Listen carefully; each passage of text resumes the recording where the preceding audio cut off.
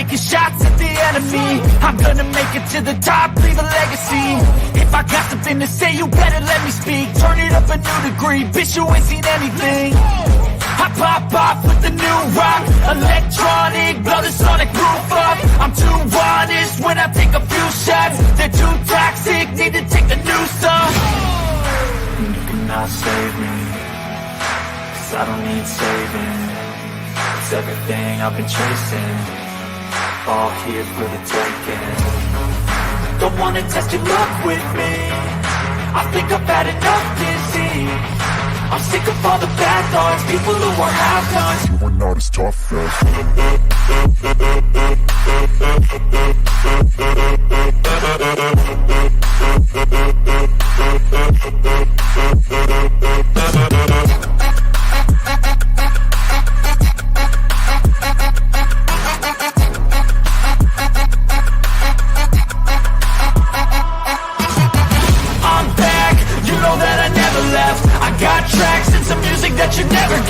I don't slack, don't lose, learn your lesson yet. When I get to choose what I do, I'm like a weapon. I'm not sharp as many, but got hard. I'm ready to change scars to envy, to win large and plenty. I like to play fast, never change back. Calling out, I'll pay back, 'cause I'm great at that. Oh,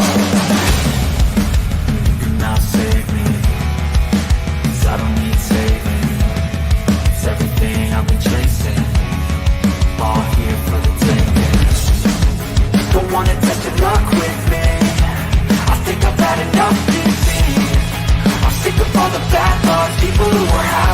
we're not as tough though. The one that doesn't rock with me.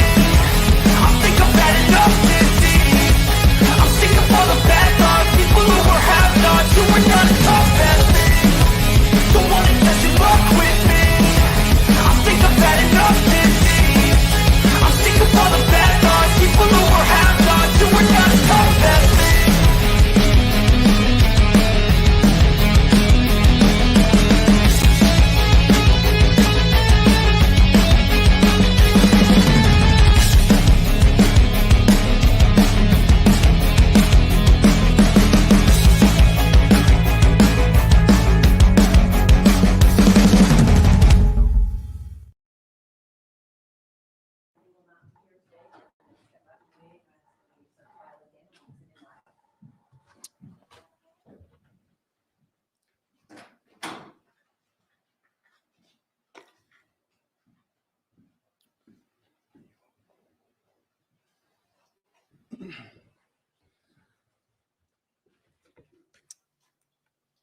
All right. Good afternoon, everybody. I just wanted to start out by saying thank you to our media partners. Thanks for being here. Thank you for the continued coverage of the Michael Vaughn case. I also wanted to begin by just giving my sincere thanks to all the law enforcement agencies, local businesses, and members of the public who helped us over the course of the last year and a half of this intense investigation. More recently, during the last 3 weeks, we could not have completed the work necessary without the selfless help of others. The community support has been absolutely incredible. As you know, from the time Michael went missing, this has been an all-hands-on-deck investigation, and it remains very active and an ongoing investigation. You can't take one of our most precious citizens from us and ever expect us to stop. During the course of this investigation to date, we received credible information that the remains of Michael Vaughn could be found in the backyard at 1102 Red Wing Street in Fruitland. As a result, the Fruitland Police Department obtained a search warrant for the residence along with the front and backyards. That search warrant was served on November 11th. It was a Friday. We served that late in the evening. Upon entry, officers encountered Sarah Wandra, one of the known occupants of the home, and Sarah was subsequently arrested based on probable cause that she had knowledge of Michael's death and failed to report that death to law enforcement. The following day, the Fruitland Police Department, joined by the Idaho State Police, the Idaho Mountain Search and Rescue, the Fruitland Fire Department, and the Fruitland Public Works Department, began a very methodical excavation of the backyard of the Wandra's home. During that excavation process, the Idaho Mountain Search and Rescue, Mountain States detection dogs deployed multiple certified human remains detection dogs on the property, all of them alerting to the presence of human remains. Ground penetrating radar was also used and deployed, detecting anomalies in the backyard. We completed the excavation of the entire backyard and removed over 250 yards of dirt. Prior to backfilling the yard, the dirt was meticulously sifted for any potential human remains. We did not find Michael's remains. Although the remains of Michael Vaughn were not recovered, we strongly believe, based on evidence, that Michael was abducted and is deceased, and that his remains were buried and later moved from the property. As of today, the whereabouts of his remains are unknown. However, the investigation is active, fluid, and ongoing. Once the excavation was complete, we conducted a thorough search of the Wandra's residence. The search was productive, and additional investigative evidence was recovered and is currently being processed. Evidence suggests that the following individuals who are currently in custody are involved in the abduction of Michael Vaughn.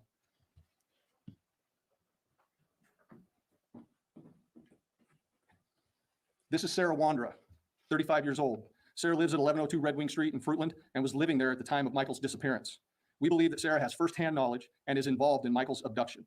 Sarah Wandra is currently being held at the Payette County Jail for failing to report a death to law enforcement.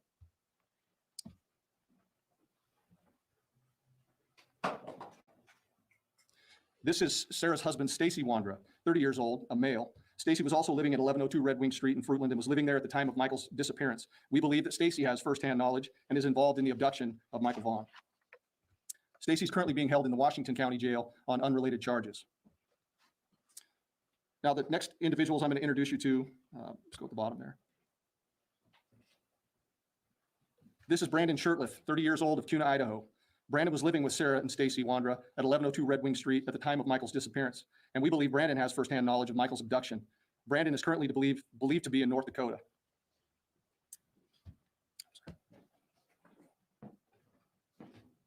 Adrian Lucian, 32-year-old male out of Toledo, Ohio. Adrian was staying with Sarah and Stacey Wandra at 1102 Red Wing Street at the time of Michael's disappearance, and we believe that Adrian has firsthand knowledge of Michael's abduction. Adrian is currently believed to be in Toledo, but floats between Ohio and California. I strongly encourage Shurtleff and Lucian to contact the Fruitland Police Department detectives as the window of time for talking and cooperation is coming to a close. This is just a recap, guys. This remains No an new active and ongoing info. investigation, with conversations taking place with the Fayette County Prosecutor's Office about Michael's case and those individuals involved. We also believe that there are others associated with the Wandras, Shirtlift, and Lucine, who may have knowledge of Michael's abduction, and I would strongly encourage them to come forward and speak with my detectives. When we finally reach the conclusion of this investigation, and I can assure you that we will, all of those who have knowledge of Michael's disappearance and have failed to report or hindered our investigation will be pursued. There's a moment in time to do the right thing and bring your information forward and cooperate, and that moment in time is now. To date, the Fruitland Police Department has received over 1,500 tips and leads, and we received many new leads since this phase of the investigation has began. We continue to ask our community for support and patience as we continue to aggressively work this case. We also ask that the Vaughn family's privacy continue to be respected, and we'll continue to post updates as information can be shared. Tips can be sent to findmichael at fruitland.org or to Crime Stoppers at 343cops.com or the Fruitland Police Department at 208-452-3110. Tipsters can remain anonymous.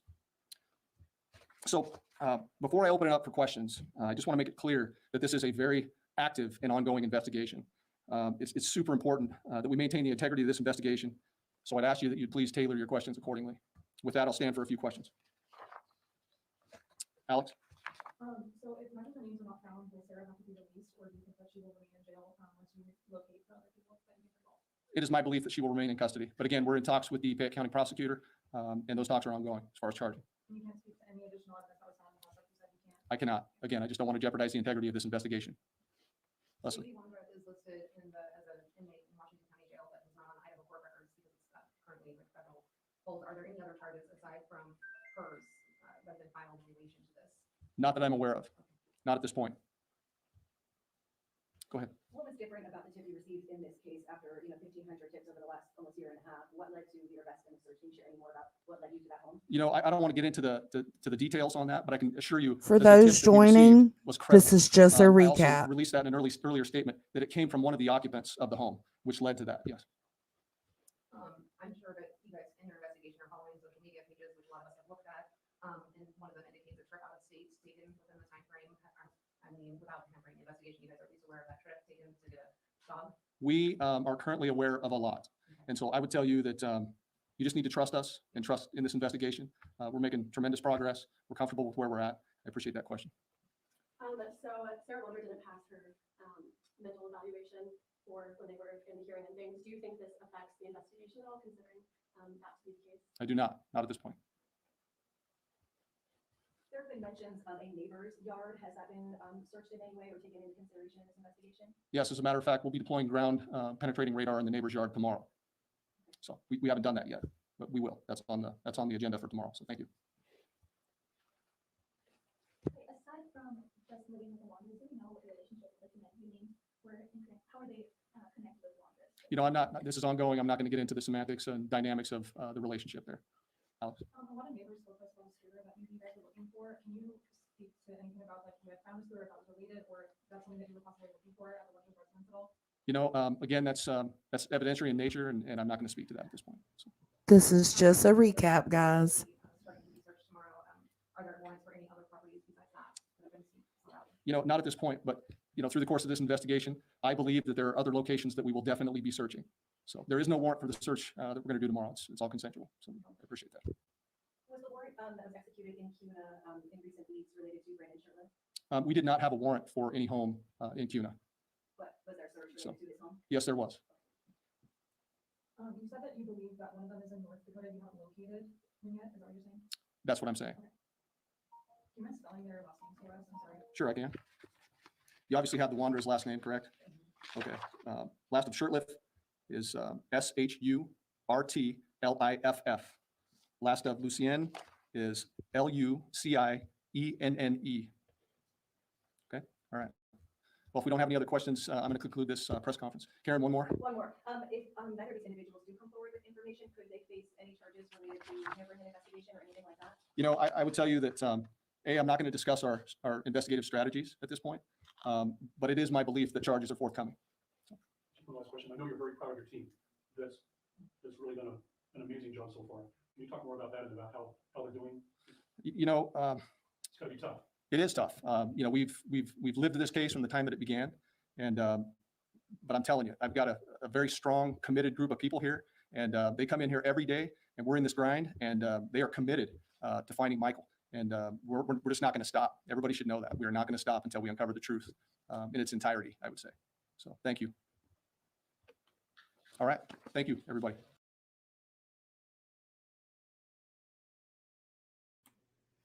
All right, all right, all right. So that was just a recap, just to, with the most recent press conference that they had for Monkey. And I just wanted it to be fresh in everybody's minds as we travel into the world of Stacy Wandra, who is hitting each and every damn YouTube panel up that he can.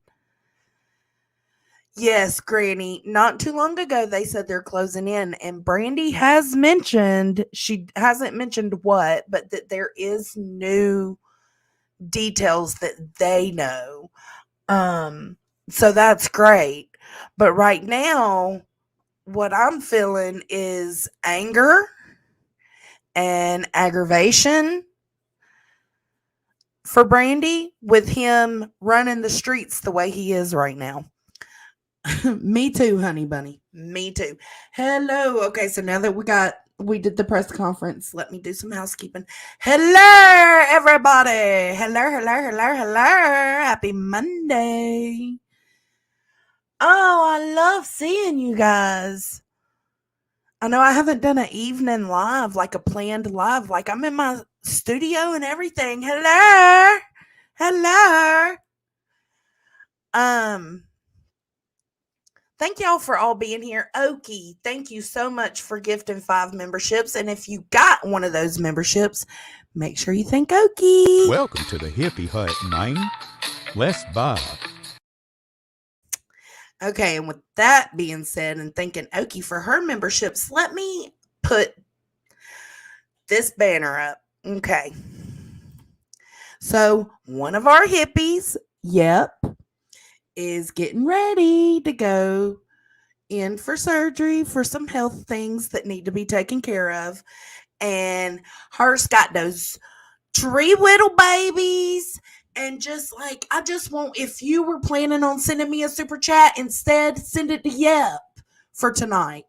If you were going to do memberships, no, screw it. Send that $2 to Yep because it takes a village. It takes a village. She's getting ready to go into for surgery. She's got 3 kids.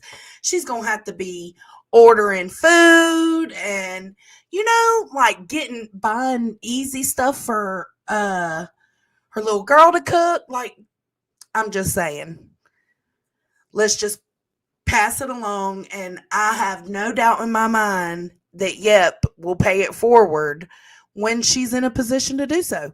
So if you wanted to support me and send a super chat or something, thank you so much. I appreciate it and I love you, but send it to Yep if you're down with that. Okay.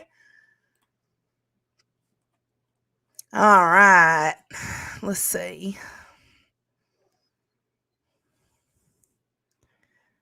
Yeah, and if you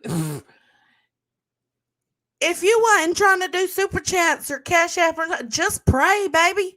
Send all the good prayers, good energy, good vibes, all of it, all the good stuff. Jet, do I got a cash app? I do. I don't know what it is. But don't send it to me, send it to her. Yeah, just send this ain't a scam. This is nothing like that. It's just friends helping friends out. That's all it is. She's one of our normal hippies. She's been here the whole time. Let's just send her some love and positive vibes. All right. So, me too, Truth Seeker. I'm always broke. I live broke. Broke.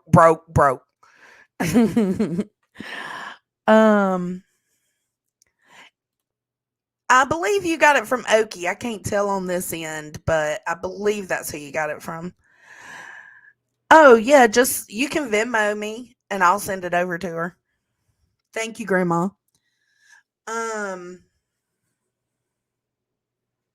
Okay. So, have y'all seen, let me put up a poll. Let me put up a poll. How do I do it again? Hold on. Oh, I got to do it from my computer. Okay, hold on.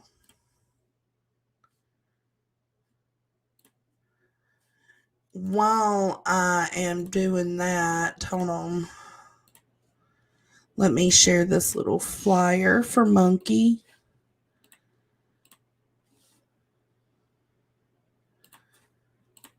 Okay. And let me pull up a new tab to do a poll.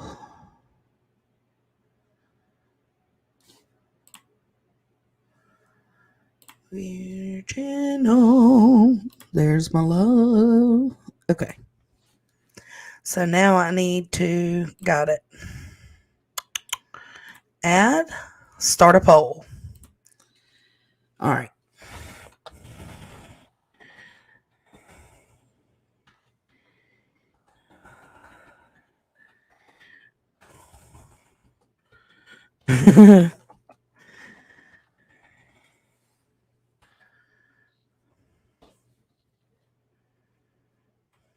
All right.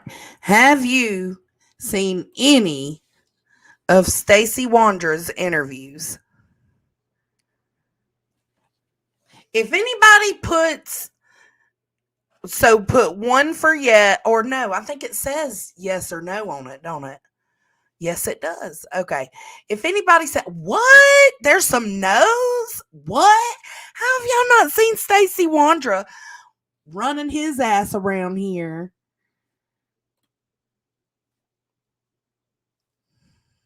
Here is the link to Monkey's poster.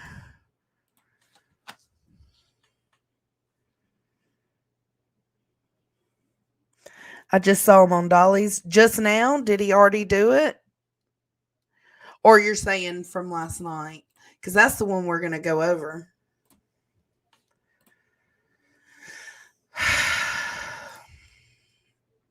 It's so frustrating.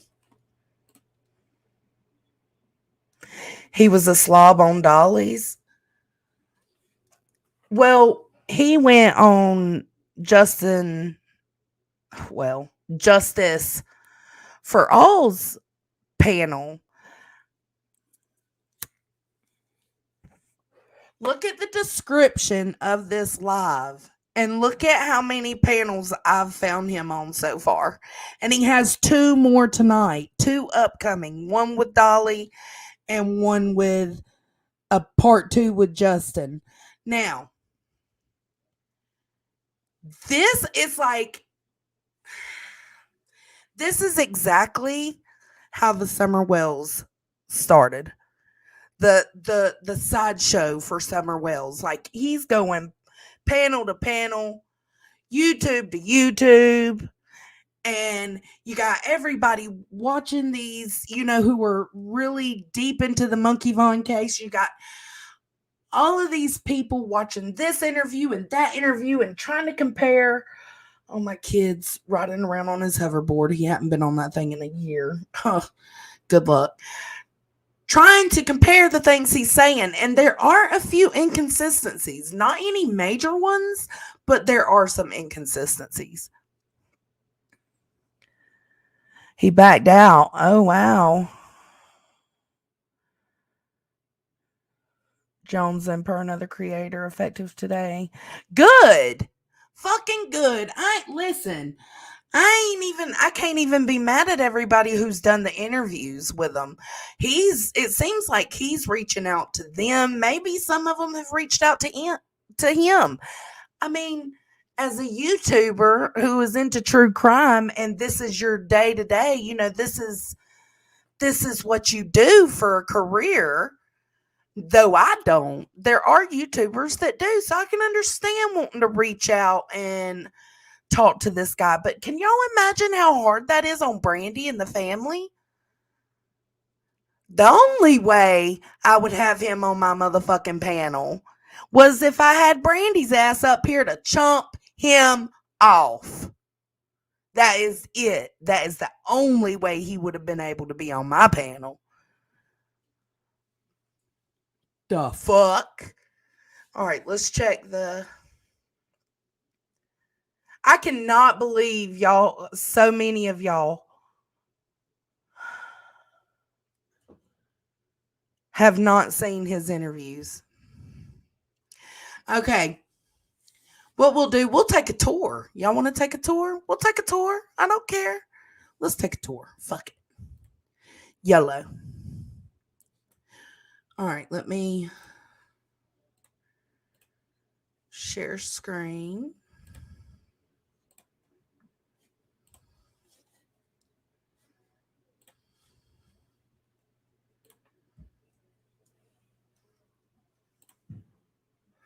All right. This is Brooks, Crime Lines and Lies. Can somebody drop her link for me? Actually, I can do it. I'm right here.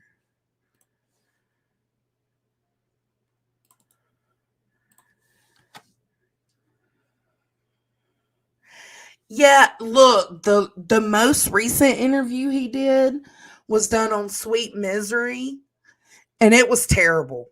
The whole fucking interview was terrible. I ain't trying to be mean, but it was crazy. It was so ridiculous. So what we'll do is in the description of this live is all of his appearances. Every single one of them.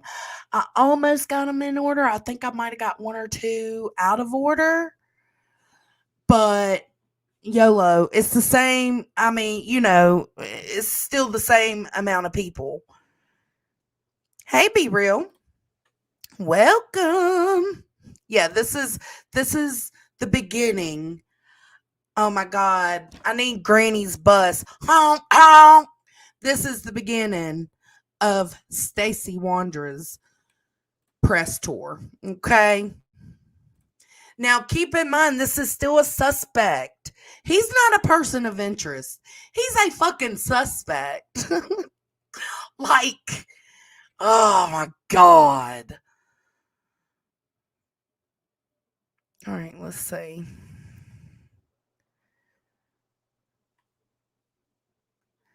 Yeah, he's done 3. Look, with Brooks at Crime Lines and Lies, he's done 1, 2, 3.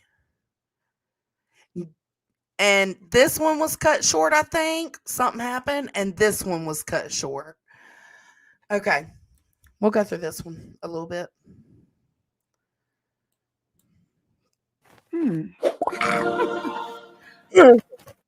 Oh. A threesome try. And I don't remember verbatim everything. Taxi ride. Oh, about Michael Vaughn. Okay. Me too. I mean, you want to start with questions, or I mean, what do I do? Well, let's just start with, let's just go through our conversation this morning. Let's talk July 27th, 2021, the day that Michael was abducted. Okay. So it was very weird. Sarah, Brandon, and I had initially gone and let's backtrack. So earlier that day, I had a call for a taxi ride. I wanted to go from Ontario to Boise. Sarah wasn't available, but I was, so I was like, okay, I'll just go do the taxi ride. At that same time, I took the taxi ride and I decided to hang out in Boise for a little bit. I think I'd gone and visited a buddy of mine in Boise. I don't remember exactly the specifics. I know that I was. Can you tell us who the buddy was? Yeah, so it was actually an old employer that I did work for, but he also became a friend. His name was the company was Labor Dave's, and Miss then his name was Robin, David Fears. I heard you in there. Yeah, I didn't hear you, but I heard Sweet Misery, say hello to you. It was a shit show. But I'd gone to visit him, I think, to talk to him about some extra work at the time. You're welcome, Chrissy. So I hadn't been in Boise. Like I said, it was only for a few hours, but I literally had just stopped to see Dave, and I think it was discussing some extra work that he had wanted me to do for him. He had me do a lot of labor gigs. A lot of it was moving gigs or sitting on a riding lawnmower and mowing a lot of the True text and pay no mind, baby. LDS churches. He had a contract with them, but there was nothing going on in the neighborhood when I had left. When I got back to the neighborhood from Boise, it was still mellow. It was still calm. There was nothing unusual going on. And I got back home, and it was just like a normal average home. I mean, Brandon was there, I was there, and Sarah was there. What time? I don't know. I'd say probably close to 3:30 or 4, maybe. Okay, so far they got up, had a normal morning. He got a taxi ride out to blank, blank, and blank. Those little minuscule details they matter, but we're not doing a deep dive tonight. We're just kind of getting like his movements, right? So he does a taxi ride to wherever, then hangs out or thinks he hangs out with his friend, then comes back. Then they want to go pick up Brandon, the other suspect or person of interest. They want to go pick his car up. So they leave, they stop, they're caught on camera putting Stacy was putting power steering fluid in the truck right down the road from the house. I'm assuming it's one of those things like you just forgot. So you went and got in the car and took off, and then you was like, oh shit, I got to put the power steering fluid in. So you pull over and you put the power steering fluid in. He was seen on CCTV cameras doing that. Then they went and got, that was at the time Monkey went missing, or around the time Monkey went missing. And before he went to do his taxi ride, he was caught on camera at the splash pad because he said he dropped his chew, like it flew off the seat. And so he pulled over at the splash pad, got out, got his chew, got back in the car, goes and does his taxi run, hangs out with a friend, comes home, goes to get Brandon's car, stops in the neighborhood, puts power steering fluid in, goes and gets Brandon's car, comes back, there's cops everywhere. He pulls in the driveway while he takes the time to undo the strap, because they didn't tow it on a trailer, they used the tow strap. While he was unhooking the tow strap and everything, he says that that Sarah, his wife, and Brandon went looking for Michael. That is the gist, okay? So look, I'm just trying to, because he does little details around everything I just told you do change. Like right here, he said they woke up, they had coffee, whatever, watched some TV. And then in the next one he said, we didn't have a TV. Sarah thought the TV was the devil, so we didn't have a TV. Well, you just told Brooks you did have a TV. I think it was in the third interview that Brooks did with him where it changed. But the main details are still the main details. And those are the things that can be proven. I don't know. This is, like I said, this is years ago. You know what I mean? I don't remember verbatim everything, so I'm sorry if I'm not able to remember specifics, but I try. But I got home and everything was just as it should be, as a normal household should be, peaceful, quiet, not nothing exciting, And then Brandon had approached Sarah and I because he'd been asking for a little while, but he wanted Sarah and I to help him go get his vehicle from Cuna, which is parked at his mom's house. So about when it started getting dark, probably 5:30, 5:45, somewhere around the end of the 5 o'clock hour, we all got ready and got into the Sierra, the red burgundy truck. And Whose truck is that, by the way? Because I don't know. No, that burgundy truck is ours. It was ours. It got repossessed because we were late on the payment on it. So they repossessed it. But that's the only vehicle that we've ever had a repo on. The rest of the vehicles that we've owned or have had, have all been, paid up on time and whatnot. So the burgundy truck is what we took to go pick up Brandon's car, and I made sure that I put a tow strap in the back of the truck. And other, I don't know, like just safety stuff, for the road, because we were not using a tow dolly or anything. We're literally just towing it with a strap. So you got to take extra precautions when you do that type of stuff, especially towing a vehicle, and not being really secured, other than the person steering the car behind you. So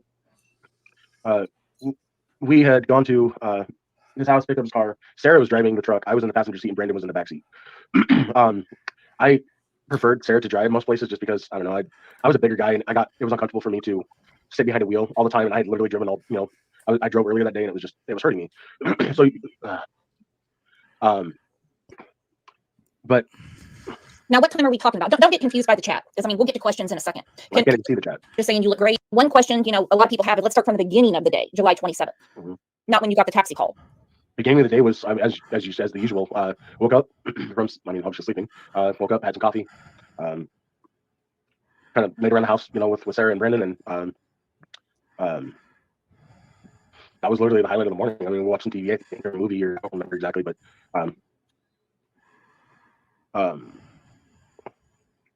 routine that we always did. Or there was a movie or TV show, I don't remember, but I know that the TV shows that Sarah and I really were into were The Good Doctor and I really was obsessed with Chicago PD. So it's even shows goes like that we even goes in to explain the TV shows they were probably watching. But then the next interview, they didn't have a TV. Listen, we ain't got time to focus on each and every one, okay? So what we're going to do is we're going to see that one, okay? The links are in the description in case you want to go see it for yourself. Let's see what this one is. Damn, Brooks got me again. With the kick is what we're gonna make. You guys know that HelloFresh makes cooking Anywhere. With this storm going early this morning, excavating the entire backyard. This is a home that is just. I don't have any information to give you, but there was during the time they were digging. And it could have had something to do with guilty conscience. There? No. Oh, look at that. Then and he said that they have received over 15. It's disgusting. Well, yeah. Than as she did in the TikTok videos. So we'll go to a question we had from yesterday. Why was she so freaked out? This is his second interview. I don't know. It could have had something to do with guilty conscience. I have no idea. There was no reason to be freaked out. We were literally just stuck. I don't know. She's never not been stuck before in her life, but it was just a stuck situation. I don't know why she would be so freaked out. It doesn't make any sense. Carol, welcome. She said, I know that Brandy said she could hear the machinery from her house, and it breaks my heart for her. I may not be in many chats, but I still pray they will find Monkey. Amen. I pray that every night and every day. When did authorities tell you they were digging up your former backyard? It was they came and questioned me during the search, during the dig up. They had asked me some questions and I couldn't give them anything. I was like, I don't have any information to give you. But it was during the time they were digging, if I remember right. Is that when they polygraphed you? They polygraphed me right after I got arrested, on May 19th. Oh. Not 20 or 22. But was that in connection with Michael or about the gun stuff? Okay, questions about Michael then? What? They had questions about Michael in May? That's just exactly all the polygraph was about was Michael. Oh, wow. Wow. Like I said yesterday, I was the only one out of Brandon. He passed. Brandon and Sarah failed their polygraphs. I didn't, Sarah. Oh, man. What is a polygraph? Questions did they ask you? I remember one of the questions being, did you have any association with Michael's disappearance? I said no. I think another one was, if you knew something about his disappearance, would you report it? I said absolutely. They asked me stupid questions like, is the light on in the room? What's that? Do you remember what they were? Can you say? When I reported to law enforcement, they said, yeah. Did I have any association with his disappearance? And, that's my honesty, I guess. I don't know. A lot of people were asking me, and I probably got the name wrong. The trip to, is it Grants Pass? Mm-hmm. Okay, so that was you, Sarah, and Brandon, and then the guy, I don't remember his name, but the guy that we took that needed his trailer brought down to Wawa. Okay. Do you remember? So that's the second interview. Let's see. This is all leading up to something.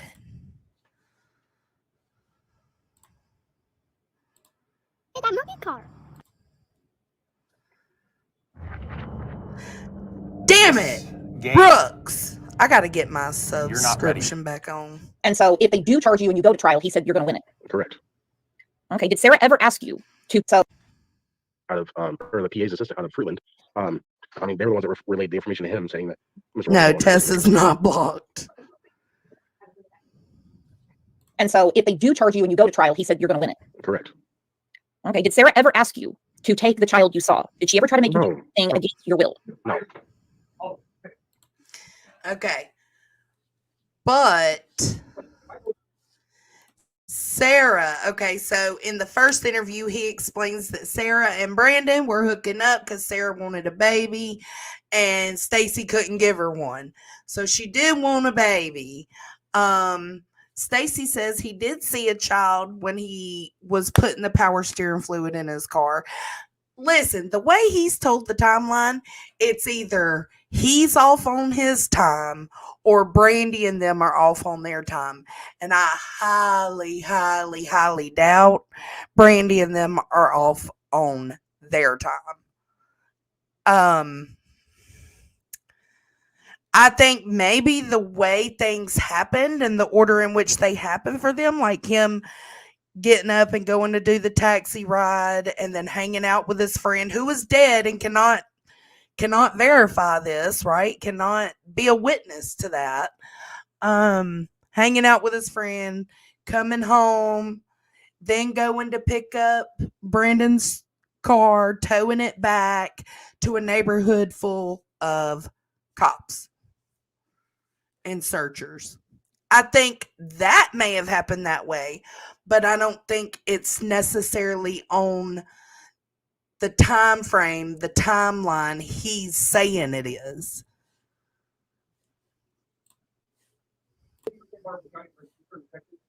All right, so that's 3 interviews he did on Brooks, okay? Let me go to my description. Brooks. Let's see who this is. That's Crime Line. That's okay. Hold on. Back. All right, let's see. 1, 2, 3.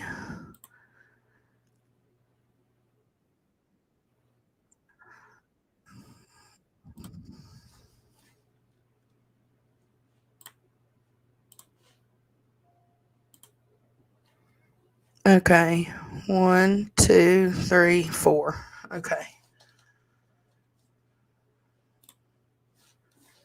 This is on True Crime with Eve.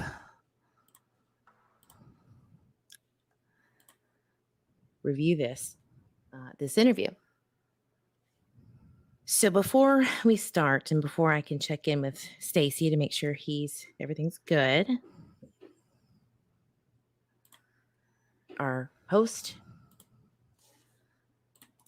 having said that, I believe, Stacy, you said that Sarah and Brandon went to Boise or Nampa. Can you clarify? Yes. Okay. You're not sure exactly that was just what you were told. You weren't really involved in. Remember what you're looking at right here, because this is going to come into play, not in terms of Monkey, but just in terms of Stacy being a weirdo. Like he just showed. Look. Clarify? Yes. Okay. You're not sure exactly that was just what you were. Okay, so he's in this empty ass room. There's a dog right there on the floor, right? You can see it with somebody standing there with the dog. This comes into play when we get to Dolly's Live.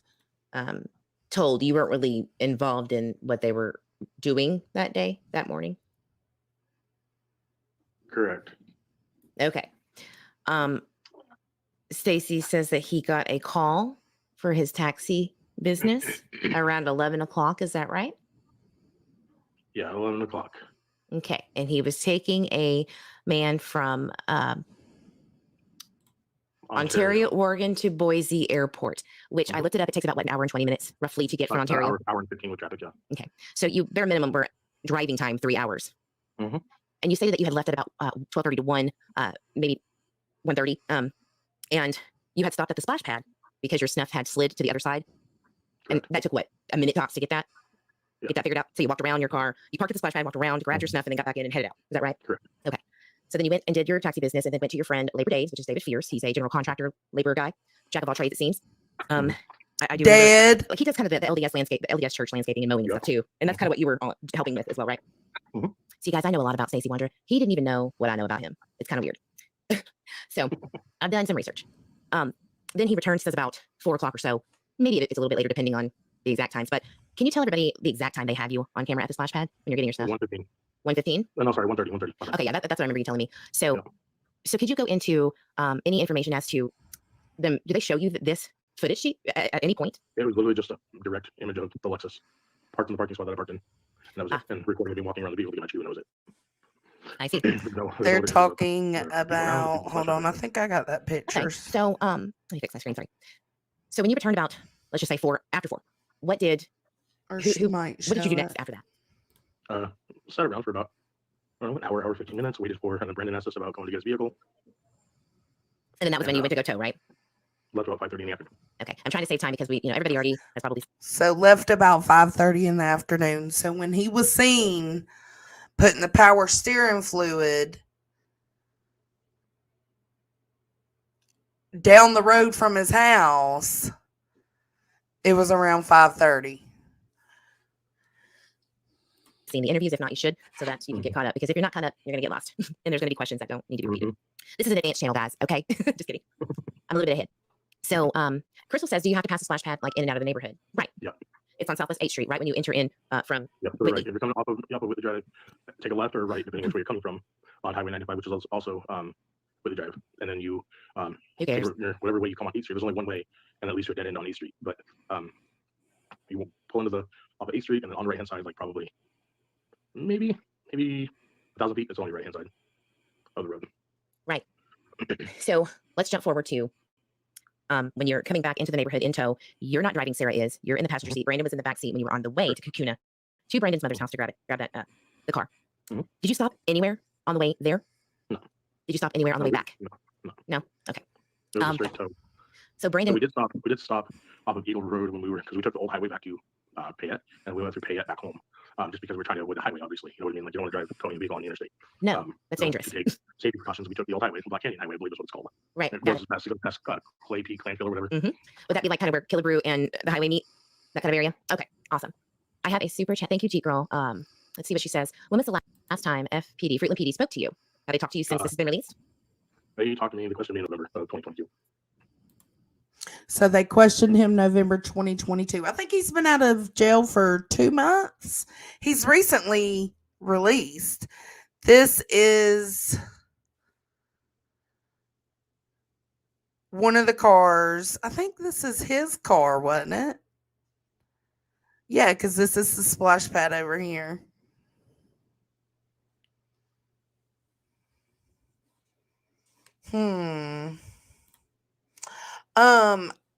So November 2022, he said basically after he lied to them and told them where they could find Michael, they never came back and had a talk with him. They have not talked to him since then. All right, so this is hers. Let's see. Let's go back to mine and go to the description. So, crime lines and lights. So, it's Brooks, Eve.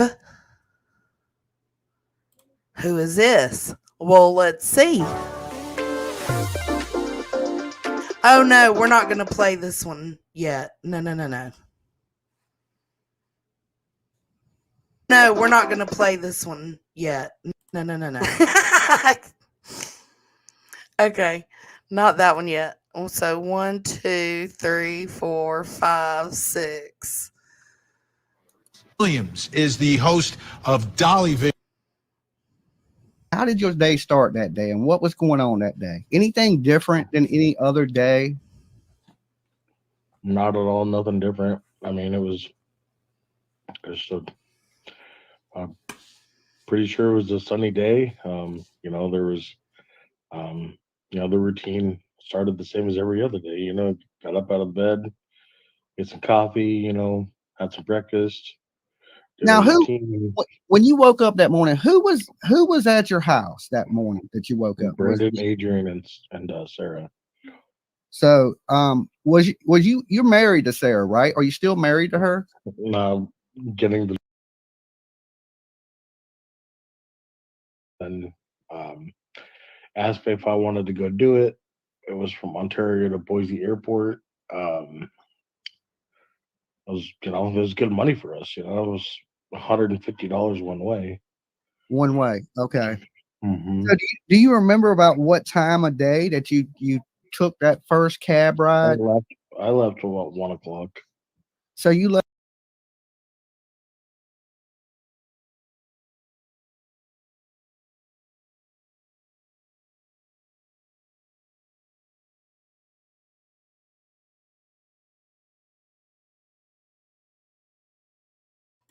Well, there's a fucking inconsistency right there. Was it Brooke or Eve that he just told on the last one we glanced at that he left at 11 to go do that taxi ride? So which is it? Which is it, my dude? Mm-hmm. Mm-hmm. Mm-hmm. Let's hear that again. Way. Okay. Hmm. So do you remember about what time of day that you took that first cab ride? I left about 1 o'clock. Ooh, fuck. That's a 2-hour difference, my dude. You just got yourself caught up. So you left for about 1. And you are crazy if you don't think that these creators that you're going on their panels, you're crazy if you don't think they're like talking to each other and looking at this. Is, I'm telling y'all, this is, please, let's not turn this into a Summer Wells thing. Like, it's not going in a good direction.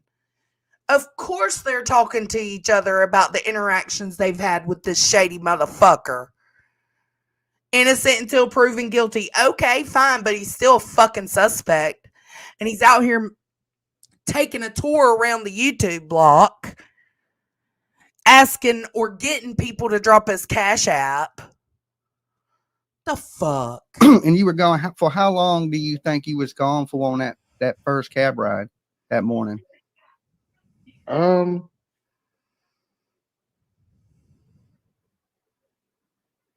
How long was I gone, you said? Yeah, for the first one that you took. How long? Well, that's, you know what? That's a good thing, SoFlo, because I even told Nunya, I think it was, no, it might have been Deets. It might have been both of them. I told them the other night, like, good fucking riddance. Let him keep jumping panel to panel to panel to panel, telling these stories, because there's going to be inconsistencies because he's lying. Fuck. He's the reason they went and dug in their backyard. He said he lied because he was tired of being under the pressure of the interview, the interrogation. So he told them that Monkey was buried in the backyard and was even on the phone with them while they were digging and guiding them to the right spot. The fuck? You are a lying piece of shit. I get it. I'm grateful. This isn't really about the YouTubers doing the interviews. This is about him. Like, bro, you're a fucking suspect. I understand you want your voice to be heard. You want your side to be told. Go on one panel and let it be. It will make its way around the internet. I promise, my guy. It's going to make it around.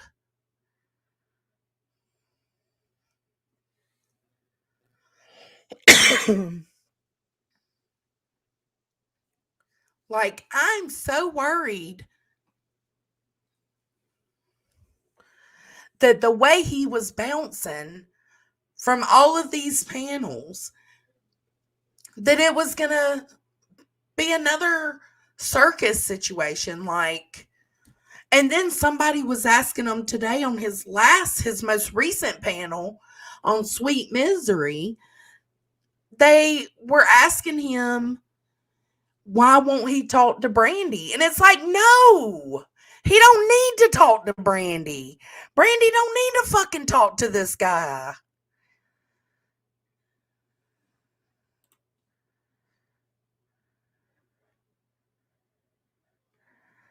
I'm just saying, like, come on.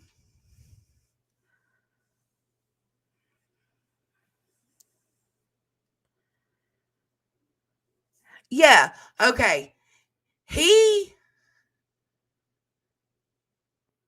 No, I can't remember what it was. They got a tip and they went to pick Sarah up. And if I'm not mistaken, they told Sarah that they got a tip that Michael Vaughn was at some point at their house and they had a warrant, right? Well, that's when she was like, oh my God, God just told me that it was Stacy. Stacy did it. God just told me right now. Come on, bruh. Come on, bruh. He said, oh, I wanted to talk to Brandy. You better not. You better not. I don't think Brandy would allow it to turn into the Summerwell circus. I think she's got more class than that. She's not gonna have that. Michael is to who people? Stacy, Sarah, and Brandon? Nobody. A kid that lived what? A block or two away? I think 2 blocks away. They didn't know Michael, and Michael didn't know them.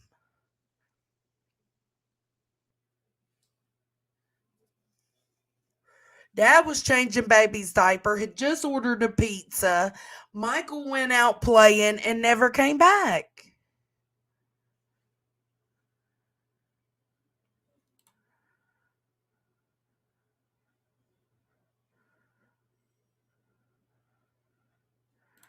I think she will too, Kathy, but I'm nervous about it. You know what I'm saying? Like, let's not bring family members.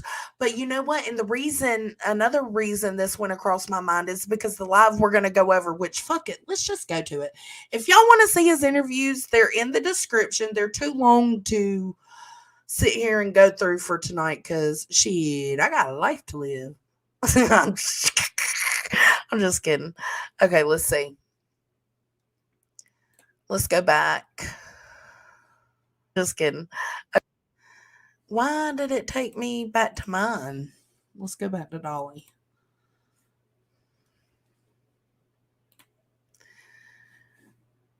Because I was actually surprised that I agreed with the lab who got up on Justin's panel with Justin and Stacy. I don't really care for the lab because it's still like, just like Dawn Wells and Candace Wells, they're innocent until proven guilty.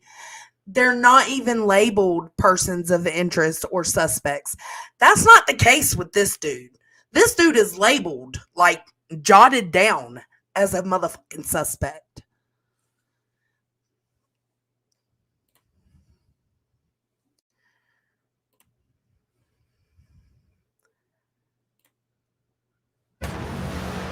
You want to be great? You need to sacrifice. Had a chance to watch it yet. Okay. So this is going to be a little bit of a review, a little bit of to see if he said similar things to what he said to me. Okay. I have no clue yet. Like I said, I haven't seen it. I did hear that Josh from the lab came up throwing some hard questions at him. So I'm looking forward to hearing what Josh had to say to him. Mom. From my understanding, I have talked to Stacy today, and he's supposed to do something else, I guess, with Justice tomorrow. But we may bring Stacy up here tomorrow night, okay, and let you guys ask him questions. Okay. So if there's something you want to ask Stacy, Wandra, think of your question tonight. Okay, because the last time we brought him up here, I sat here. Skirt. Hold up. Terrible idea. Terrible idea. Like, I thought that Justin's panel should have been like, I think, first off, he did Crime Lines and Lies, and then he did Eve. Okay.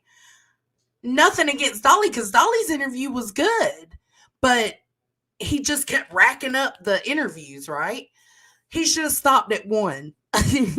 He should have just stopped at one. So, no, let's not do a Q&A, please, and thank you. I interviewed him. I asked him a bunch of questions, and you guys really didn't get to ask questions. So tomorrow night, after he does this little interview with Justice or whatever he does tomorrow, we'll bring him up here tomorrow night. I know how to get a hold of him. Dolly's interview was actually one of the better ones. And we'll let you guys fire questions off, and I'll get Stacey to answer those questions for you guys. Okay? Because a lot of people hit me up. We're like, Jimmy, why didn't you ask him this? Dolly, why are you matching up? Is he telling Eve the same thing that he's telling me? Is he telling Justice the same type of things? But he's openly coming out and speaking. That's a lot different than these other people trying to hide from this. Like, I don't think this is going to go away, even if you hide. I think Stacey realizes that, hey, this ain't going away. I might as well say what I got to say and try to. Oh my God. Ash test.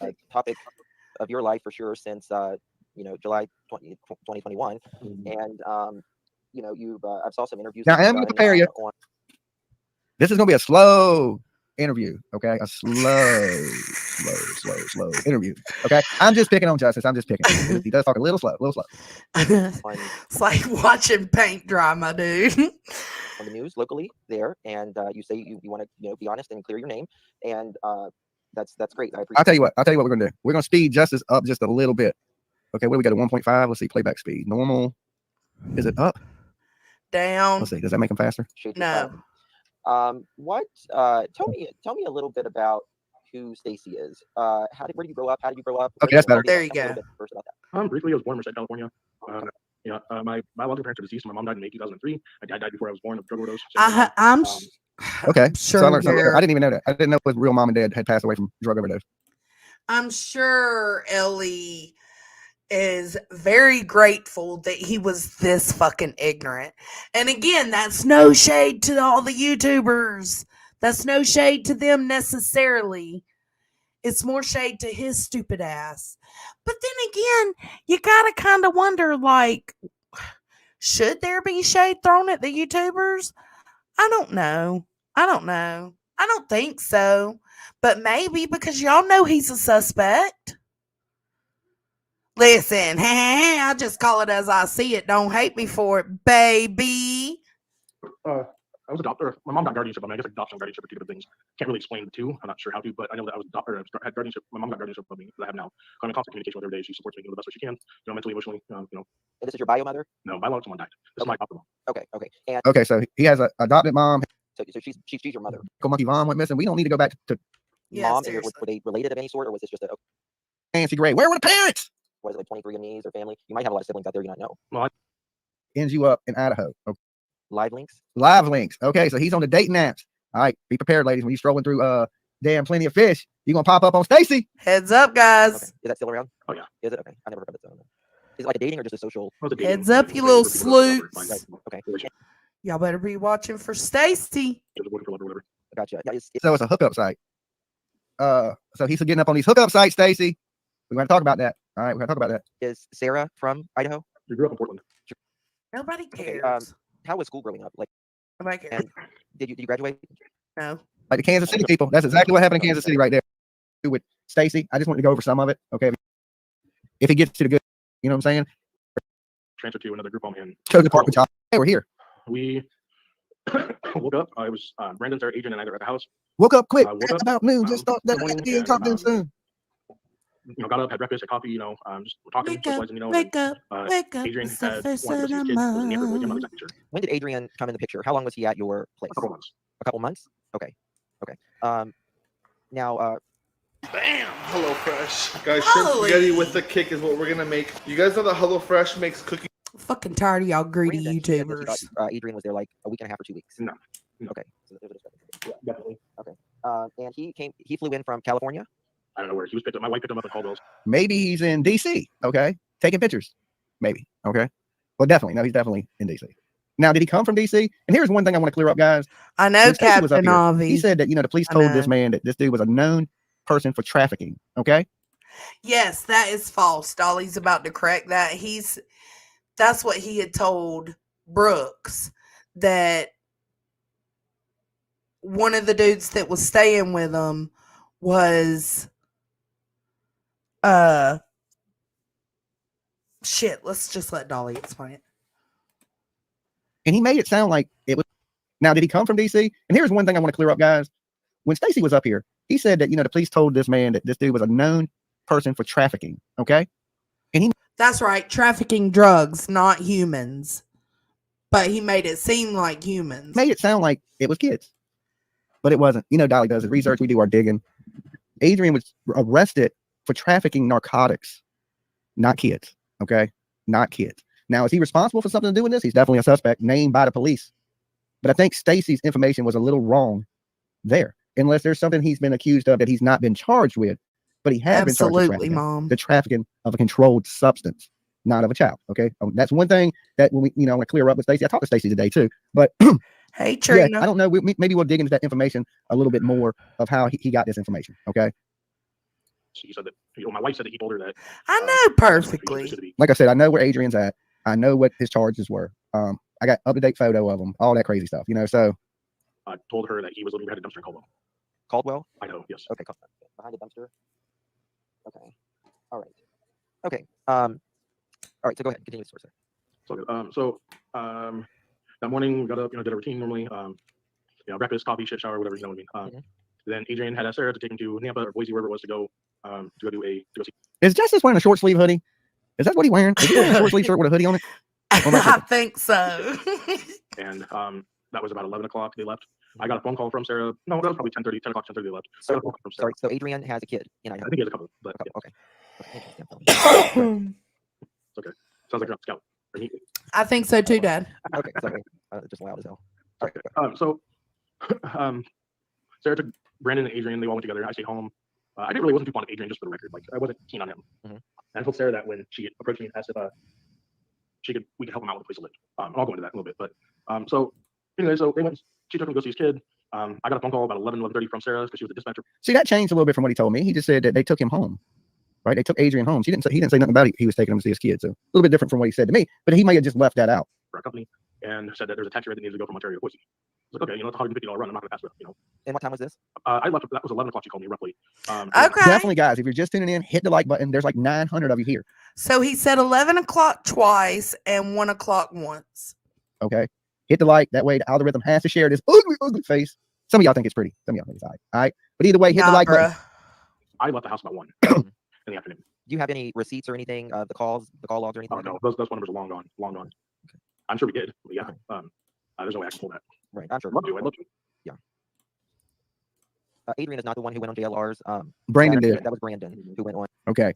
Now these other people are talking too. There's gonna be some things that are gonna keep coming out in this stuff. I'm here to tell you. I know things. Can't say everything, but just know I know things. On JLR's. Now no. Living in DC area. According to Brooks. Justin did his homework. He did his homework. Okay. All right. They're paying attention. A little late getting there, but look, they did it. They opened up the textbook. They flipped through. Okay. Lord help us. Dolly knows things. I be knowing things. It's scary sometimes. It's scary when Dolly be knowing, right? When I be knowing what's about to happen, it's scary. But I am the best psychic next to Donna Serafina on this internet streets. Right? Oh God. I don't want nothing to do with him, nor do I, Brandon. I've been emailing with him. So see. Look at him psychic abilities. See? We got it now. Go ahead. Sorry. You're good. So that's literally how the day started. Sarah took Brandon and Adrian. They all went together to Nampa, Boise to go see his kid, and I stayed home. I'm almost feel psychic watching this video because right before I say some shit, and I promise you guys, I haven't seen this. Right? I just know these YouTube streets. God, okay? Dolly. I know this place too well. I got the taxi phone call. I left about 1 o'clock. I stopped at the splash pad about. Oh, he said 1 o'clock again. And I promise you guys, I haven't seen this. Right? I just know these YouTube streets. Okay? I know this place too well. I got the taxi phone call. I left about 1 o'clock. I stopped at the splash. I got the taxi phone call. I left about 1 o'clock. Pad about 1:15, 1:30ish. Okay. I don't know. It was in between 1:10, 1:15, 1:30ish. I don't know exactly. So long ago, but now why did you stop at the splash pad? So I'm a Big Dipper. He's a Big Dipper. Back up, people. It's Longhorn coming through. A Big Dipper. Right. So I went to pull up a can of chew from my pocket. It had fallen. I didn't apparently have a grip on it enough, and it fell on the passenger side, like up against the floorboard on the far side. I couldn't reach it. What's up, Big Mike? And I was really big at the time, like a lot bigger than what I was. Now what I am now. So I couldn't just. So Stacy's been on a diet. Okay. Stacy was crushing them donuts. Down, Stacy. Just reach over the console. Yeah, they said Stacy was crushing donuts on Dolly's interview with him. I didn't see that part, but I wasn't watching either. So, oh, great! I was listening. I was really gonna get out of the car, get it. So I did that. Walked around the vehicle, opened the door, grabbed my chew, walked back around, got in the car and left. Okay, and that was at. I mean, I'm redneck as shit. I'll tell y'all one thing, guys. I ain't never tried to chew no tobacco. Okay. That's just, Never could I put that in my mouth. I would literally throw up. I don't know how people do it. I mean, I've known people, you know, I just think that is a nasty ass habit. You better off smoking a cigarette, okay, and dying of lung cancer like a good American, okay? That whole chewing tobacco where your lip falls off shit. I mean, it just. Crushing donuts means he fucking gobbled them down on the live interview with Dolly. It's nasty to me, right? And people be spitting everywhere. It just seems like a really nasty, gross ass habit. Hey, Deetsy. Like, I'd rather you smoke 4 packs of cigarettes a day and talk like Queen Bee, okay? Than chew tobacco. I was working on a job site, right? And working in electrical, so we got to pull wire. Which, you know, you pull them through attics, you're pulling it. I almost got a big ass job, you know, now. Ontario to Boise. Okay. How far is Ontario?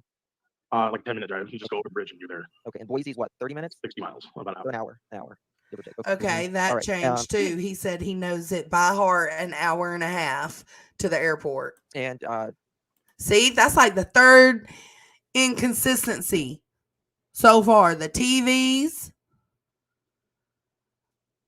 the what time he went for the first taxi call, and how long that taxi ride is from where he was picking up and then going to. Who was you? Was it just? Did you just do one? I think so. There might have been another taxi ride, but I know that it was because the timestamps that I sent you, I'm sure you'll post them up. Me too, D. There's time differences. So when I quote Disgusting. times on here, you guys have to forgive me because I'm not verbatim. Hello, everybody coming I'm in. doing the best hypothetical guess of time. So please forgive me if they're not accurate. Okay. So he's really polite about it, you know, and I haven't found, this is one thing I have to say about Stacey. He hasn't ducked one question from me. Right now, I don't know if he's told me the truth, okay? But he ain't never act like, hey, I can't answer that question. Because I can barely remember what I did 20 minutes ago. Is where they were during, but I think it's one of those things where, you know, crazy events happen. You're supposed to remember. There was something he said about like when he took when he did that taxi ride to the airport and then he went and hung out with his friend, right? The Labor Dave guy or whatever. He's dead now, supposedly. And he said, I think I went and hung out with Labor Dave. Like, I don't give a fuck if it's 2 or 3 years ago. If it's a huge thing that happened that day, I'm gonna remember it. Like, even if I didn't have nothing to do with it, I would automatically coincide and put together, we went and got Brandon's car and I did this taxi ride the same day that little boy went missing. Like, I would automatically put them together because it's such a huge deal, right? So how do you think you went and hung out with a friend that day? The fuck you mean? I don't know. Maybe that's my analytical brain though. He doesn't think like I do. He doesn't think like a lot of us do. Remember it. Like everybody remembers where they were during 9/11. Okay. I guess you can ask probably anybody in this room. Hey, where were you at? What was you doing? Is dead. 9/11 when that stuff went down at the Twin Towers.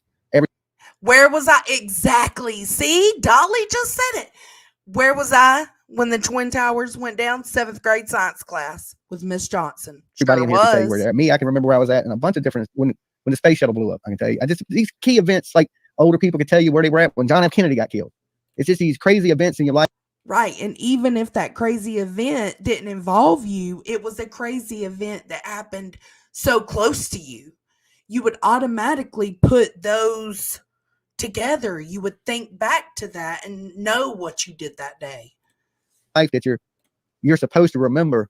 And it's a good thing that he is talking because we have learned more about the situation through it. And it is continuing to spread the word. Now, have we though? It does continue to spread the word. That's the one and only good thing. But are we learning more or are we being fed bullshit? I think, again, like the timeline is off. The order in which things happen, that might be correct. As we know, all these people are talking. These people, other people, that for some reason they want to point the finger at Stacey.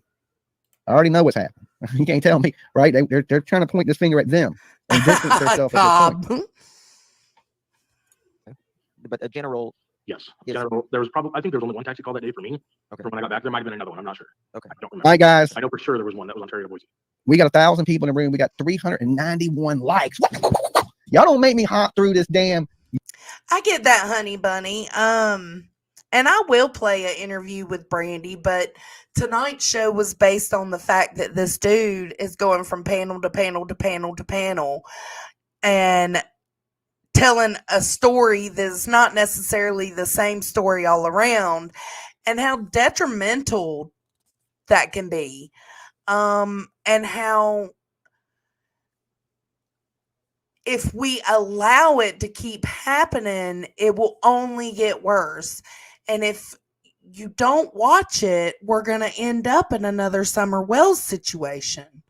And we don't want that. That's the last thing we want. I mean, so tonight was solely based around Stacy Wandra and him going from channel to channel with these possible lies.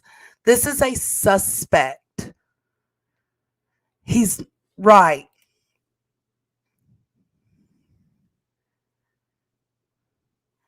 That's what exactly Deet said. We always have to remember that the CCTV camera records every vehicle that comes in and out of the subdivision.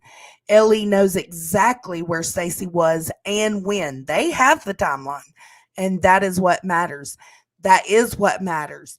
Because even though, and see, Deets, this is what we were just talking about a minute ago before you came in, is the fact that him going from panel to panel and all of these creators, chatting in the background about their interaction with dude, like that can cause things to get messy, like the Summer Wells case. But the good side of it is that the more and more interviews he does, the more and more the cops can compare things. And like you said, they know that timeline. So they're watching this and they're seeing what he's given. And so far, he's given 2 timelines. 1 o'clock and 11 o'clock. YouTube screen, right? Like you be watching on your smart. I'm going to pop. Thank you. Or payment logs, but only when people get paid with card. And that was through our payment app that we use. Right. Okay. You know he won't pay no taxes on no. Walked around. Did when you dropped the shoe? Did you get out Thank and you. walk Thank you, like Shane. around the car? Yes. Okay. Yes, honey, Elder did. Okay. Now, how long was you at the splash pad? Maybe like 5 minutes tops. 5 minutes tops. Okay. Yeah. The police actually showed me a timestamp at 1:30 of me being at the splash pad. So 1:30. But okay, so 1:30 at the splash pad. But he says now the splash pad is like right down the road from him, and like the same subdivision area. So he left at 1 and it took 30 minutes for him to get down the street to where his chew would roll off the seat and into the passenger floorboard.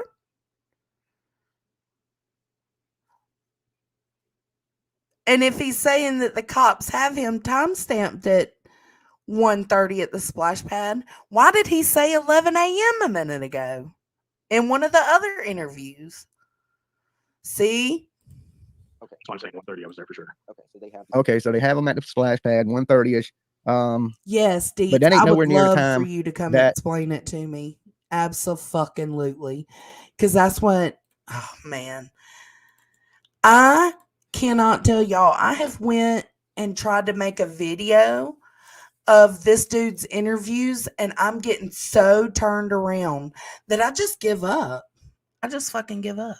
And I don't do it.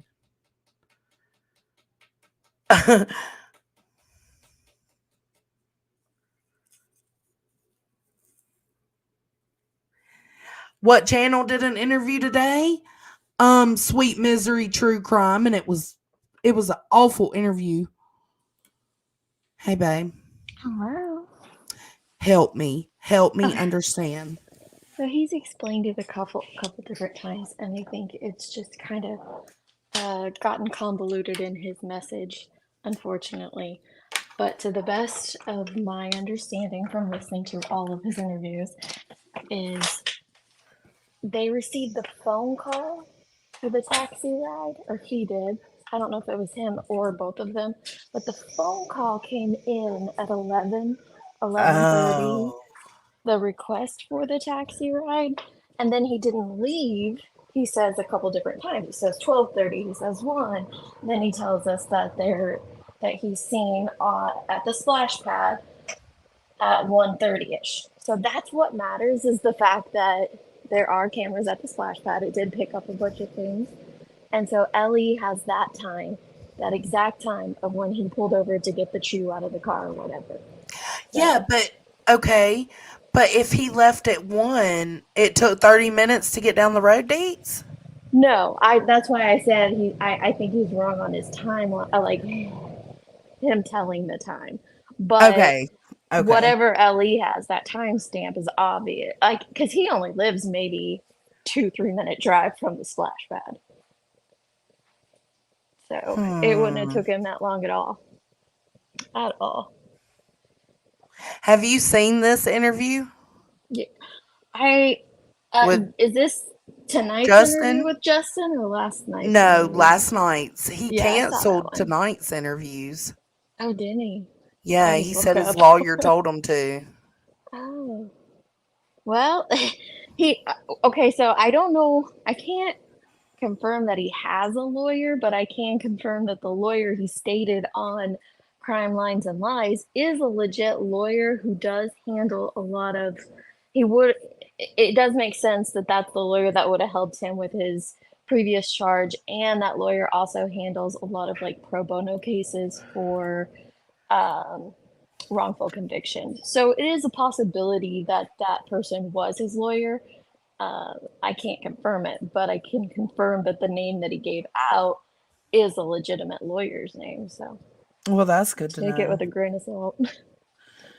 But when he's threatening to sue them if they try to arrest him or indict him, it's like, dude, come on, man. Yeah, like Evil Queen said, he can talk all he wants, but Ellie has the timestamps of the splash pad, and they have the timestamps of when the car would have went in or when they were pulling the vehicle, when it would have went out, when they would have came back in. And they haven't released those, right?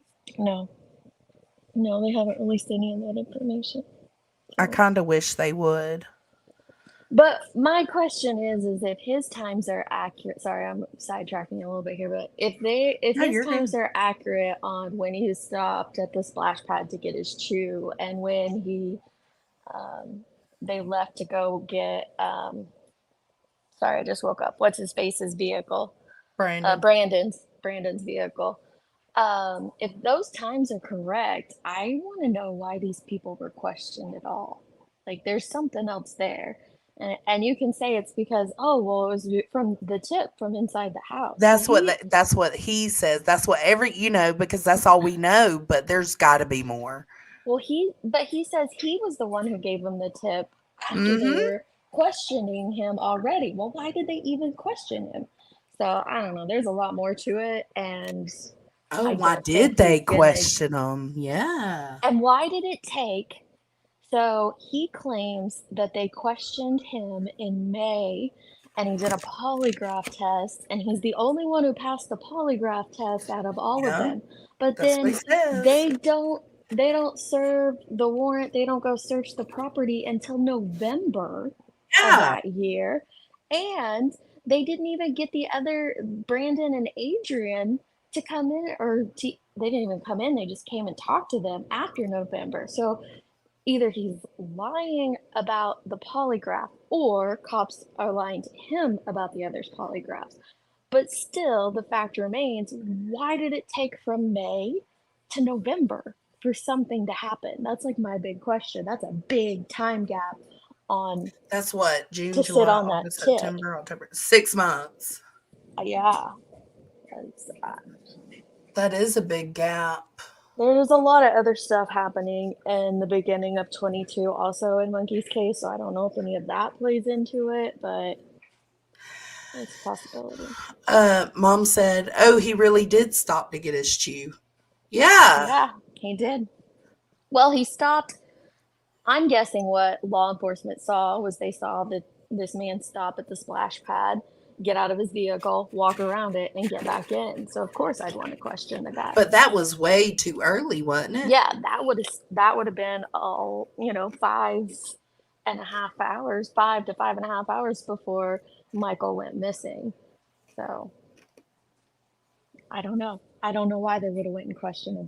There's something else there that we're not privy to, that we're not picking up on from all of his interviews. There's just something. And else we're there. not going to get him from his interviews because he doesn't know. Because No. they didn't want him to know. Mm-mm. And yeah, he's a free man. I mean, like, he's not, been convicted of anything yet, but it's just like, it's like super irresponsible, in my opinion, for him to be going all over the place It doing is, these I agree. interviews.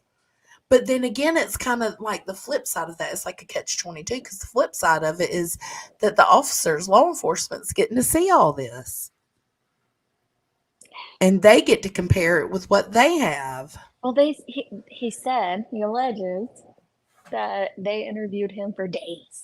And that's why he finally told them, yes, Michael's buried in my backyard in this location, was because he was being interrogated for Oh, days. he couldn't take the pressure of it anymore. Yeah, and I'm like, but why? But why were they interrogating you for days? No one's asking that. Like, I wanted somebody to ask him. Well, he was in for the gun charges, so I know, yeah, that's why he was in. Perfectly said she thinks that Sarah's mom called the tip in and Ellie talked to Sarah. Then she said it was him. Remember, she was like, "Oh my God, God just told me." Well, Sarah It was Stacy. Well, Sarah's admission, Sarah saying that God just told me it was Stacy who did this, that came after that came in November. I think that was way after they had already spoken with Stacy. What? Yeah, it was when they served the search warrant on the house to go dig it up. Oh, that's right. Yeah. Yeah. So that was way after this May search or May interrogation that he's talking about. See, it's very confusing. Mm-hmm. And it makes it more confusing with him bouncing around the way he is. Yeah, and I do. Today's interview was awful. It was terrible. Bouncing. Are you talking about the one on? I can't think of the name. Sweet Misery. Yeah. Did you watch it? I listened to it right as I was taking a nap, and I was like, "What the heck is going on here?" Listen, it was. I'm not trying to be mean, but it was awful both ways. Yeah, that was the worst thing I've ever heard. I felt It horrible. was. Wow. I was like, "Is this an interview?" I don't know. Hey, look, that's why I don't give interviews. I don't think I could give an interview either, but that was No, I think if he was like, that would be great. Like, well, Dolly did really good on his interview, I think. Yeah. And I did. The reason I got into this one is because I did kind of agree with Josh at the end of this. When he jumped up there, he was making some really good points, and I was like, "This is so interesting. Like, this is crazy."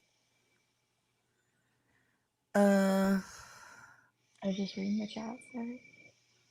I didn't see today's, but there's just some red flags, so to speak. Absolutely, there is. Well, there's a lot, but this YouTube tour, like I don't know. I didn't hear if his lawyer truly did tell him to stop doing it. Good, because it doesn't need to become the Summer Wells case. Like, we need Michael you. Boy, doesn't that's what deserve it's going to that. turn for, into if it you keeps know? going this route. Mhm. We need you and Nunya to do interviews. I Not can't. I'm not a good interviewer. I'd rather just listen to somebody else do an interview. I could feed someone the timeline, feed someone the facts of the case, but I don't know if I'd be very good at Well, I getting just it kept right either. thinking, like, because he was saying 11 and then he was saying 1, and I was like, what the hell? Like, dude is getting his timeline so fucked up right now. Like, Mhm. the order in which things happen probably did happen that way. Well, it did. He explained it pretty well on Brooks, and then he just kept getting the way that the questions keep coming to him. I see it and feel it. The frustration in him. He's like, your guys are asking me the same questions, but I want to be like, dude, what are they supposed to be asking you? Like, they want to know exactly what you did that day, but he's told everybody exactly what he did that day, like 6 different ways now, 6 different, interviews or whatnot. So I don't know what else he can give unless his story does change. So I just feel like the questions are also coming at him just slightly different. So it kind of gets a little confused, or he might even get confused. We do have to remember he is an autistic man. So you're dealing with an individual that is disabled. And so you have to keep that in mind. I saw a bunch of people were talking about, well, he's definitely guilty because he shows no emotion. Well, I think you have to take his disability into account with that. Mhm. I'm not saying that makes him innocent. I'm just saying, like, you have to take that into account as you're listening to the person. So, And but some people don't feel like he has a disability. well, so when he was first, he was never charged with anything. When Sarah was first charged with her charge that eventually did get dropped, and I dug into both of them, he has a very public background of what he went through throughout his young life and into his adult life. And um, it's very evident that he does have autism, and he went through a lot in and out of like group homes and such. Hold on. Lily said, I'm sick of him saying he cries over Michael every day. Not buying it. My opinion, allegedly. I agree, I Lily agree with you, Eve. Lily. I don't I think that agree. he does either. I think that's his way of trying to express that he cares. But I agree with Lily. I don't think he does either. Good Nunya, come up. What do you mean? What do y'all think why do y'all think these interviews are terrible? I'm missing something. What do you I mean? don't think these are terrible. I think I that don't think I think she means like because I said I don't know what she means. I just don't know that there's much more he can divulge to us unless he were to change his story completely. Right, and you don't want the pressure of that happening, making it Yeah. happen. Yeah. Yeah, Sweet Miss, they were all decent interviews. I'm not saying like all the interviews are terrible. The only one that was pretty bad was today. I'm just saying the way he's jumping around panel to panel, That's panel to what's panel to bad. panel. Yeah. That's what's bad because it gets this like everything gets stirred up and it gets confusing for people. You're going here, there, and everywhere to see if this dude's story is lining up. It And then you get reminds me confused. it reminds me exactly of what Jody Sue Brown did in the Summer Wells case. Like when she finally did come to YouTube, and how she was, she was up on Squall Tits panel, she was over on Ziggy, she'd go over to Josh and Doug's, because that's when Josh hung out with Doug, and like she was very much like this and bounced around and around and around, where she was not a suspect, let me add that. She was not, where Stacey is, to the best of my knowledge, he is. And but also he's just been very blunt with it. You could go and watch Brooks's 3 interviews and have his whole story down instead of like jumping everywhere else. I I don't agree. know that there's Yeah. been much more added since those 3 interviews. Whereas like Jody Sue would just give you a little bit here and a little bit there and a little bit here and a little bit there. So Well, it's it good is though nice to that he have just that kind of put it in there. Yeah. that basis to go back to, like the Brooks, her 3 interviews, which I think the second and third one were cut off short, right? If I'm not mistaken. But Yeah. that's where you start. And then, like you said, there's tiny, tiny, tiny, tiny, tiny little details that come out later that you would just add to it because it's just things he didn't think of in the moment Mhm. when he was, telling Brooks the story. And then he But says it she's a good feels, starting foundation. yes, it feels like we're saying he shouldn't be speaking on this because we break down and analyze his every word. I think that's what happens is yes, is that Yeah. or things just get completely confused, kind of like the 11 and 1. I've seen a lot of people say, "No, he's lying. He originally said 11 and now he's saying 130." It's like, "No, it's the same thing." And see, It's that's what just I was just diff- doing because I was so right. confused. Yeah. I just think it's going to keep muddying the waters if he keeps going on. But I mean, obviously it's his right to do whatever he wants. I don't think it will hurt the case, KDB, not like the actual case. What I think it'll No. do is turn Michael's case on YouTube has been pretty drama free. It hasn't been this Hmm. crazy circus. There have been some parts that have been circus like, but I don't know. I just feel like with the bouncing around everywhere and the way people are feeding the machine, it could easily end up like that. Going crazy. Mhm. I just pulled my eyelash off. Um, there was something else. Damn it. I can't remember what I was gonna say. Last three. Thank you, baby. Welcome. I appreciate it. Can I go lay down in your bed In my bed. while you're not there? Yeah, you got a little bit. I think What that's what time? it is, honestly, is that he is a suspect or a person of interest. I can't remember which one it is, but he is one of those. And I think he does feel the need to clear his name because, Brandon gave an interview, but Brandon did like a one and done, and this guy's on a Yeah. YouTube tour. Yeah. The YouTube tour. I think what Nunya's saying is we're the ones analyzing it and we're the ones picking things apart. So aren't we guilty? Yes. Like, I mean, we're guilty for how things turn out too, because we are the ones sitting here jumping from panel to panel, following this numbnuts to see what he's saying. Like, we have our own responsibility in it as well. I can give you an Ellie timeline really easy and a Stacy timeline really easy, but a Brandy timeline is gonna take some time. But Ellie says that Michael went missing between 6:40 and 7 p.m. and that's it. Like that's all Ellie has confirmed is that Michael has went missing between 6:40 and 7 p.m. and it took them a year and a half to maybe even closer to 2 years to nail that down. They were still working on the time frame of when he went missing at his 1 year missing mark, and it wasn't until after that when they nailed down between 6:40 and 7 p.m. And I then agree, Jen. Stacy's timeline, allegedly he was at home. Sarah and Brandon and Adrian went to take Adrian into Ontario, which is, just across the river in another state, but it's just across the river to see his family. He doesn't know what they were doing. While he got a call at 11 to do a taxi ride to Boise.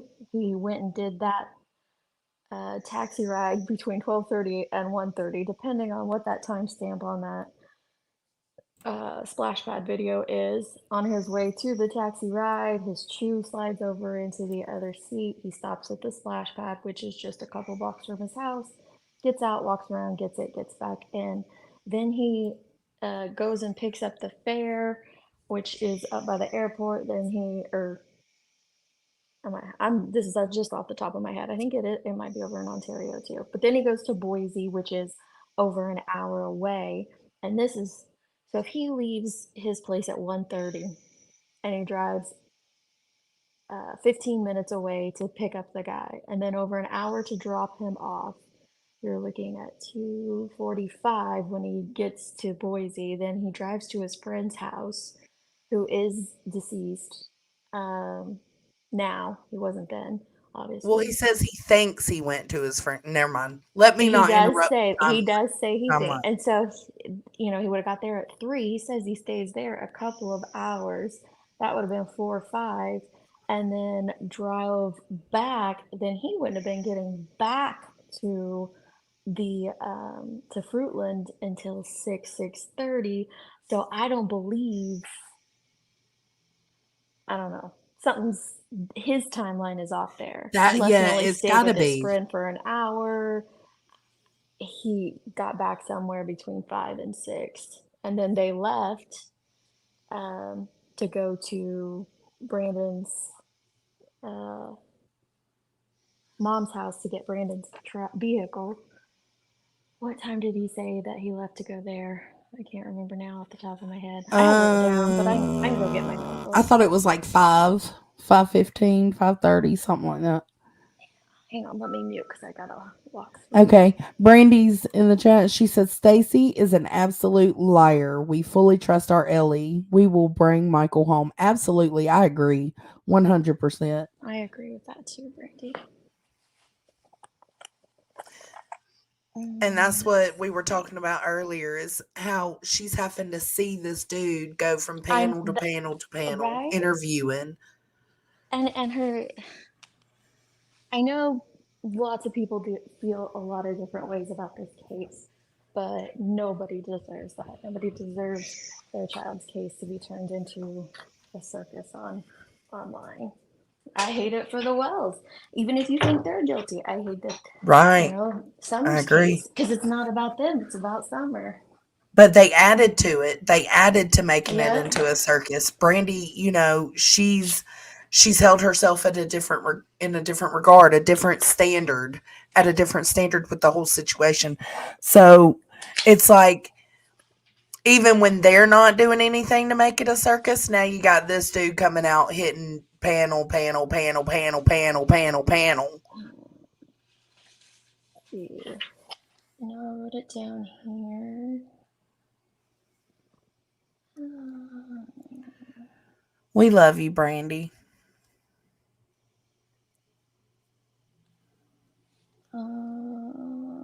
I trust your Ellie too.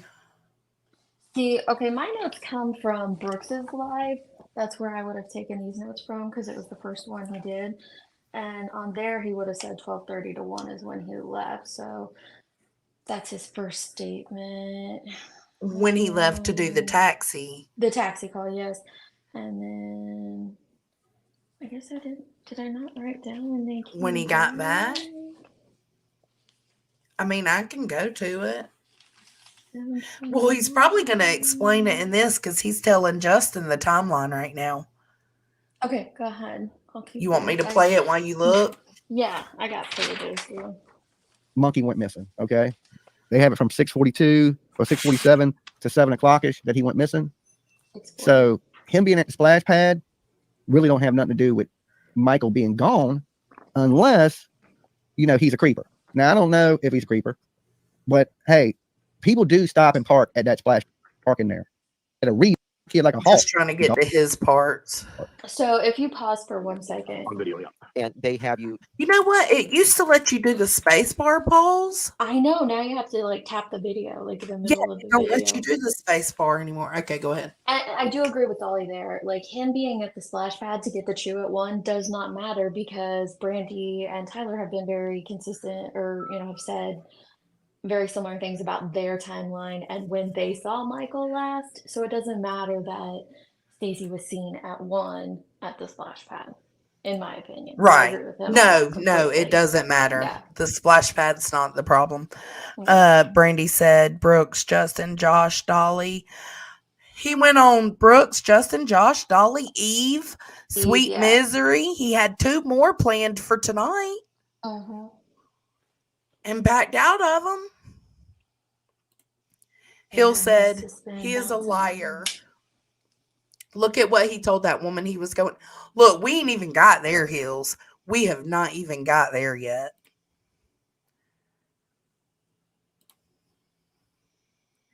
Oh my God, I got a bunch of pop-ups popping up. Well, that's what I wonder, Steve. But I still want to know what had which I know it's not my right to know, but I'm so curious what even had law enforcement go this direction to begin with. Well, what I had to, in my opinion, they have to have something, right, from the CCTV or something, or maybe phone records, even something.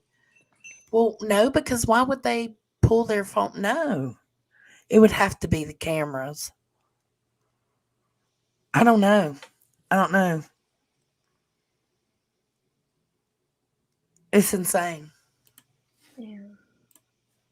Solely going around the car, Correct. grabbing that stuff, and then getting back in the car. Correct. Okay. Was there anyone around the splash I pad? think there were people around, but they were in a far enough distance. I didn't approach anybody. You know what I mean? Like I literally on, as it was reported by the camera. Right. Got out. Deets, what is this? What? What car is this? So that's the Honda Pilot. There were, in the beginning of Michael's case, there were two cars that they. This one and the blue one. There's a blue Dodge Avenger and the white Honda Pilot that law enforcement just wanted to speak to the owners of or the drivers of. They were never called them suspects or anything. They just wanted to speak to those people. But Stacy doesn't own either of those vehicles. Just making sure. Yeah. And then got my shoe, went back around the car and left. Right. Okay. Did you ever stop at the splash pad often, or it was just to get your stuff? There's no reason to go to the splash pad. I ain't got kids. Why would I want to do that? It'd be kind of weird. Okay. See, he even thought it was weird. Okay. But here's the thing. I stopped there. Okay. One, that might work, but you never know. Look, we live in a world where there is weirdos and kidnappers and sexual deviants. Because if you're a single one man by looking at kids. So. Right. All right. So the detectives and the authorities, they have you on camera or a photo of some sort. Okay. And is there surveillance? Yeah. There obviously is somewhere. Yeah. But does like the splash pad have cameras? No, the splash pad does not have cameras, Justin. It's the house across the street that has it called auto video. If you're at the splash pad and you look directly across the street, it's not that house. If you look 2 houses over, it is that house. He's right. A home of some sort of. And there's one on a house the house that faces the splash. What now? Dolly's correct, but it's just easier to say, to the splash pad differentiate camera between the two. Yeah, the camera's there and the camera's there, but he is correct. Bad. It's around there. We have it. Okay. All right. Continue. Oh, okay. What were you wearing? Do you remember what you were wearing that day? Probably my black camping shorts that I used to have and a t-shirt, black t-shirt. Okay. That's what I usually wore. I was the most comfortable one. Right. Okay. Gotcha. Okay. All right. So you're on your way to not Boise, but the other one. Ontario. Remember Ontario, Canada, but Ontario, Oregon. Okay. Ontario, Oregon. Yeah, because you're right there on the border. That's right. Okay. Yeah, Fruitland sits on the border of Oregon. I mean, it's literally like you're in Oregon, you cross the border, you're in Fruitland, Idaho. Go ahead. So I went and picked up the client, went to the Boise airport, dropped him off. I think I hung out with Labor Dave, if I'm not mistaken. I went and visited him at his house. Who's Labor Dave? He's a I think, if I'm not mistaken, that drives me nuts. There's no how would you not know? You right, bruh.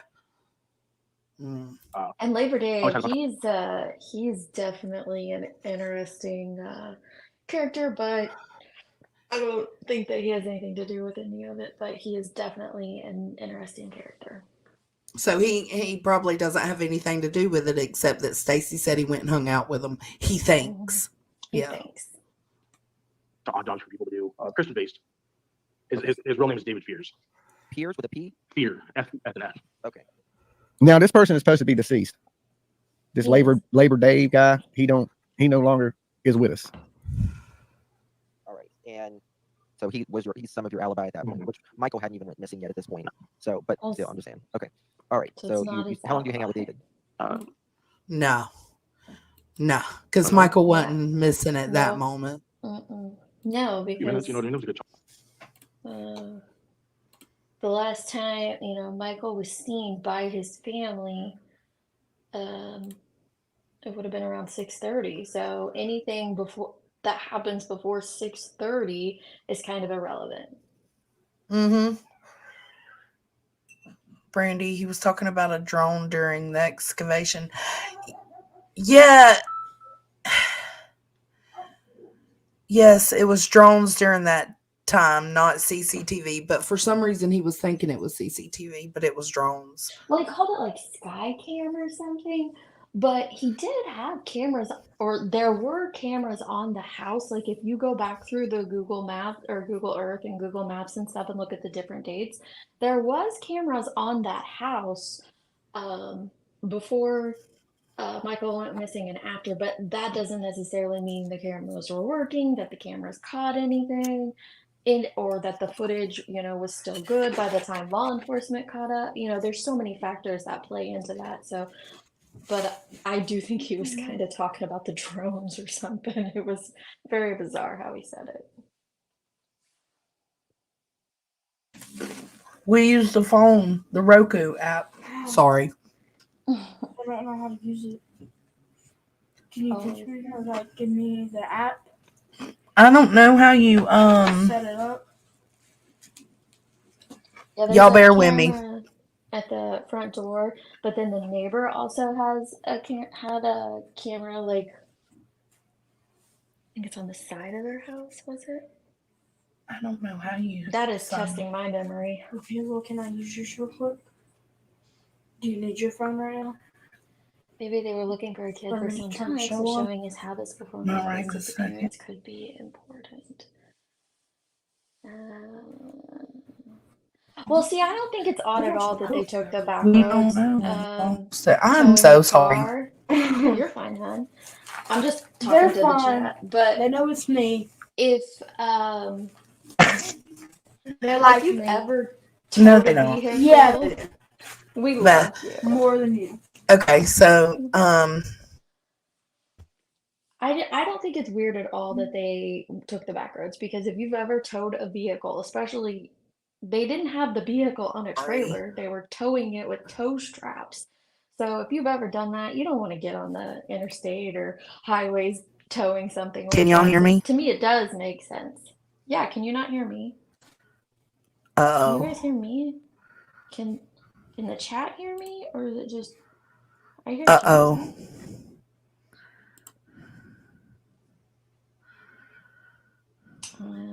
Okay. Kaden, Can they hear? I need it back.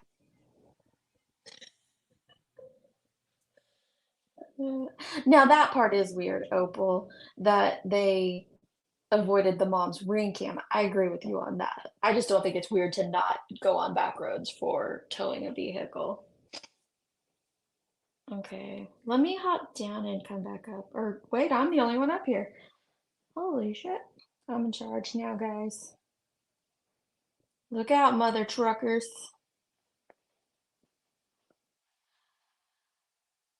We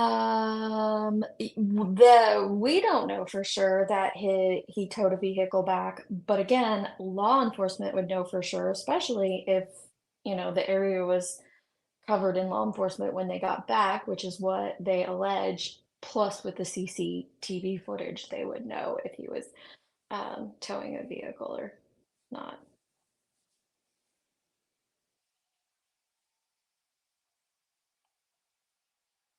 Now, see, that's great information, Brandy. I wouldn't know that from not living there. So you say you wouldn't tow on those roads. That's great information to know.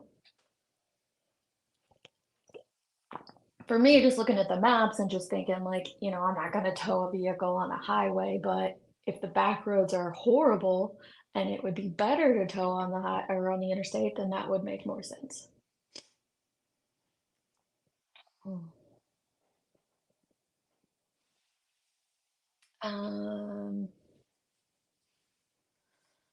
No, we don't know for sure. I do know that one of the spaces that I heard Brandy speak on, oh no, that was Carson's truck she was talking about. It wasn't Stacy's truck.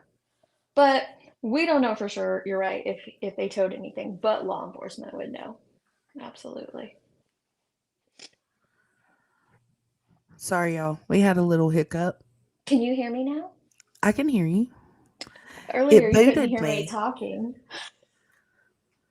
I couldn't hear anything. I was having a whole conversation. Was she? I'm so Mhm. sorry. It's because Okay. he's trying to use my remote, and we use the Roku app on our phones to work our TVs.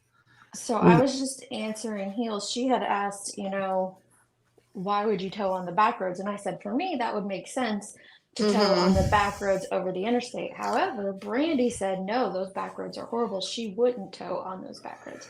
So I said, that's really good information to know. I'm actually adding that to my notes. Like, you It wouldn't is know how to because he was saying it was like a safety hazard. Mhm. Let's see. Right.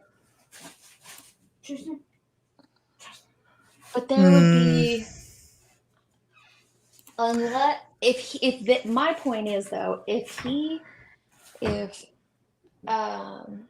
Stacy, Sarah, and Brandon left the subdivision at a certain time to go pick up Brandon's vehicle, and they went out the typical way, law enforcement would know what time they left the subdivision. If they didn't go out, like if they went down those back field roads, which he has never mentioned doing that, but that would be the only way that law enforcement would know about it. And I don't know how he would be able to get out that road that's down at the bottom of 9th Street at all. So law enforcement would know exactly what time they left the subdivision and where that lines up with Michael's missing timeline, is what I'm trying to say. Hill said it would be an excuse for taking the extra time and not being seen on cameras. Just a point I thought about. It's a good point. And Brandy said, why tow at night if they went back to Kuna the next day? Well, it wouldn't have been night yet, would it? So Well, I don't know. They got back right after Michael. What? Okay, let's keep listening for a second and hear what time it was they got back. For some I reason, think it's the like one times thing have I didn't write. changed. I think he said like 9, then he said 10 on another interview.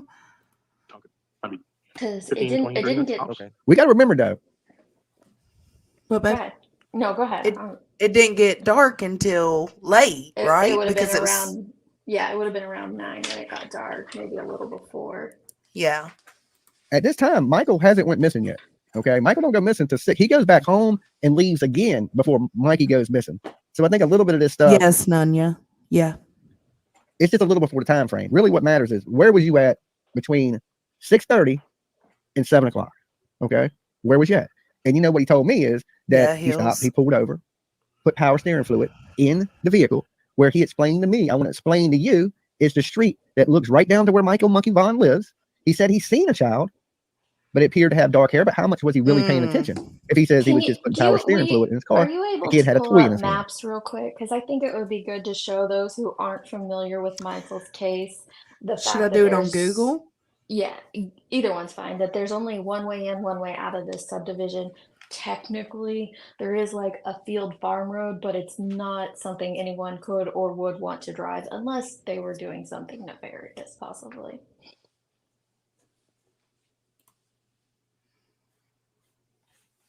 And that's what I'm, saying about like they would know it on camera, because to go in this entrance or to exit and to come in, you're gonna go past the CCTV camera.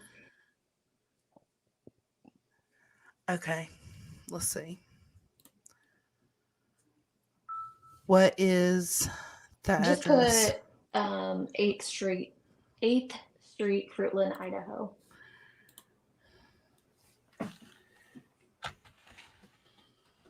Or 8th in Arizona, if you need to be a little more specific.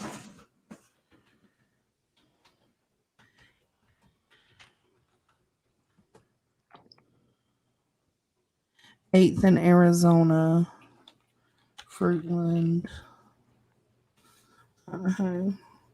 Southwest 8th Street and South Arizona Avenue. Yeah.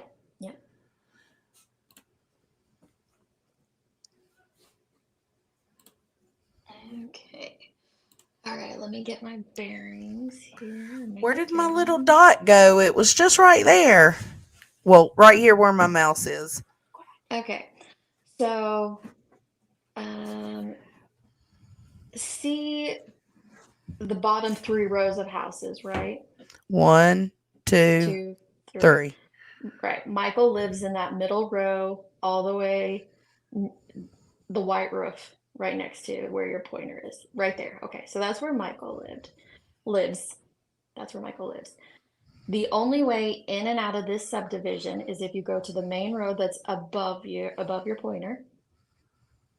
Yes, and then go out to the right.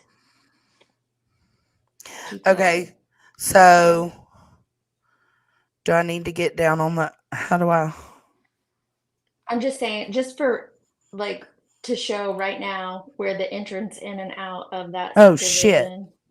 Go back to the Sorry. top view. You're fine. You're fine. Is right there at that cross section all the way to the right. How do I get it to go? DC. Oh, What did I do? Oh, there it go. is. There you Okay. go. Okay, here's Michael's house. Right.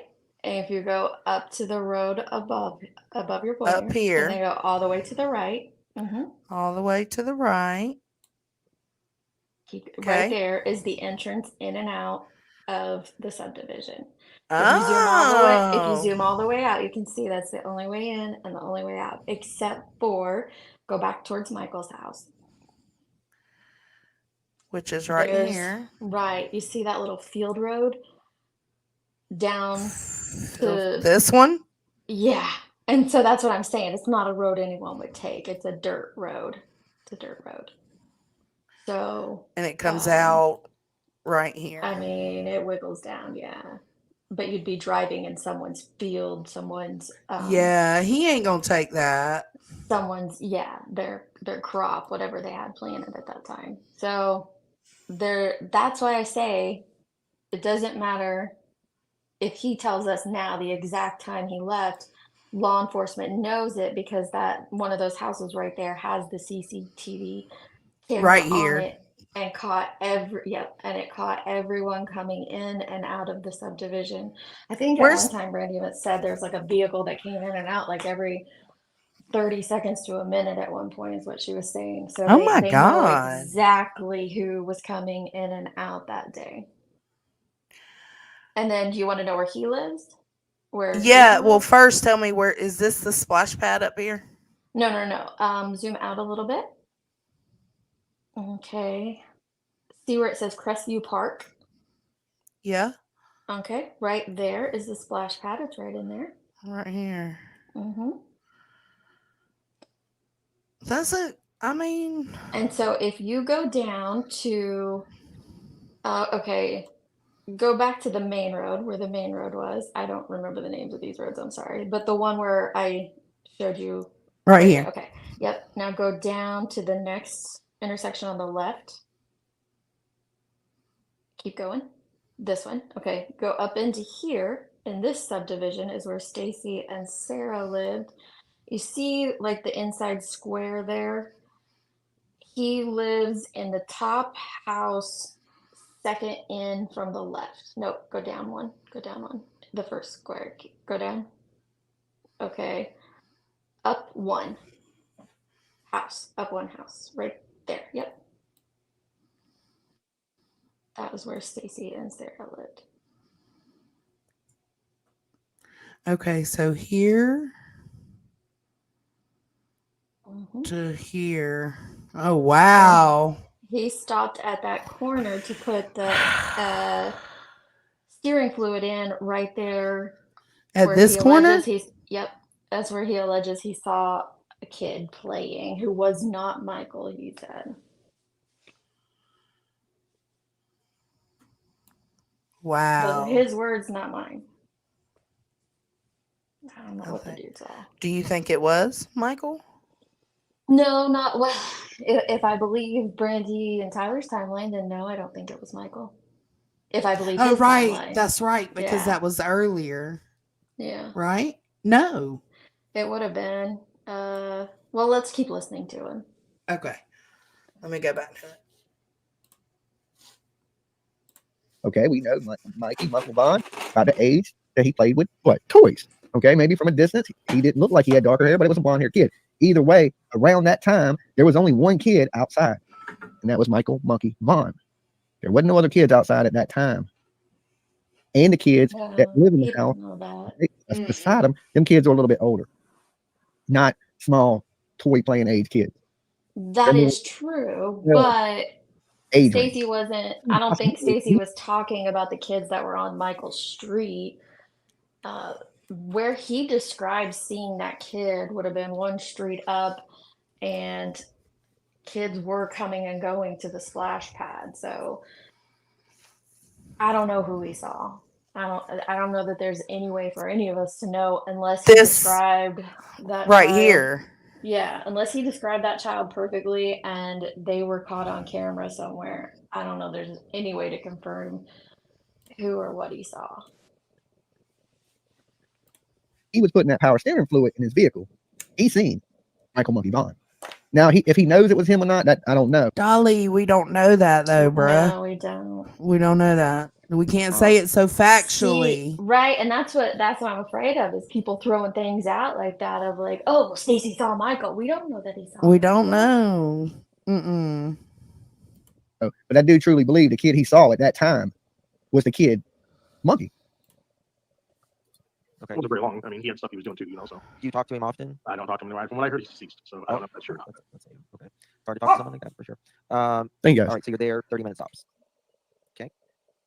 Oh, So, okay. See, now that's well, on leaving changed. David, I came straight home. Because I came back remember to from Preliminary, apparently the timestamps, I didn't remember this, but I went to Ontario again to go. I stopped at A&W. A&W, which is by Kiwani's Park or whatever in Ontario. I know exactly where that is. I went to that place so many times.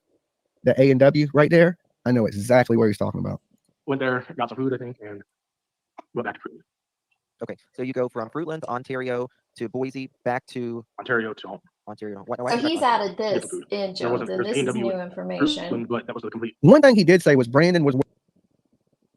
So in his interview with Brooks, he doesn't talk about going back to Ontario or going to A&W. He doesn't mention that in the Brooks interview.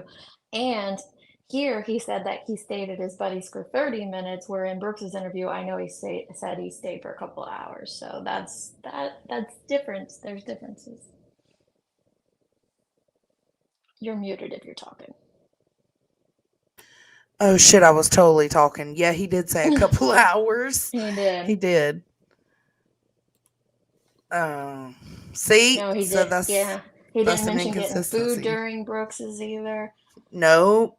And he also, in one of Brooks, I think the first one, he said they woke up, had a normal morning, watching TV.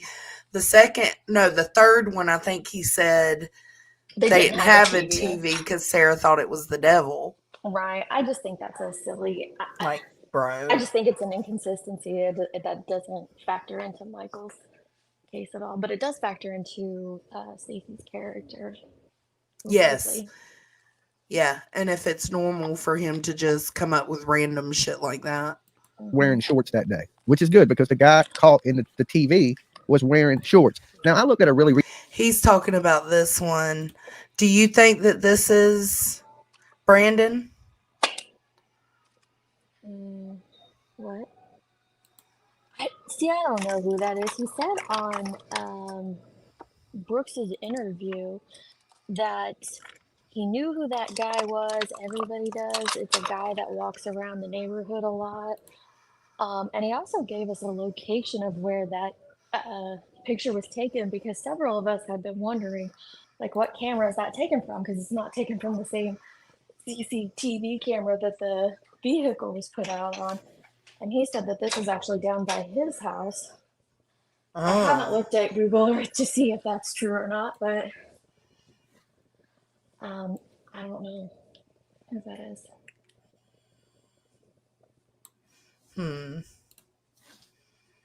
Recent picture of Brandon, and I looked at the guy that they caught on CCTV. You know that video, the guy walking.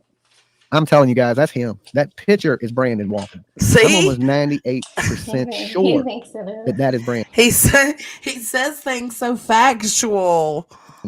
Shirt. What is his last name? Shirtless? Shirtless. Or some shit. That is the Brandon character.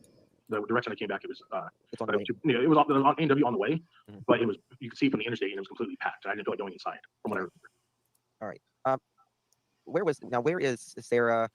I ain't worried about the man. That's eating, you know right, what I'm saying? Richard. Maybe the man was damn hungry when he was doing the interview. That's what I was saying earlier. I was like, yo, he was crushing them donuts. He said he lost some weight, you know. I try to. Oh, he Yeah, I'll has be like a little lost chip. a lot of weight. He little has. chipmunk. Yeah, he has. Yeah. Adrian and everyone at this time.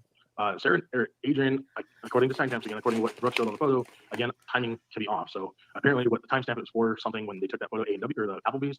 So I was all I know is they were home when I got home. So Okay. So they were, and earlier that day, Adrian didn't come back for that night. Just for the record, he stayed over and never. So Adrian did not come back the night Michael went missing. Correct. Wait a minute. That's impossible. Okay, that's impossible. Listen to this.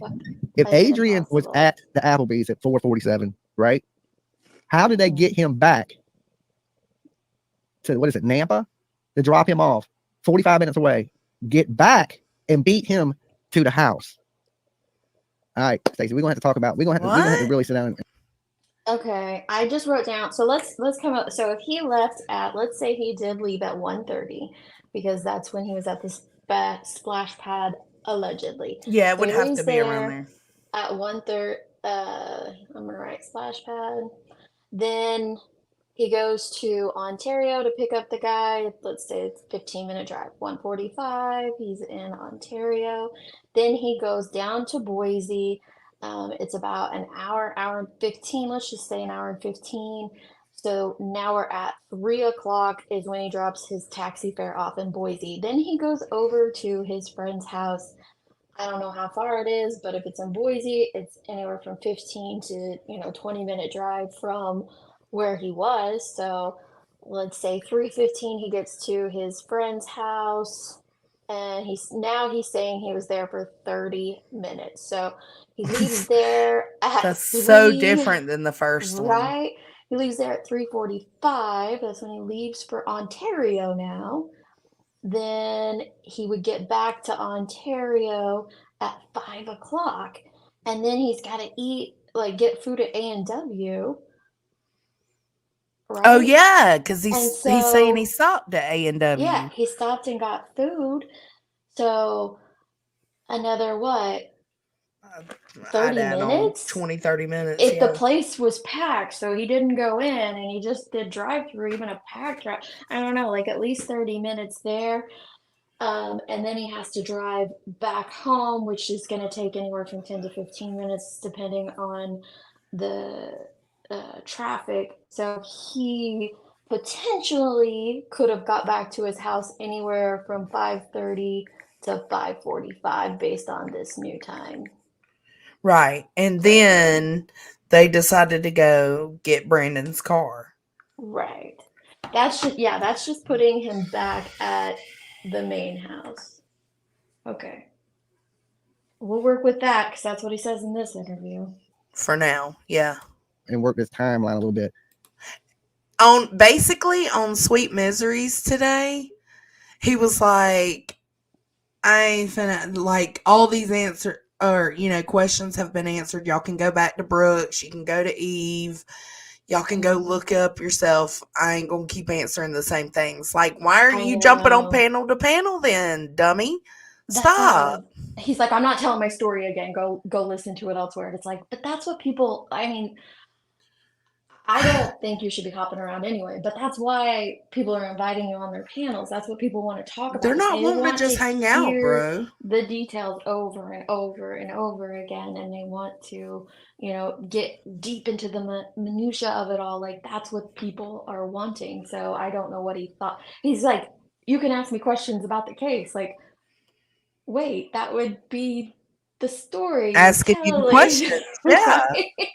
It was weird. Jeez. Jen, you're right.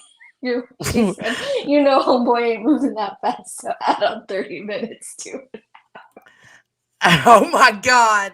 It's so true though. It's true. We do move slower. That's for sure. Yeah. Okay. All right. Off a little bit. So if you got home, then you almost immediately had to have left to go take Brandon to do the trailer, I think. You know, we're gonna figure this out. It We're gonna would have have to work been that really timeline quick. out a little bit. I agree. Because that picture showing up at that time, how did they beat you back to the house?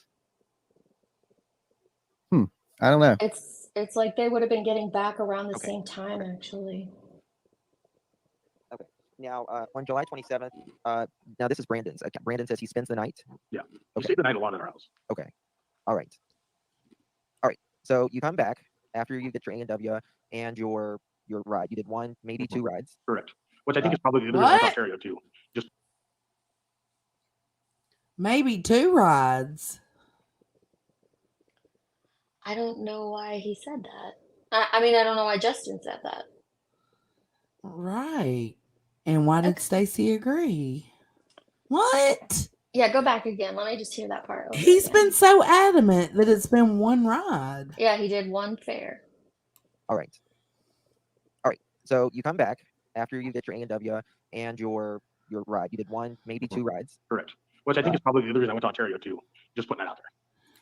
Oh, okay. So now, okay, Stacey, you're changing shit. Yeah, because Now he's so saying now he did that could another be why ride. he went to That's Ontario. gonna add. Okay, so that is gonna Bro. add a whole like Jen was saying, that would definitely bump him up into getting back between 6 and 6:30, and that's a different story, but okay.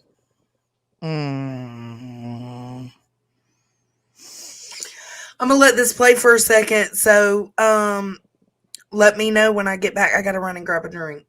Okay. If I need to rewind, okay? All right. I'll let it play. Do your thing. So Stacy don't remember if he did 1 or 2 rides that day. Okay. You know, here's the thing. I know it's a good while back,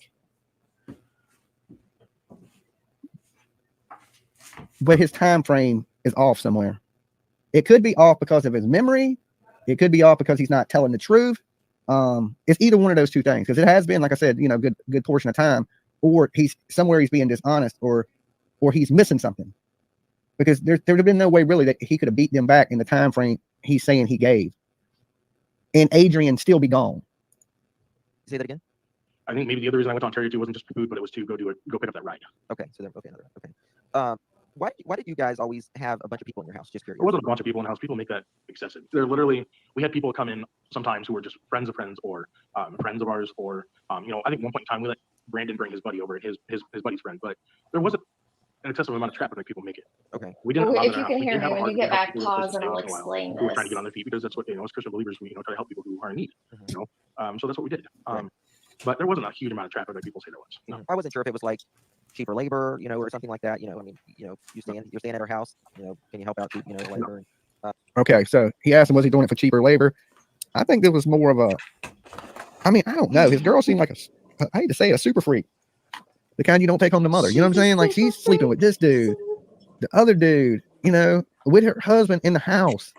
It's like, yeah, it's definitely like a swingers type situation, and wow, it's totally Jerry Springerish for sure. Help you get something like that. Okay. All right. So you come back home, and Are we good? Do I need to stop it? Okay, yeah, pause for a second. Okay. No, not together. It's been killing you, hadn't it? No, it actually was a good time for you to go. So there is a misconception that there was a ton of people staying in the Wanderer's home, and it's not that they were living there. Brandon didn't live there. Brandon lived with his mother and Kuna, which becomes a point of confusion a little bit later when Dolly's reviewing this, because he's like, it becomes a point of confusion with the clothes that Brandon's getting from his mother's house. So he's like an adult couch surfer from the best of my research through social media and things like that. So he decided to do the taxi job with the Wandras and take that gig, even though his vehicle wasn't running. So he still decided he was going to do it with them. So he crashes on their couch most of the time, but he still technically lives with his mother at this point anyway. So it's not that, but then he's also, hooking up with Stacy's wife. For Stacy's explanation is to get her pregnant Although if you look back at Sarah's TikToks, she didn't want a kid, so I don't know if they were lying to him or if he's lying now. I don't know, but it wasn't that he technically lived with them. He was just staying there frequently because of the job, and just seems to be like a couch surfing kind of dude. Adrian was a guy that it wasn't like he was their friend that was living there. It was a guy that I don't know if they found him on Craigslist also, but just someone that, drove around for his time that he was in Ontario/Fruitland, and then he ended up staying with them at one point as well. And then they kind of kept in contact and kept friendly. Later, after Michael goes missing, and like right before Stacy's arrest and then after Stacy's arrest, there is a neighbor that stays with them frequently for other reasons that I haven't quite figured out yet. I'm still digging into that one, but so it's not like there was just a bunch of people living there, but there was a bunch of people in and out. Does that make sense? Oh yeah. These comments are killing. What? Nunya said, I don't find it super weird to take anyone else in. I find it more odd to get a baby from that guy. Just my opinion. I know. And then Opal's coming in hot saying it's odd. Stacy will share his wife with Brendan, but not his washing machine. Well, that's okay. That's the part where people are like, why didn't he just do laundry at the Wandra's? Well, I don't know if he did do laundry or not at the Wandra's. It was just that they were going back to his mom's house to pick up the truck, and while he was there, in my mind, I kind of likened it to when my kids came home from college and they drop off a load of dirty clothes and take a load of clean with them. It's not that they sat around and waited to do the laundry. They just, hey, Mom, I'm dropping this basket off with you, and I'm taking the one you cleaned the last time I was here. So I think it's kind of like a situation like that. Well, to me, that wasn't strange. He didn't want to do his laundry at Stacy's. I don't know. It's so weird. The whole thing is so weird and confusing. Look, Nunya said, I think all of the people's names make it very confusing to keep up. And it's just being used to further confuse by all of them. I think it is a lot of confusion. It's a lot of people in a lot of places, and it's a lot of moving parts, right? So, yeah. Like you said, what's that cause? It causes chaos and confusion. Mm-hmm. Be Real said it was said by Stacy that he went there to get more clothes and tossed some dirty clothes in the washer. Yep. I mean, makes sense. The washer thing doesn't bug me so much. I think that there's sorry, I was trying to be quiet in the other room, but Morgan's like, hey, your voice is carrying from over there. Would you mind going down to the man cave? I'm like, fine, kick me out of the upstairs. I see. She said, enough with your shit. She's like, we can hear you. We're trying to watch a movie. Ooh, mama. I know, they got a night off together, so that's fine. I don't mind. Let them have it. Hey, will you toss a throw blanket down? It is chilly down here. I was about to say, how am I going to toss you a throw blanket? Oh, wait, there's one right here. Never mind. Yeah, so I think it was just a situation of, dropping off dirty clothes and picking up new ones, maybe. But it's weird. And that's the thing that I struggle with, too, is when there are people that do things that are completely different or opposite of the norm of what I would do or what people I know would do. We automatically assume it's suspicious, but it's not necessarily. Oh my God. God. Can't use my watch. You can have my wife. Here. Oh, okay. You can have my wife. I will tow your car, but you mustn't use my washer. That's insane. I know. None of this makes sense, Agatha Missy. None of it. You're right, Burr baby. Okay, they're on the phone when you walk in. Okay, now what else? Okay, he added that. Okay, remember he said they were just chilling, hanging out, nothing unusual. Okay, but that could be just something, I sparked that in his mind or something. I don't know. He added to that a little bit that they were both on their phones. So that's a little bit new from what he said to me. I was approached by Brandon and Sarah saying that, Sarah talked to me first and was like, hey, Brandon wants to go get his car from CUNA. And I was like, okay, let's just get it over with, because Brendan had been pestering us a lot about getting his car. Like, it wasn't just one time he asked; it had been probably a couple of weeks worth of asking. He'd been harping on you. Okay. What time was this approximately? Timestamps, again, I'm referring back to the timestamps because I literally just found them yesterday. I got back into my email account, and my pictures from that year, last night, literally, thanks to Eve, who is also viewing, I believe. Okay. So he's saying that's why his times are changing now, because he was able to access his old email. I'm gonna have to go watch that Eve's last video and see if she put accurate timestamps on there for him. Because if they were able to get back into something that has a definitive timestamp, that would be interesting. It would be.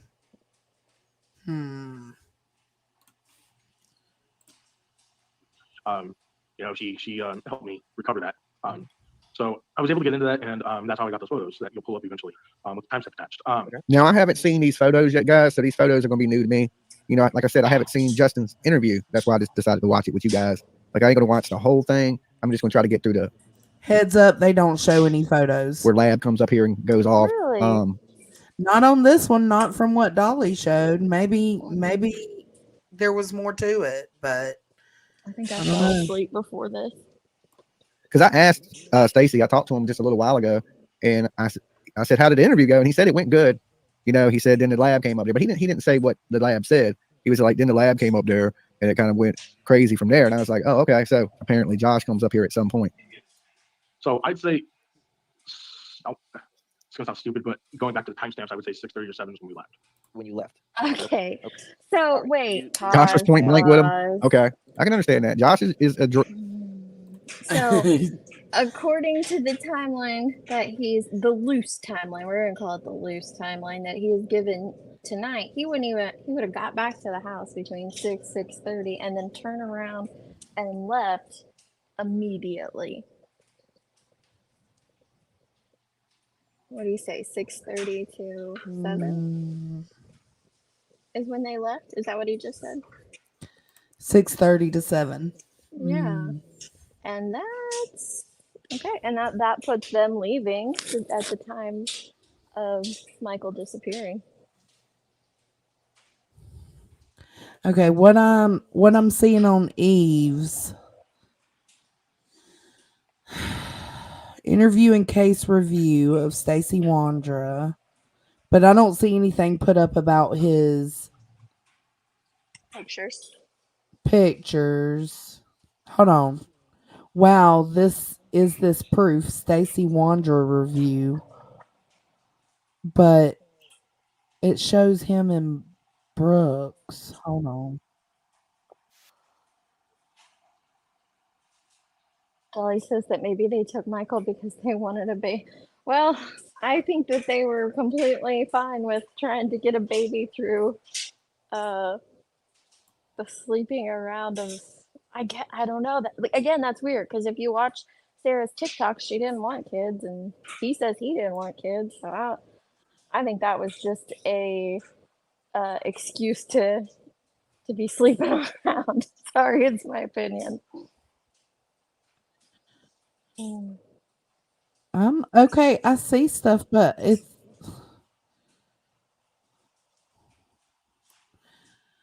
I don't know. Here, we'll play this and I'll look through her. Straight to the point kind of guy. 6:30, 7 o'clock. Okay. All right. And you guys are making a trip from Fruitland. Correct. To CUNA. How do you spell CUNA? KUNA. KUNA. Okay. That sounds like Hawaiian almost. It kind of does, huh? Yeah. So that is huge though, because so Fruitland, Idaho.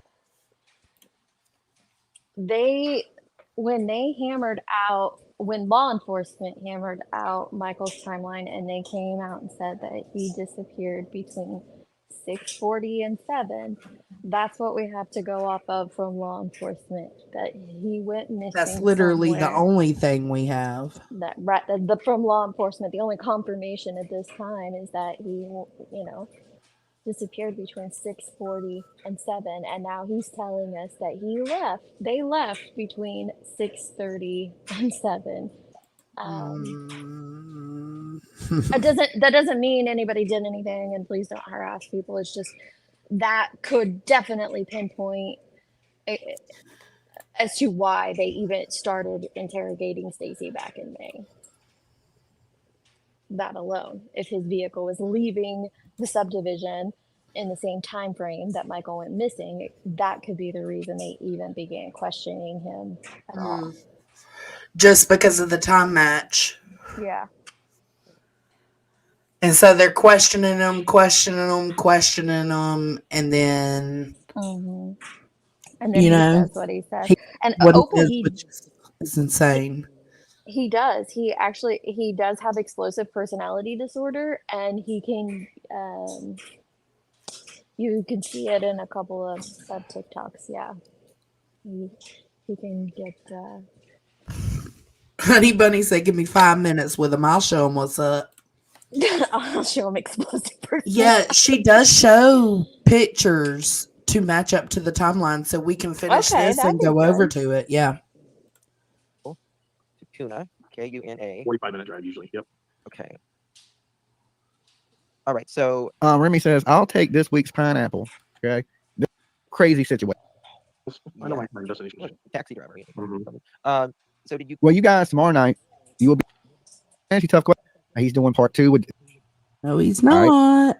Guys, think of stuff I may have missed. Think of things that Justice may have missed. Okay, that's your homework for the night. Take 84.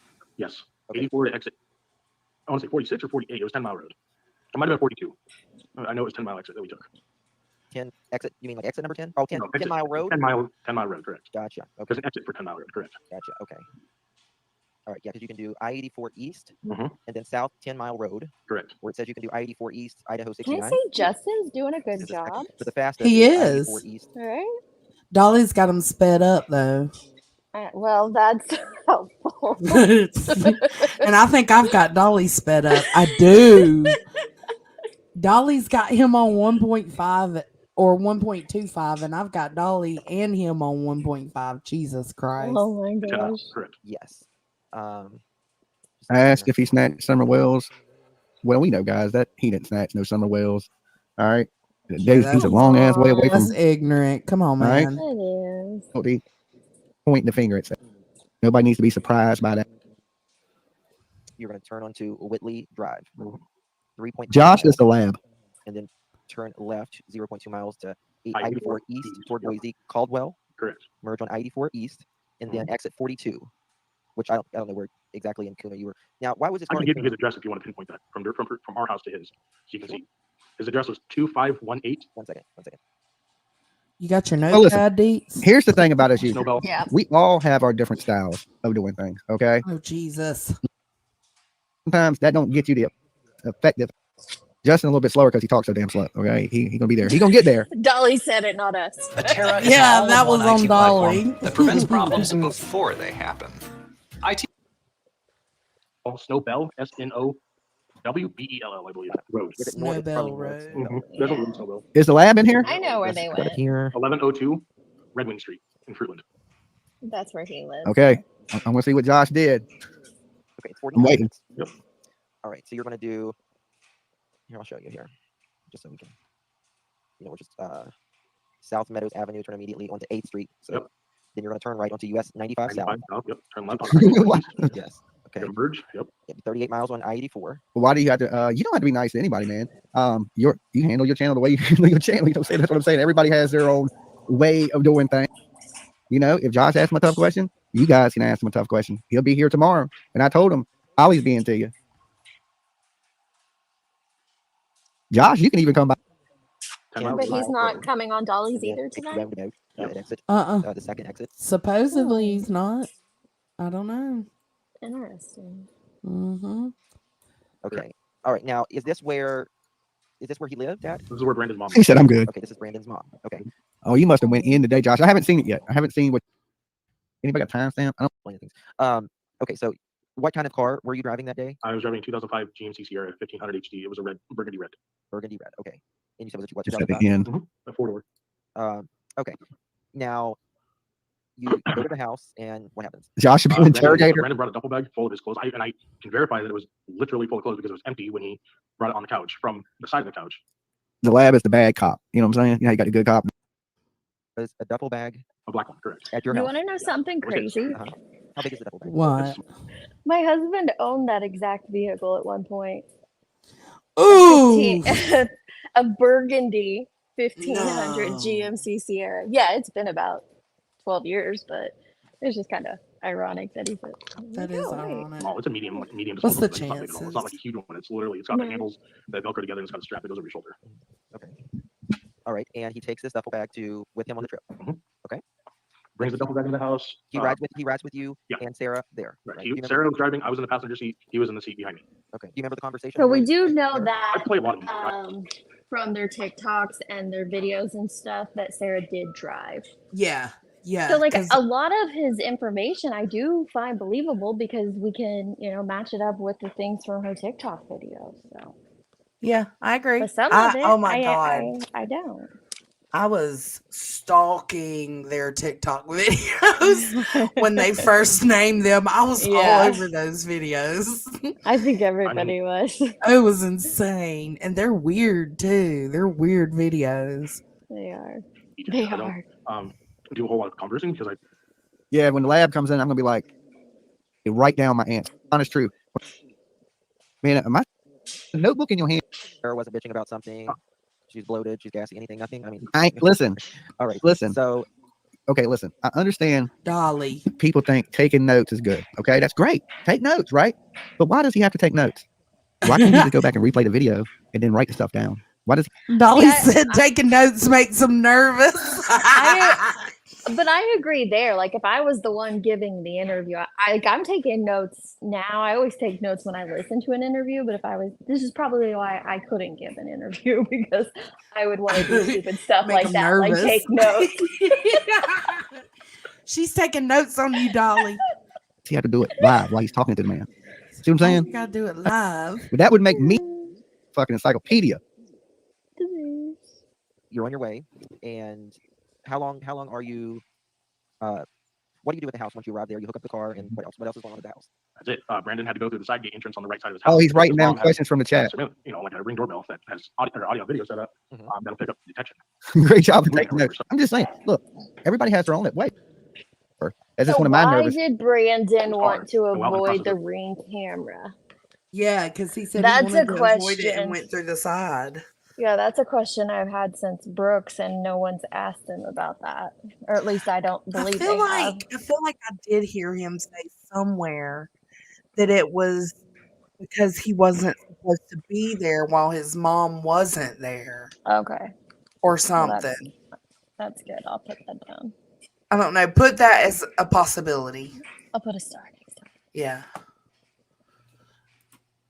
But me doing that, he was in the house washing his clothes. Okay, what's wrong with his car? You're taking notes right now. He broke the spark plug. Blue, yeah. He drove a Mercedes, and I don't know if anybody knows much about Mercedes, but they're pieces of shit. Okay. Yeah, I agree. Somebody works on the car. They are. And it stops. Well, you can't wash and dry your clothes for 30 minutes. He didn't dry his clothes. He washed them and left them in the dryer washer, and then they went back the next day. Oh, okay, gotcha. Oh. So he throws them in the washer. That's what. And Oh, that's what Brandy's talking about is how they went back there the next day. And why would you do that? You would have mildewy clothes, but weird people have weird ways, I guess. I don't know. Like, why would you throw your clothes in the... Like, I could see swapping out the clothes, like, dirty clothes for clean clothes at your mom's house. I get that part. But, Yeah. like, why would you put them in the washer and then not put them in the dryer? I don't know. I don't know. Bizarre. It is bizarre because when it it's is not what you're bizarre. used to, it's bizarre. Anything you're not used to is strange. Qwerty, You're driving this I car back? have the best 5-star notepad ever. So yeah, you can call it a detective notepad. if you Not want me. to. Not me. I'm just sitting here taking it all in. Well, he doesn't seem like he's the type of dude that's on the up and up, Agatha. At all. Mm-mm. He's steering the car. Sarah was towing it. I was in the passenger seat. Sarah wanted to learn how to tow a car. His mom So she's gets the one. him at the Correct. house. Thanks, Okay. Arthur. Now, how did you go back? I'm just picking people. Justin's fine with the pen. I'm saying it's just one of my nervous twitches. We went back to, I have a cooler and I pin believe than which turns into, if you Justin. pull up the maps real quick, you can see where I went. But if you type in Idaho 16 from Keene, Idaho, from his house to Idaho 16, we literally, I believe, took 10 mile, or it was Eagle Road, one of the two, but we took 10 mile all the way onto Idaho 16. Idaho 16 then drops into Highway 52. Highway 52 drops into Payette, Idaho. And then you take a left off of, when you enter Payette, off of Idaho, or Highway 52, and that takes you straight to Fruitland. Bitch. Get premium, girl.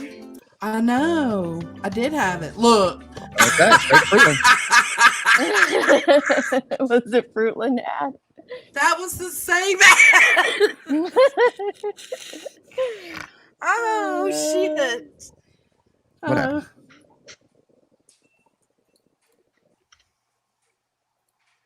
Okay. That's what I was thinking too, Stevie. Well, someone in so- chat said she was like in another state, you want so teams, I maybe don't- you that's want- why he had to go you back wanna the go next above- You want to talk day. about pins? Oh, maybe, yeah. Mhm. Hold on, wait, what happened to the back roads? He just he described the back roads. He said Yeah. there was 2 weights he could have taken, and one was a back road way and one was not. And I think he's gonna go into it here, maybe. All right, so let me press play. Pins or donkeys? Listen, these people are sensitive on these internet streets. You say the wrong thing. And then type in ID-16. Yeah. Okay, we're going to skip through some of this, guys.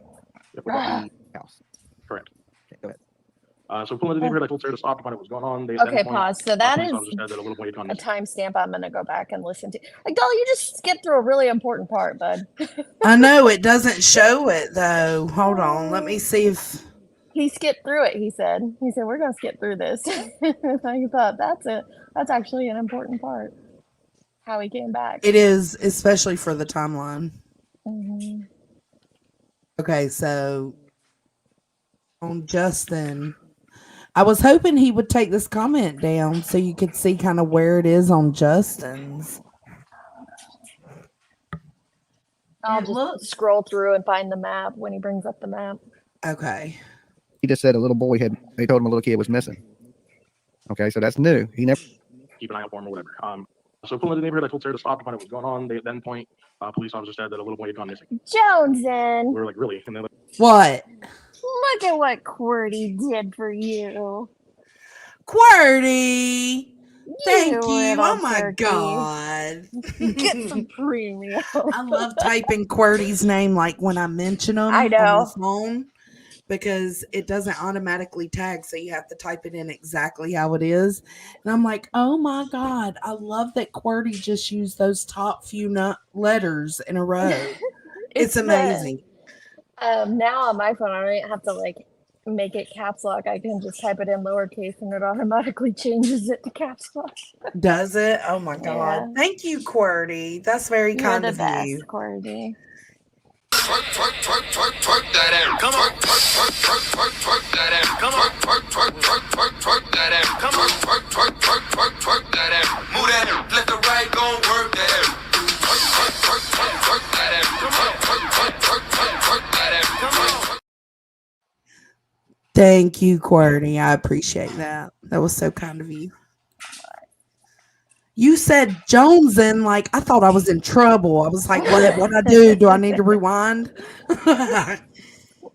like, what's his name? We asked what his name was. They said it was Michael Vaughn. And we're like, okay, well, Oh, keep an eye out go for him or back whatever. just a little got back bit.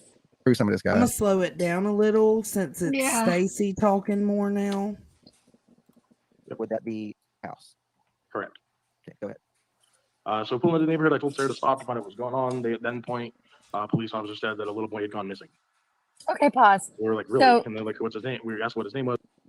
So here he's saying he told Sarah to stop. Well, today on that Sweet Misery, didn't he confirm again that Sarah was the one who wanted to stop? I thought he did, yeah. Yeah.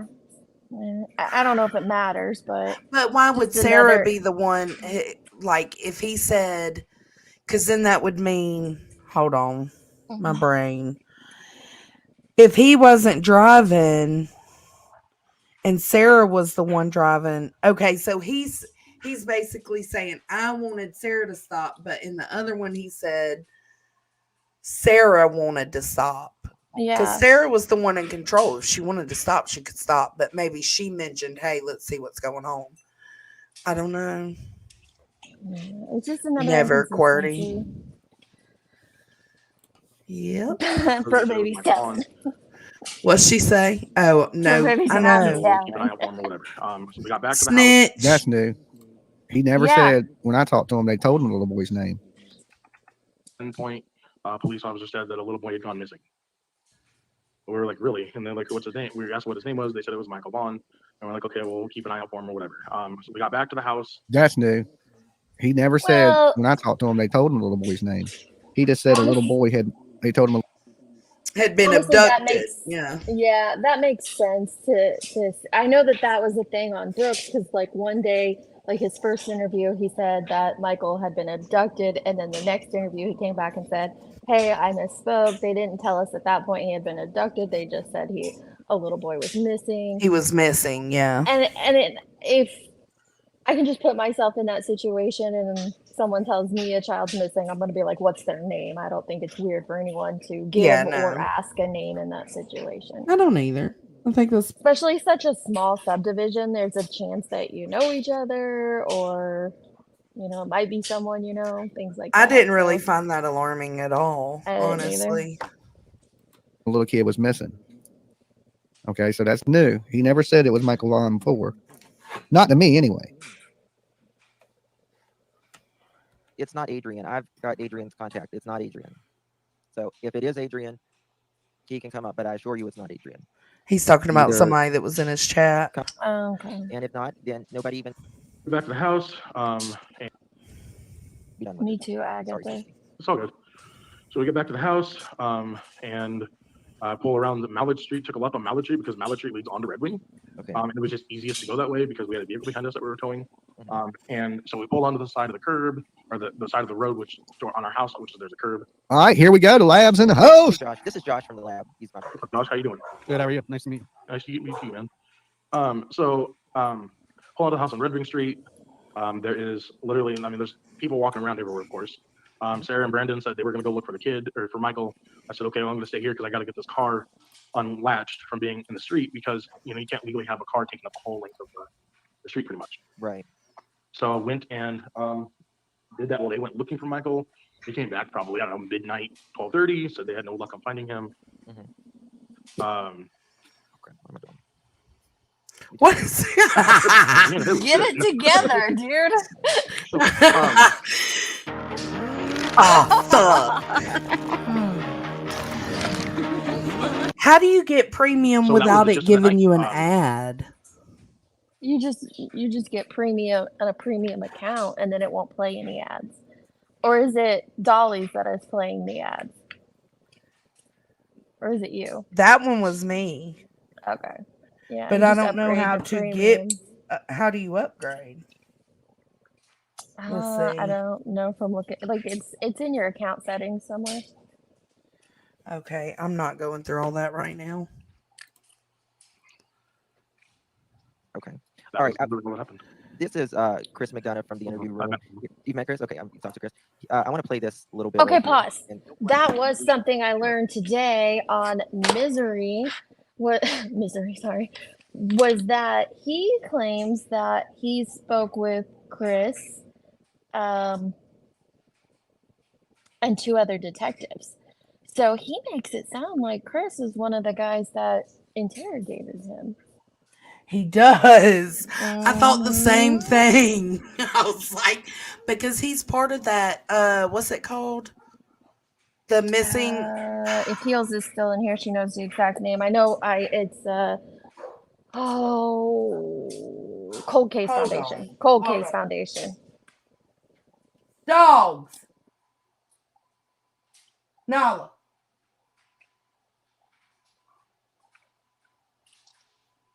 My dogs are tripping. Cold Case Foundation. Cold Case Foundation. He's part of that because he was in the background of that press conference too. Yeah, him and his wife both are. And I had heard at one time, I have it marked down as just a rumor, no verified fact, but that the Cold Case Foundation had donated dogs. Like they had their dogs were the dogs that were used in this search effort here. Interesting. I can't remember where I heard that from. But. We have numerous eyewitnesses saw him that day traveling eastbound on 9th Street. All right, were you traveling eastbound on 9th Street? No, never been on 9th Street. He's never been. Okay, see I found that weird. I found that weird. It's your neighborhood. What do you mean? Right, he was in the initial one, but did they have them in? Did they have Where they are the have street them names? Jesus Christ. from multiple agencies? I know in the initial search and rescue for Michael, they had multiple agencies dogs in that one back in 2021. I'm talking about when they did the search of the Wanderer's home. Did they have multiple agencies dogs, or was it just the Cold Case Foundation resources? Does this not show street names? I can't see what you're seeing. Oh, shit.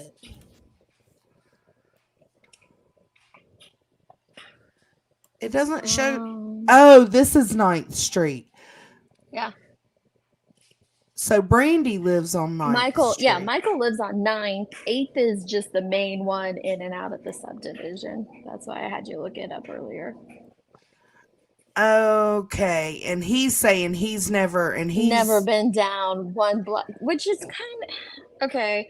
It's a I road. can kind of Why? get it. Maybe he has no need whatsoever to go down there. If he's coming in and out of his subdivision, there might not be a need to go down there. I do just find it hard to believe that, you've never been on 9th Street. Okay. Like, even if you're just hitting the block to go back to the house for something, like, come You go on, on walk around your neighborhood or something. Yeah, no, Stacy walk. Or drive around looking at Christmas lights or something. Here, hold on, let me pause it. Oh, that's where he would have pulled over. Okay, guys, I'm glad they showed this Christmas down right the video. there.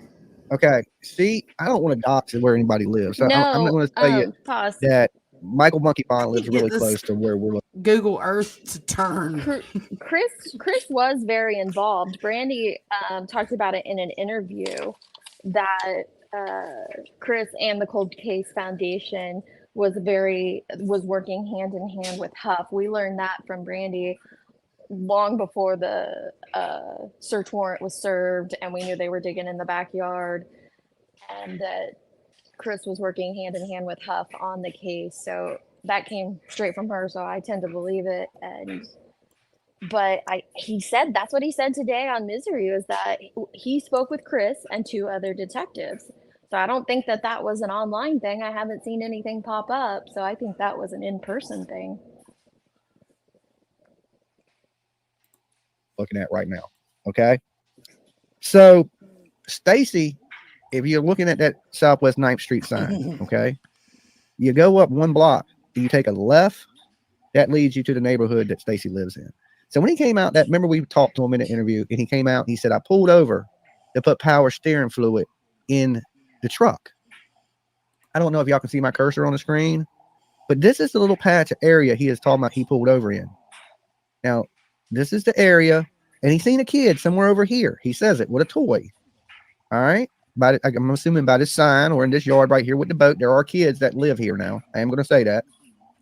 There are kids that live there. They're a little bit older kids that live in this house here that we're seeing. I don't want to, say too much. Is it possible he's seen somebody at that house? One of those kids? It's possible. Or is it possible that he's seen Michael Monkey Vaughn? And I do believe it's possible he could have seen Michael Monkey Vaughn, and he might know he's seen Michael Vaughn, but he might be scared to say, yeah, I seen that kid, because people are blaming him. But he was definitely in the area. He was definitely there around the time. In this, if Mikey would have walked out of his house and walked to the right,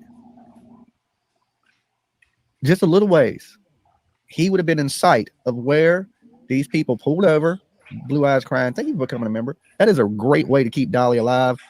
Did he clarify darker hair? But from that distance, could you really tell? Okay.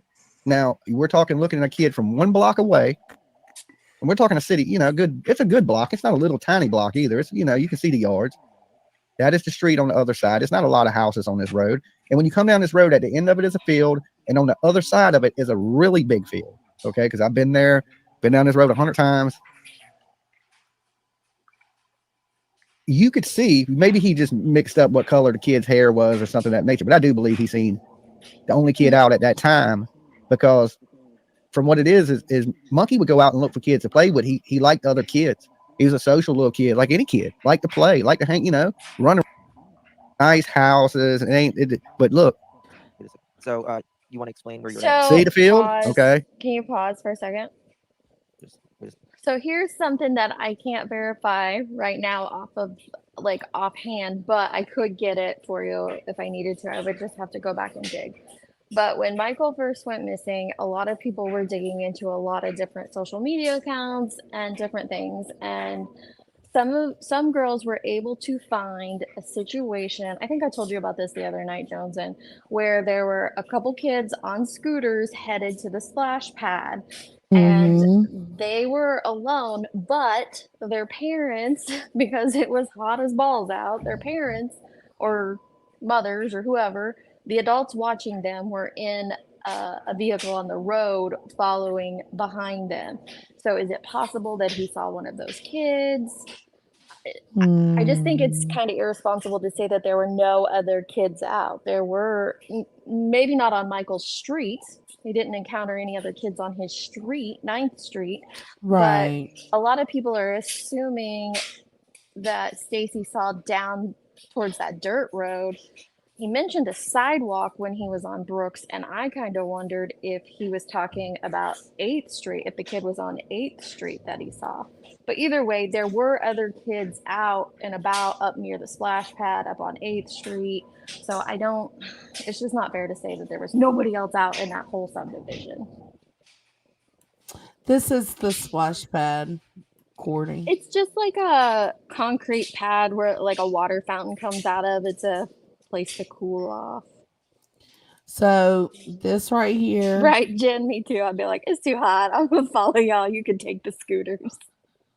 Where my mouse is Michael's house. Correct. And then right here Staceys, yeah. is Stacy's house. And right here is the splash pad. And so oh man, they're like furnace gets kicked on. I'm sorry if it's noisy.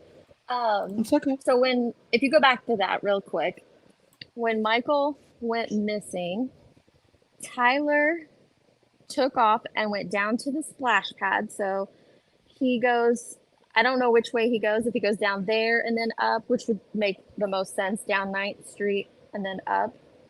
And he goes into the splash pad. So, and then can you scroll up a little bit? And then he goes on that trail back through the splash pad, and then he goes through, scroll up a little more. He goes through this field, and you see the cul-de-sac there? If you zoom in there, he comes up behind, because I remember when he was talking, there's a gate right there, and he had to jump over the gate because he came up through the back way. You can kind of see there's a fence. You go back through that field and then come back down through that cul-de-sac, and he had to hop over that gate thing. I remember him describing that when So he was he looking. ran. Yeah, he went a lot all of places. Yeah. the way around here. Yeah. And then I don't think he went into detail of how, like, which direction he went back to the house. But Well, I when he would gets assume back if he is can't, when- he could have went Right, back he coulda went this that way. But then he meets up with Brandy, and he was the one that was spotted on the cam at 7:01, and he is looking for Michael at 7:01, which is why I believe their time frame is from 6:40 to 7, because they have proof that Dad, and I don't know how long it would have taken him to do that, but he made the 911 call at 7:21, so I'm guessing like 20 minutes to do that run and search. You're screaming for your kid, frantic, looking in and out and stuff. So there are things happening. You know what I'm saying? Like, it's just not like a dead, quiet neighborhood with nothing going on. And like I said, even Brandy had said at one point that there were several vehicles going in and out of that were caught on the CCTV camera coming in and out of the subdivision that day. So it's not just like a completely silent subdivision at the time Michael went missing. No, and it wouldn't be. You wouldn't think on Right. a, It's a summer summer night. evening. Yeah. And yeah, I think that they Um, would be very active. B&B asked, what time did he pull over and do the power steering fluid again? He told us that they left between 6:30 and 7 to go to Brandon's house. So it would have been somewhere in that time frame is when he would have pulled over to do the power steering, which is Bro, it's not looking good for you. mm-mm. But if he had have gotten Michael, wouldn't he have been seen on the CCTV? Well, his vehicle would have been seen, but it doesn't mean that them getting Michael or like they're in that Somewhere truck. before camera view. And yeah, because it's not. I don't think that the camera wouldn't have picked up when he stopped to do the steering fluid because he was way down on Arizona. So Interesting. See, I it didn't wouldn't have know. I picked thought that maybe up. they had CCTV of that too. Mm-mm. Wow. So he stopped right at the end of the block where Monkey lives, and then they bounce for a while, right? Right. They do. They do. Dude, this. They go down to Kuna to his mom's house and avoid the cameras in Kuna. It's definitely making a lot more sense with the timeline that he's given here on Justin's as to why law enforcement interrogated him to begin with. And the reason he's able to clear this timeline up is because he was able to get into his old email. Yeah. And check his pictures and timestamps. And that's what Eve has up on her channel. He said, I know he's on CCTV camera. I know he's on the camera. I'm just going to call it the camera because I can't keep saying Yeah, CCTV. just say, yeah, camera. I know he's on the camera with the chew, the can of chew at 1 or whenever that time was, because it's at the splash pad and it picked it up. But I don't know if he would have been on camera or maybe a different camera. It wouldn't have been the same one is what I'm saying. B&B said, so he stops right at the end of the block where Monkey lives, and then they bounce for a while, right? That doesn't look good. No, it doesn't. No. He said he's on CCTV putting the power steering fluid in. But how do we know he really was? Well, like I said, it would either be a different camera or he's inaccurate with his location. So you want to explain where you're at? See the field? Okay. See, I told you there's a field across. And when you go to the left, there's another big field in the road ends. If you go across that field, there's a big drop off that runs down a dirt road that leads you to the Snake River. Okay. Because I went down to the Snake River searching. I went through these fields searching. I went through the other fields searching. I know I've never been on 9th Street. So I don't know. I'm not good with directions like northeast, south, and west. Okay.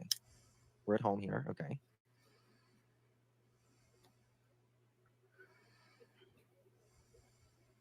There we go. What he should have said to me is, have you ever been on 9th Street heading towards the splash pad? You ever been on 9th Street heading towards your house? Because 8th Street and 9th Street, they run parallel. Okay. They run. Yeah, but his house link. is the opposite direction of the splash pad. So why would he ask him, were you headed towards this? 9th is shorter. Mind. 8 runs the whole distance. Right. So if you'd have been like, hey, going down 9th towards your house, this is going down 9th away from your house, would have been easier than saying north, away south, from east, your west. house. Okay. Got it.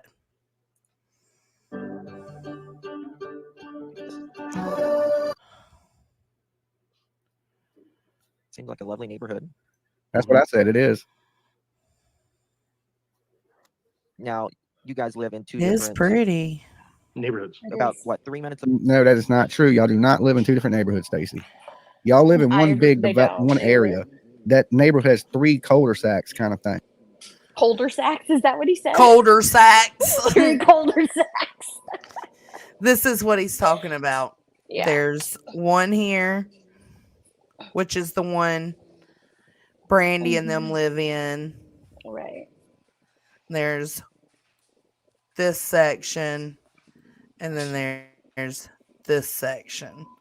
But I would consider all it of one these neighborhood, yeah. Yeah, it is one neighborhood. It's 3 neighborhoods inside of one big neighborhood. So yeah, it's just one fucking neighborhood. Yeah. Because it has only one, main One way in, entrance. one way out. Yeah, an exit. So It's one area with 3 sections to it. So there's one way in, one way out. And in that one way in, one way out, there's 3 areas. There is 9th Street, there's 8th Street, and there's 2 adjacent neighborhoods. So he could say it's a different neighborhood, but technically it's not. It's really the same area. There's just 3 sections of that area. Is how I would explain it. The part? Yeah. To be like it's a whole different neighborhood. No, that's not technically true. Okay. I mean, you could say that and it not be 100% wrong, but it's all connected. It's all one area. To me, it's one big. Right. You know where they're at now? He's at now? No idea. I don't even recognize that. Right.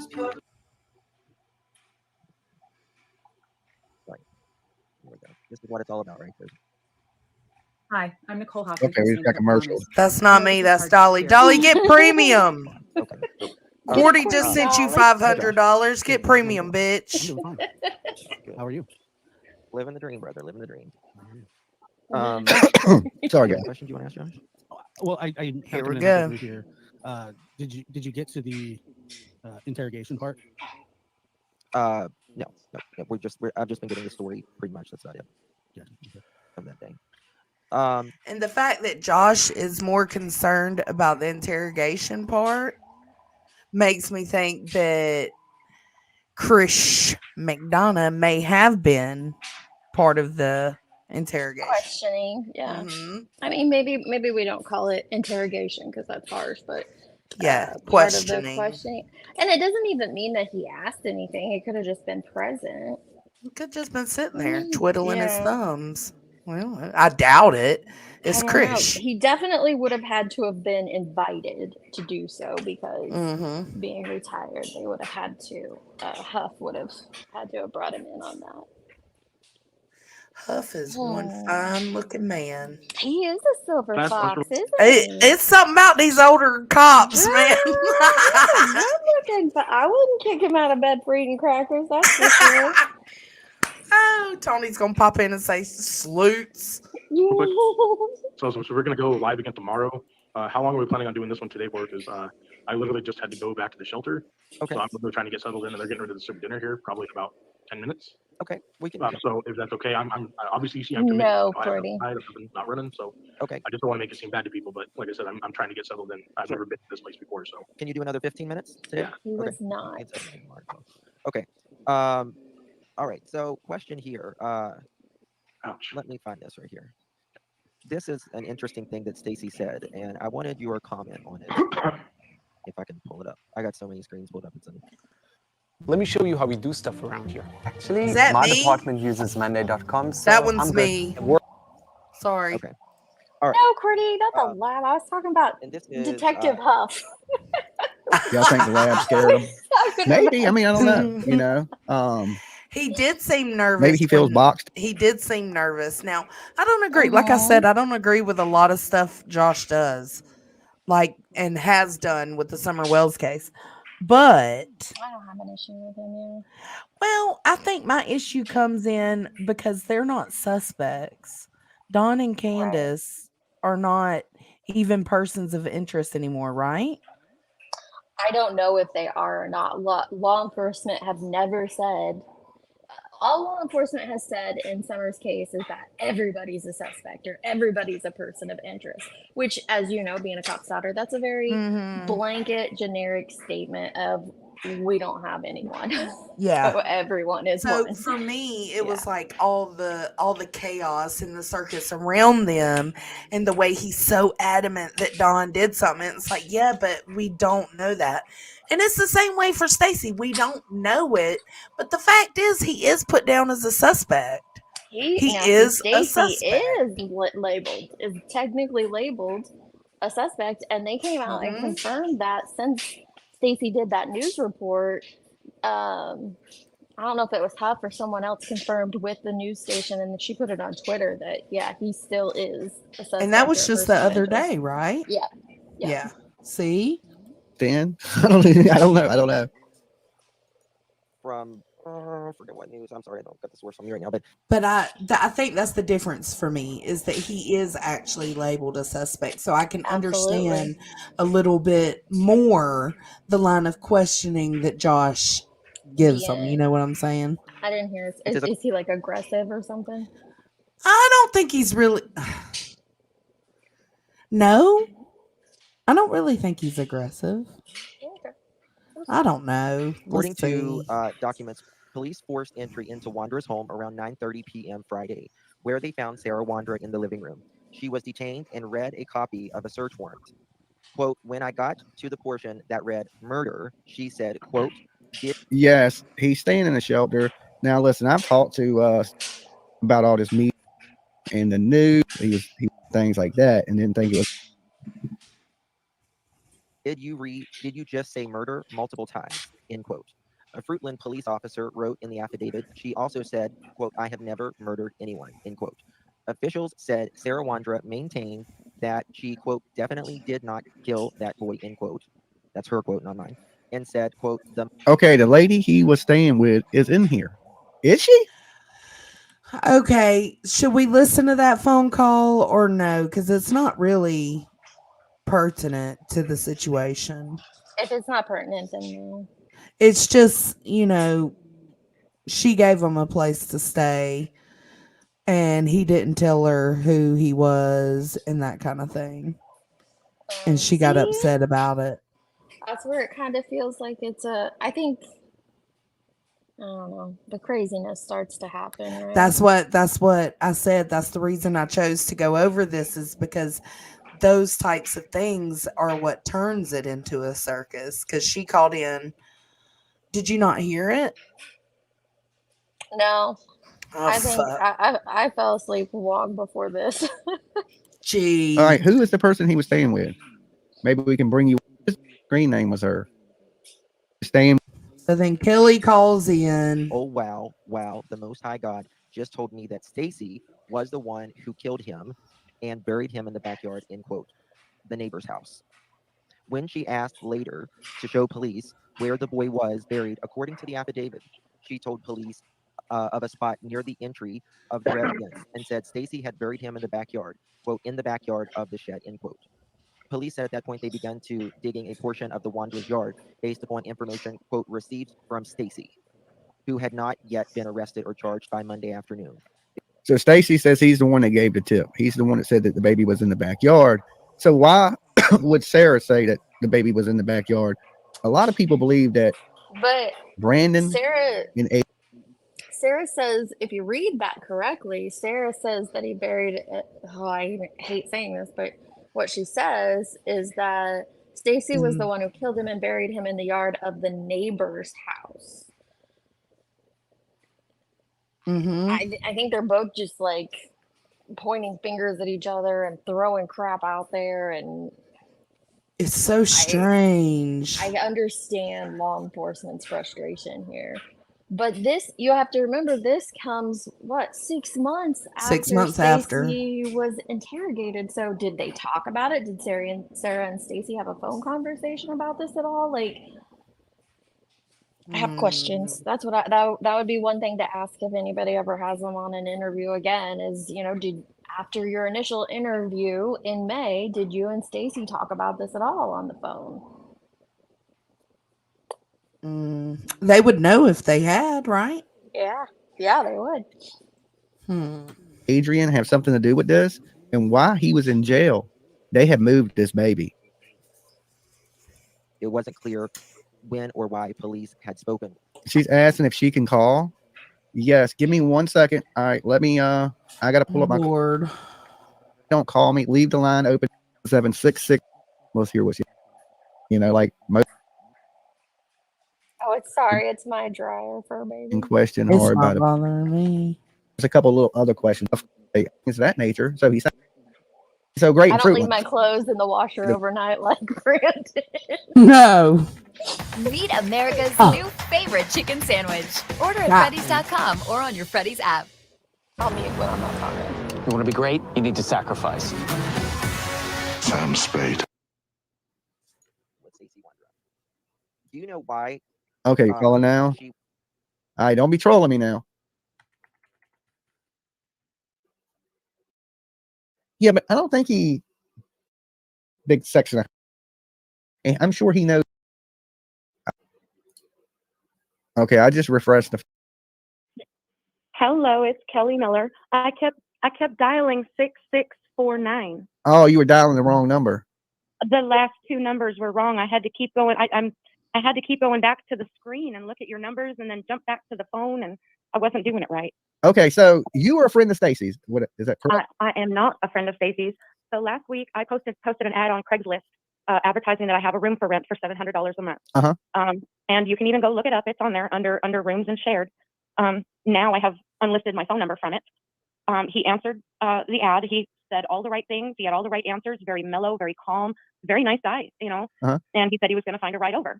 So a few hours went by and he wasn't able to find a ride. And I said, well, you know what? If I can get some gas money, let me see if I can borrow some gas money and I'll come get you. He said, nope, I'm really good at begging for money. He says, if you give me 15 minutes at a gas station, I can get you a fill up. Well, I told him no, and I just used some of my utility money. And I went and picked him up at the shelter in Boise. Okay. I thought, hey, I'm giving somebody a chance. He told me that he was a gun felon. How did he tell you he was going to pay for rent? He said that he had a job the next day, and that he owns his own taxi service called Space Taxi or Space Cab or something. And then after I got him back here to the house, he says, hey, since my vehicle is down right now, how would you like to make some money running my cab things? And I said, no, I'm not a taxi service. I don't use my vehicle for that. I own my truck. It's a beautiful, beautiful truck, and absolutely not. And he said, you're not loaning it to me. You're just doing the fares for me. And that's not me. But the next day he said that he was going out job hunting and he had a young kid pick him up. And turns out he was doing a news interview, I guess, for Channel 7, because after I found out who he was, I started Googling him like crazy. Yeah. Wait, you might want to do that before you let people into your home. Okay, thank you, Dolly. What the heck is up with this lady? Like, you're gonna have somebody in your home without doing like at least a Google search on the individual. Like, fuck no. And if this is weird. Talking about begging for me gas money, nah, bro, this ain't the place for you. But right, I'm charging you $700 a month, but you're gonna beg for gas money for me. Something tells me straight out the gate you're probably not gonna be paying me or have the means to pay me. This is weird. No, I told you this is where it caught me, and I was like, "What in the fuck? This is headed down the wrong path." Oh my goodness. I asked him for his last name, and he says, we'll talk when you get here. Now, I have call record on my phone, and I have listened to that 24-minute conversation over and over and over. He never once told me his last name, but you are right. And so now, if you look at my ad on Craigslist here in Nampa, it states must pass a background check. I've been lied to and deceived in the past, and yeah, I've changed my ad completely. Yeah, awesome. Okay, so the next day comes, he goes off, he goes apparently to go do this interview. Keep going, just let us know what happened. Share your story. I guess I didn't know about the interview until after I threw him out and I started Googling him. I had to have surgery on Wednesday, but Tuesday I was doing some running around before surgery. We went to the food bank. Wednesday I had to have surgery, and I said, hey, do you have a valid license? He says, yeah. I said, I need someone to drive me to my surgery and needs to take my service dog. I have an actual service dog through Northwestern Guide Dogs. And I said, I need someone to sit with her, and if you need to, go back to the house and check on my other two boys because I put them in the kennel. He ended up taking me for my surgery, sat with me, listened to what the doctor had to say, and then he left with my service dog. While he was gone, I guess he went to the car wash, and he said the windshield wipers came off, and I don't know where he got the money. He bought windshield wipers, and then he also put gas in my truck at Fred Meyer. So it kind of irritated me that he was out driving around in my Ford Platinum. Okay. And the windshield wipers were only a week old, and I'd already been to the car wash, so I don't see how they came off. What? And her Ford Platinum. This is insane. Why do you let a guy that you just okay, people She's are, only known him like 2 days at this point, if that. I'm not letting Okay. people I So know for you get your surgery done. months Then what Hell happens? sit no. my The nurse vehicle. continues to call him, and it took him a good hour to get there. He kept saying he was on his way.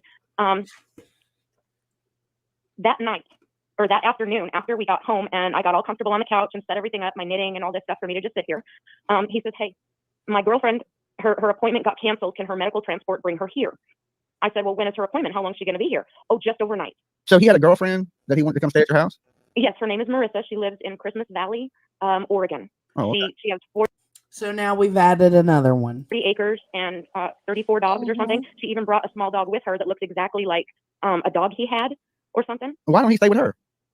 I would assume it's because it's in Oregon and he's on parole here. Oh. Wouldn't that be right? I don't know where he's on. I mean, I don't know. I don't know the situation like that. Yeah. So, But so I went outside and I was talking to my neighbor Kelly next door, and she goes, hey, he looks really familiar, because I guess he had spoken to my landlady outside when he was, or not my landlady, my next door neighbor, when he was bringing some stuff in from the truck. He had said, hi, good weather we're having or whatever. But she called me up and she says, Kelly, I recognize him. I'm pretty sure that is such and such. Well, he said, I think he's one of the suspects in the Michael case. Mm-hmm. Well, I came inside and I was talking to his girlfriend. He had been in the bedroom for over an hour at this point with his puppy. Wait, pause. She just said she had Googled him. Mm-hmm. So she doesn't need the neighbor to then later tell her. Okay, all right. Bruh. That's not like him. He is so rude. I'll be sitting in the living room day of my surgery, having surgery, watching a movie, and he'll get a phone call and he'll just jump on speaker right there with the movie playing. So for him to keep leaving the room and talk for like hour and a half was very strange, because he is a very rude person when it comes to his phone. And so I asked her, I said, hey, what's he doing in the bedroom? I can hear him. And he's talking about the case. I said, what case? Now, what she's talking about, he was doing an interview. I can't remember who the interview was with. Yeah. Okay. But earlier in this live, I showed a clip of it, and you could see him in this empty bedroom with this puppy. And I remember when he was playing with a puppy. Yep. Yeah, I remember that's what she's referring to. She said, the case, Michael Vaughn. I said, what? I said, I'm sorry, I apologize. I'm going to correct myself. I said, what case? He's already been convicted. He's on parole. She said, no, the Michael Vaughn case. And the name flipped right there, because I was one of the bikers that went out there the next day and was walking through fields with 100 other bikers. But I don't have TV here at home. I have Netflix and I have DVDs. So I don't have he had no clue until that point this man was one of the suspects in the appearance of Michael Vaughn. Okay. So while I'm standing here in the kitchen and Marissa is showing me the videos of his interview in the bedroom on live, I said, son of a bitch, really loud. And he goes, well, I got to go. And I watched him. I said, I got to go because my dogs were in here barking. And he came out and I said, is this you? He goes, yeah. I said, why didn't you tell me who you were? Well, you should have known. How the heck am I? He had been here a week. Mm-hmm. He knows I don't have TV. So that's how long he stayed with you, a full week? 5 days. He stayed 5 days, or 5. It would have been 6 if he would have stayed all of Friday. But Friday morning, we all woke up. I stayed up the entire night. I have cameras here in the house because I watch my dogs. Mm-hmm. So they're in the living room, the kitchen, my bedroom, and over by the kennel. So I stayed up the entire night watching my cameras. I couldn't kick this girl out that's going through chemo in the middle of the night. And I told he sent me a text. He goes, I should pack my shit, huh? And I yelled from the bedroom, you're goddamn right. Sorry, pardon me. Am I allowed to swear on here? No, we'll try not to, but yeah, you're fine. Okay, I'm sorry. And and the next morning we all woke up. I got dressed. I got my service dog, her gear on. I had a quarter of a tank of gas. I started the truck. He loaded up all of his stuff in the back. And we drove in silence all the way. I heard him on the phone in the garage going, I can't talk right now. I'm being thrown out. And I said, you're damn right you are. And we drove in silence all the way to Boise. And I dropped him off at the St. Alphonsus W3 building, where she had had some kind of a cancer therapy treatment. He unloaded the truck and the puppy right there. And I just drove off. Okay. So I guess you learned your lesson from that one. You got to be, I'm not saying that Stacy's dangerous, but there's some things out there that if it's true, he could be dangerous. I ain't saying he is, he could be. Well, Bro, I just can't. What is wrong with people? This is wild. Like, you knew this fool for 10 minutes before you had him dropping you off at your surgery, driving your vehicle, all up in your house, laid up on your couch and shit. The hell? You got me messed up. I admittedly have never rented a room in my home, but we have rented homes. And so one of the very first things you do is look into the people that you're renting to. Like, you would I couldn't imagine someone like in your home with you, like an actual room in your home, and not like he could kill you. But in but your not even sleep. just like that. Like Marshall, when he went down and he did this stint, and the base was full, so he had to get off the base housing somewhere, and so he actually did rent a room in someone's home, and this lady rented out like 3 of her rooms. It was a frequent thing that she did for military people, but you take the payment up front, so you know who the money's coming from. And it's weird, but I guess she wasn't getting any payment. She was having him, he was going to beg for gas money. This is just wild. I'm going to stop rambling. This is wild. It's insane. Hold up. Agatha, who's on Facebook posting Michael's pictures?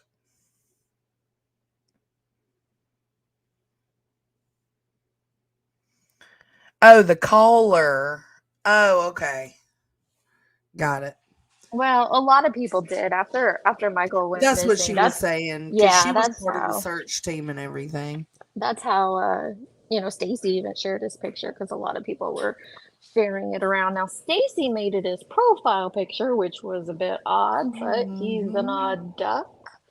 But well, I went ahead and fast forward through the rest of that phone call because that was the gist of it. Okay, that was weird. Stacy, okay, you come back over here and let's play this. Let me kill this camera for a minute. Thank you. I'm a very high believer in God, and I believe in God strongly. And I gotta go to bed, fool. You know, God is very, well, God may not tell a lie, but humans will. Let me ask you this question really fast. Oh, whoa! I had That's to speed her way. Oh man, Josh sounded like a little chipmunk. I couldn't even make out a word he was saying. He was like, "Hell to the nah, you got to go." Breaker one night. Now I had heard that. That's what I had heard from Stacy, that the lady had found me. He said that's kind of what out and so crazy. Coincidence, right? That's a crazy coincidence. Like, really fast. Go ahead. I guess my question. And let's play this. Let me kill this camera for a minute. I'm a very high believer in God, and I believe in God strongly. And God wouldn't tell a lie. You know what I mean? God is very, Well, God may not tell a lie, but humans will. Let me ask you this question really fast. Go ahead. Very true. So I guess my question really is, what is it that you're trying to accomplish? I mean, you are a suspect in the case, whether law enforcement has said that. What is it like? So you're doing, I'm not saying you're doing rounds, but you're going on panels and stuff. Like, how is this going to help you? How is this going to help exonerate you? It's not going to help exonerate me, but what it's doing is giving people my side of the story, because there's a lot of stories being told, but nobody's going to believe one person over the other. Reality is I'm still a suspect. And when it gets cleared by law enforcement, the people have a different view. But I want to personally tell people my side of the story, because I feel that's what I'm destined to do. Because I feel there's a lot of bullshit talk. There's a lot of crap talk about each and every one of us. I'm just honestly going out there because I know. Look at Josh's gears turning. I know the whereabouts where I was. I know the whereabouts where Sarah and Brandon were. Justin's too. There's a lot of questions. My whole thing is this: is like Stacy really don't say they did anything wrong, but then why are these people pointing the finger at him? Okay. Exactly. What I'm saying is, like, you don't have anything to offer Towards them as they got towards you. But you don't have anything to offer as to where Michael is. I don't. You're right, because I don't. So what I'm saying is, like, and the point that that should take 5 minutes to say. He has taken a polygraph. I did take a polygraph, and I was very well informed that I passed the polygraph by detectives, by the FBI, by my mom, who the detectives told. I was also told that Sarah. And see, I found that kind of weird. Like, why would they tell his mom unless they were trying to tell him that, like you mentioned earlier, that maybe they were lying to him about who failed and who passed, and just put that bug, out there. I guess I need to clarify, or I need to go back and re-listen to that. But I know he says that he took the polygraph when he was questioned, and he was questioned in May. And I just know that Sarah and the others wouldn't have been polygraphed then. Now, there have been after November. There have been other people in the case who have taken polygraphs and failed. So maybe they just told him, "You're the only one who's passed a polygraph," and he just assumed it was them. Oh, could be. I don't know, because at that's why I said there's a lot of things that were going on in Michael's case in the beginning of the beginning months of 2022 that are very weird to me, but I don't know what they mean. Brendan did not. Have you told? Why would they tell his mom? That's weird. They told his mom he passed it. Have you told investigators anything that you haven't told the public? And if so, why? So your story that you're telling everybody is the exact same that you have told in the interrogations? Exactly. And to stop an interrogation, what you did, you said that Michael was in the yard. How does that, did that stop an interrogation? Did that actually stop it? I haven't been interrogated since. Yeah, I mean, I've heard from law enforcement. I haven't talked to law enforcement. I haven't heard a peep from anybody. So they dug up that entire yard, as we all saw. We watched them do it, based on just you saying I that he was there in find the this- yard to stop it. Correct. I know Josh finds this pretty crazy. I know he does, right? I find it just as crazy as you do, Josh. That is how the conversation went. When he told me, I was like, what? They didn't look. If you told me there's a baby in the yard, the first thing I'm going to ask you is, how did the baby get in the yard? But there was none of that. He just said the baby's buried in the backyard. That ends everything. I have a hard time with that. And me and Stacy, I'm going to have to touch in on with him on that a little bit. Yeah, I would have liked to hear more, heard more on that. It doesn't, like, that's where it ends. Like, they're interrogating. Yeah, you that's for what he said. Yeah, days, that it just stopped. and then it just stops immediately. And then he has been consistent with saying that they have not spoken with him since then. And Yeah. he had, he's maintained that on every interview I've watched, but it's weird. It is weird. Okay, Why would so they just stop? They interrogate you for days. You admit that, or you confess that Michael is buried in your backyard, and then everything stops. There's no more questions. You've passed a polygraph. And I think that they he don't did. come back. It's weird. I honestly think that he did tell them that Monkey was buried there. And by they get there and they look, I think he had been moved. I don't know. That's what Huff believes. He believes that he had been moved. And we do know that they have taken evidence, but we don't know what that evidence is at all. And then he gets out. Stacy gets out, so it's like, okay, did you tell them? Another one of my questions would be, is this has been taken in front of the grand jury before and they didn't indict them. So why? With the same evidence? Is there just not enough evidence? Like, I don't know. Something feels off about all this, but I can't put my finger on what. Know how everything transpired from that moment, but it sounds like he's saying he told him this and there was no other questioning. Like, that just is hard for me to believe. Like, if I'm a detective and you just told me that baby's in the backyard, I'm going to turn the heat up on you, asking you questions at that point. I just can't believe he said that. And then they were like, all right, good night, man. We're going to send you back to your cell. I just have a hard time wrapping my head around that one. And I think Josh is having a hard time too. Now, I ain't saying that didn't happen. I'm just saying it's hard to wrap your head around that. So you trick law enforcement into doing that? I guess if you want to put that way, yes. Well, I mean, that's against the law, right? I mean, you think so very well you could and probably should be charged with that. But I'm not here to like trip you up or hang you or be mean to you or anything. But how is it that you can trick dogs into hitting on human decom? You can't do that. You can trick the police, but you're not tricking dogs. No, not at all. But the dogs did hit, correct? Apparently, that's what there were supposed to be multiple dogs. So you told them that Michael was buried in the yard, and then, which you say is a lie, but then dogs hit on human decomp in that yard. They hit before I told them that. That's why they questioned me. So they hit before? Oh, what? Correct. What? Yeah. Okay. I was like, hold on. So that means.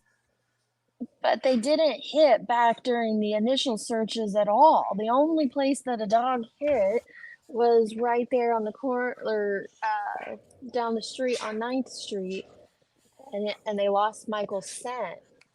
No, the way he's making it seem he, is that they hit around the house in the backyard and all of that, and then they came to him. Right. But what I'm saying is the initial searches, everything that we have been told about from when Michael went missing, that the only scent that the dogs ever picked up was right there on 9th Street, and that none of the cadaver dogs ever hit or anything in the whole neighborhood. And so now he's saying that at some point between those initial searches and May of 22, they do another search and the dogs hit on his yard. I thought the dogs hit after That's he what I told thought them. too. That's what I was under the assumption of. Katie B, you want to know my true, like, what I think? I think that I don't, maybe I shouldn't. I think he was taken towards Texas. That's what I think. Oh no, I don't think that. That You trip don't? they took. No, that trip they took to Texas.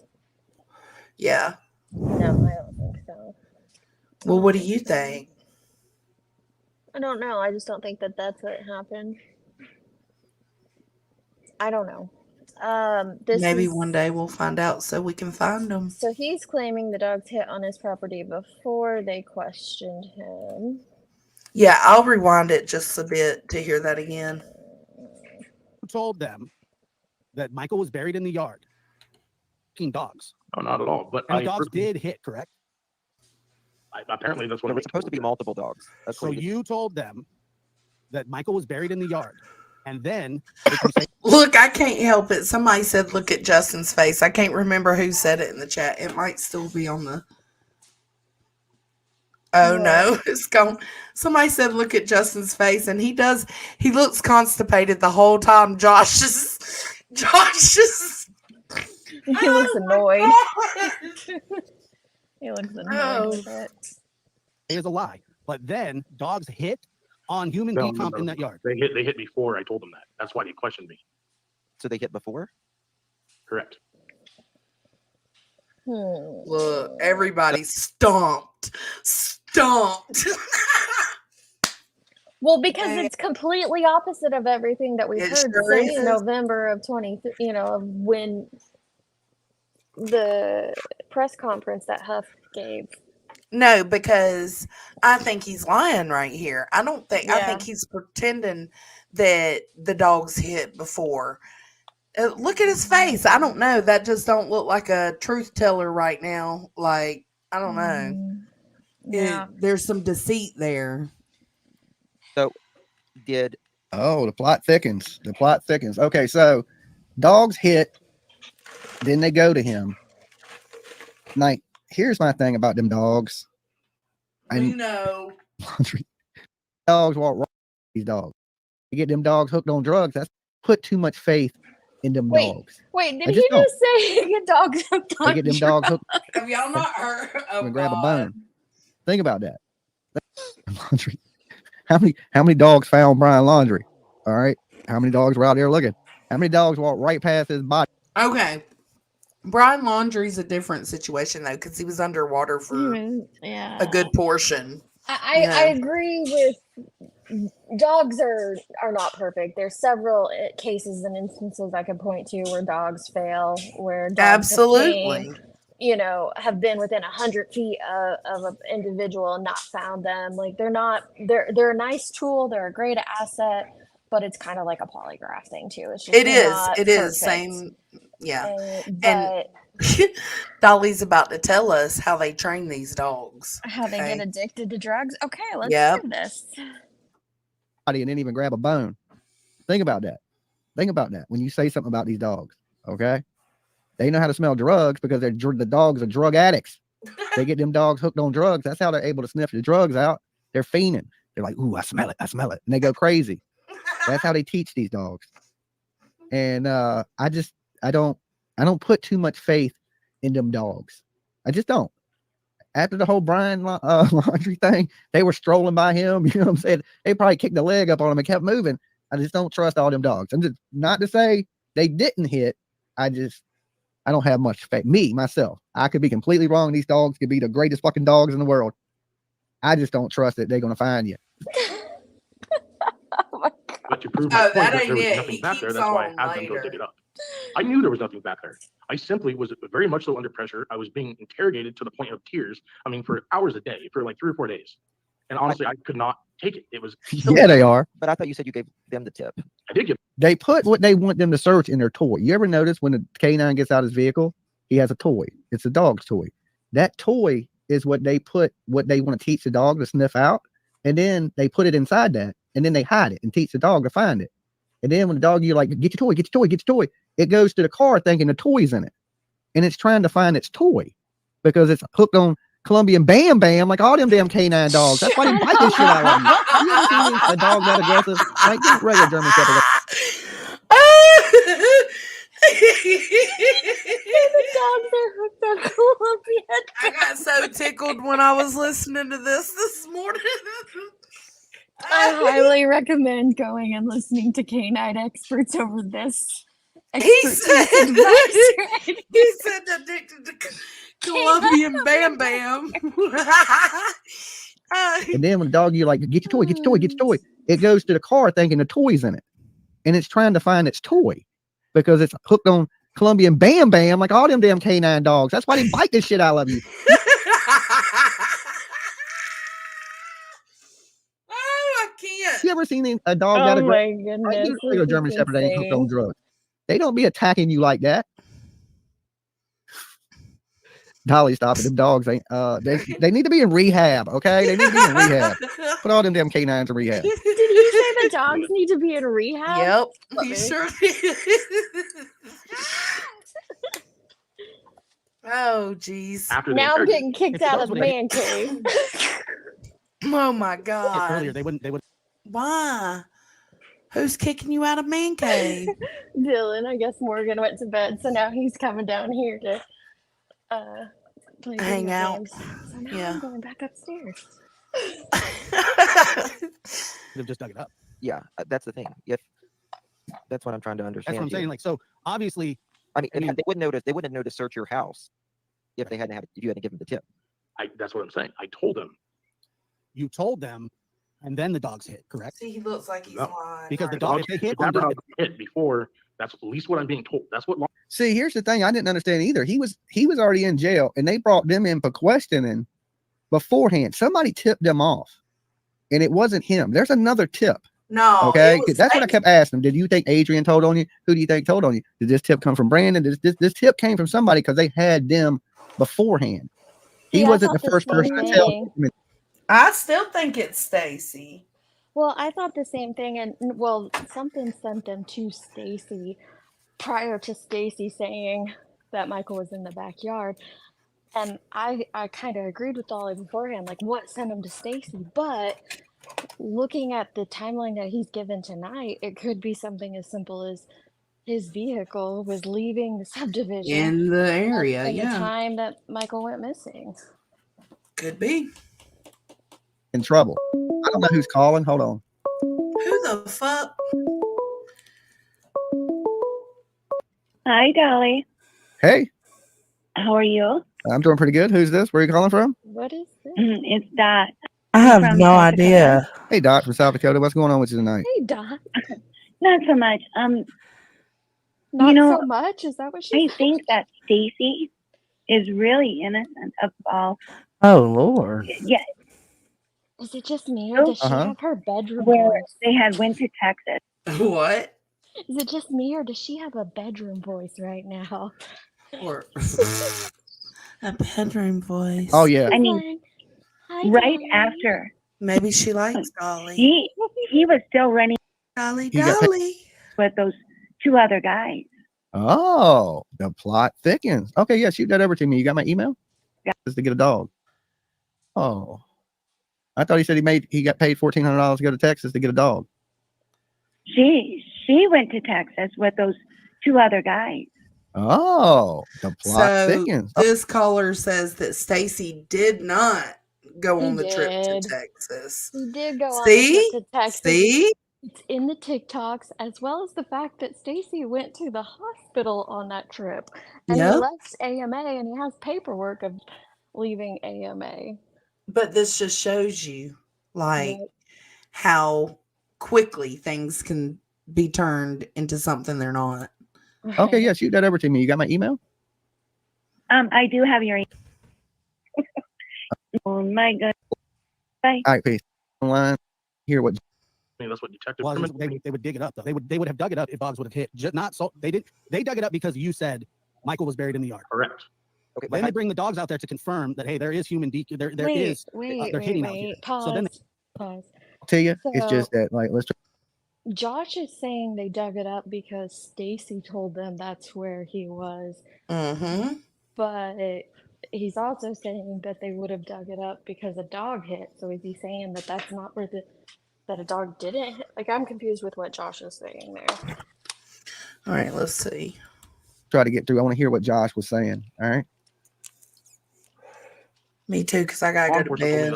Well, they would dig it up though. They would have dug it up if dogs would have hit. Just not so they did. They dug it up because you said Michael was buried in the yard. Correct. Okay. Then they bring the dogs out there to confirm that, hey, there is human there is they're hitting out here. So then they dig it up.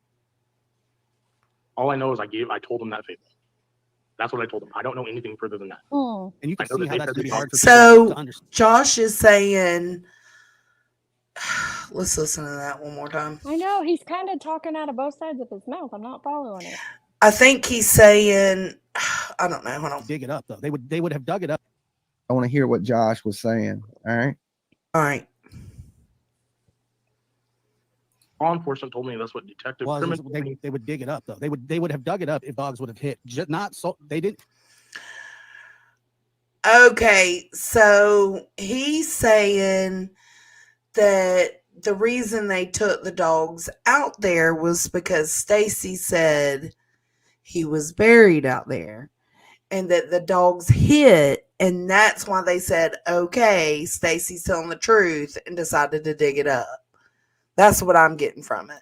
Okay. They dug it up because you said Michael was buried in the yard. Correct.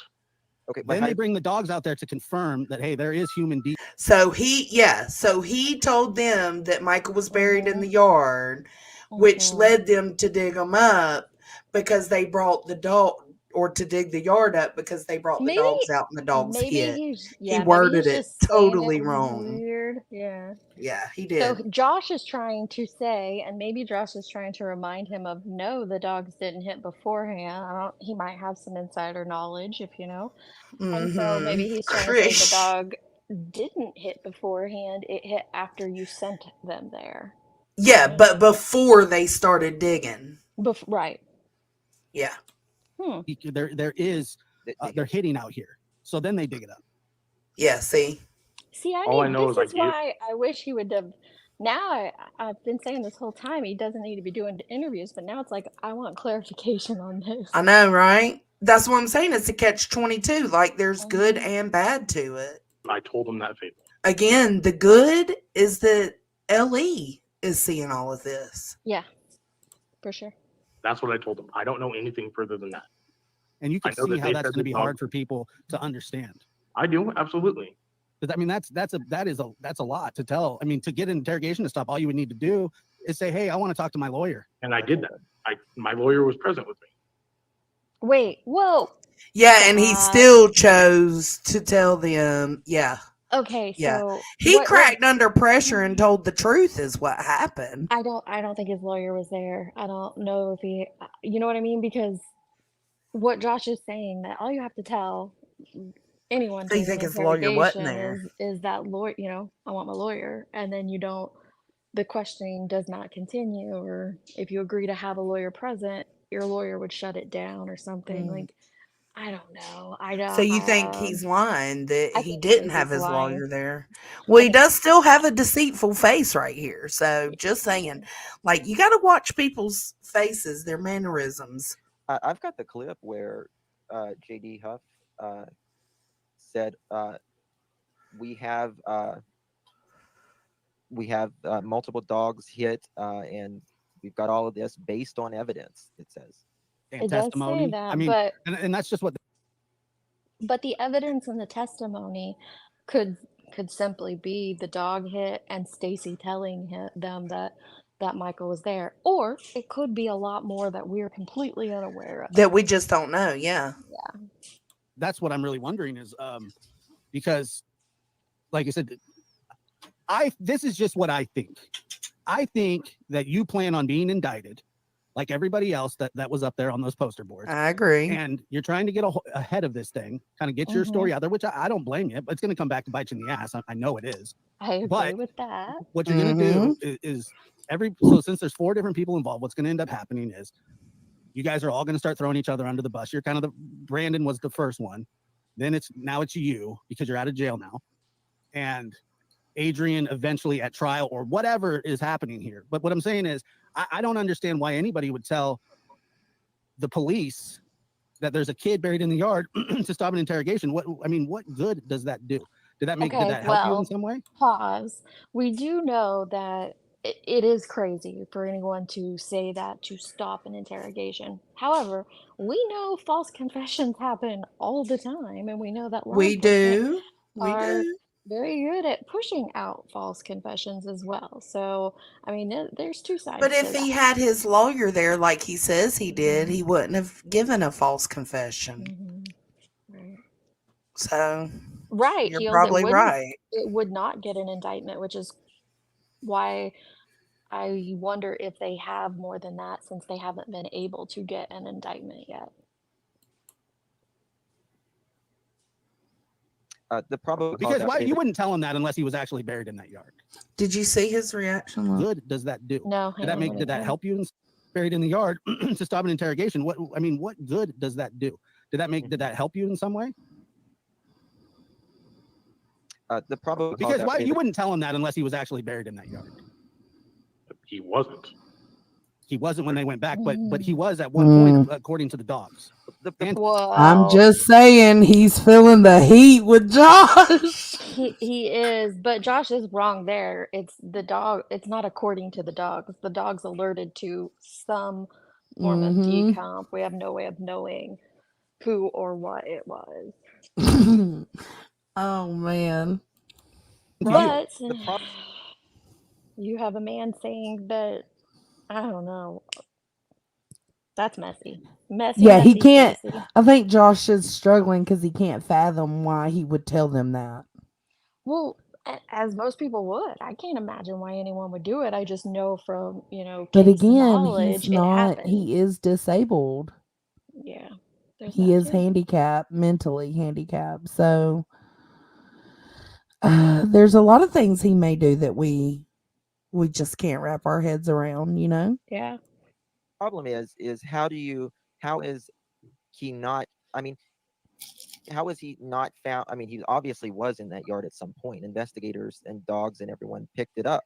Now, maybe you didn't have nothing to do with it, but somebody at that house did. You know what I mean? That's the thing. And who was it? And that's what I'm saying. That's why I'm telling my side, because I know for a fact, and per the posters and the pictures and everything that I posted that I sent to Justin, like I had nothing to do with this boy's disappearance. I had no knowledge of him being buried. If he was buried, that's news to me. And what's weird about it is our neighborhood, like they have cameras that like from Sky Cam or whatever it is, that you can see into the backyard. Now, I don't know about Sky cameras or where you can see in his backyard. I don't know what he's talking about. Like, I think most of the pictures where we see in his backyard were shot by drones and helicopters. I don't know about any cameras that are beaming over his backyard. I had to ask him about that one too, but I didn't see nothing like that. There was no dig holes. My dog Oakley, it was a digger, but she dug right when you walked out the front patio where the dead spot is, where the barbecue was. Now, it was dead because the barbecue, we had 2 barbecues at the time, and one was sitting on the grass. One of the things. Oh, sorry. Go ahead, Josh. Well, one of the things that the dog would do is when they're sniffing in the yard, not only would they do that, at any point, if he was in the house at all, if Michael was in your house, the dogs would hit at the front porch. Did they? No, not to my knowledge. No. I think they hit beside the front porch. Oh, okay. So that would indicate that he was near the house. So Michael, let's just be honest. Michael was around the house. Huh? No. Katie, you're right though. Like that's what I was trying to say. Maybe I didn't do a good job of explaining it. Like they didn't hit on Michael's scent. That's not what we were told anyway. They hit on decomp. We have no clue of knowing whose decomp that is. Or there's also a couple of things that a dog can hit on that is non-human decomp, like they'll hit on it as well. It mirrors. Yeah, there's a few human rare decomp. things. Yeah. But we have no way of knowing whose it is. Michael was around that house. The dogs aren't going to hit just for no reason unless you buried somebody else back there. I don't know. I have no. Which, okay, so there, he just said, unless you buried somebody else by there, unless it's somebody else's decomp. No information to give to that. Like I told. But again, decomp can be many things. Told everybody and anybody on here. If I knew something about this, that's the whole reason Casey Anthony got off. Right. Just think about that. Because they couldn't prove that it was human decomp because human decomp is so in line with trash decomp. because I am in no way okay with abducting a child, killing him, burying him. I would bury somebody else for doing that to somebody like that. Now, the probable I cause would be- affidavit, it says that you spoke to them while you were not in custody about this. I gave them permission Okay, maybe that's to search the house when Sarah got arrested. I didn't get arrested. She got arrested April 13th of 2022. I got arrested May 6th of 2022.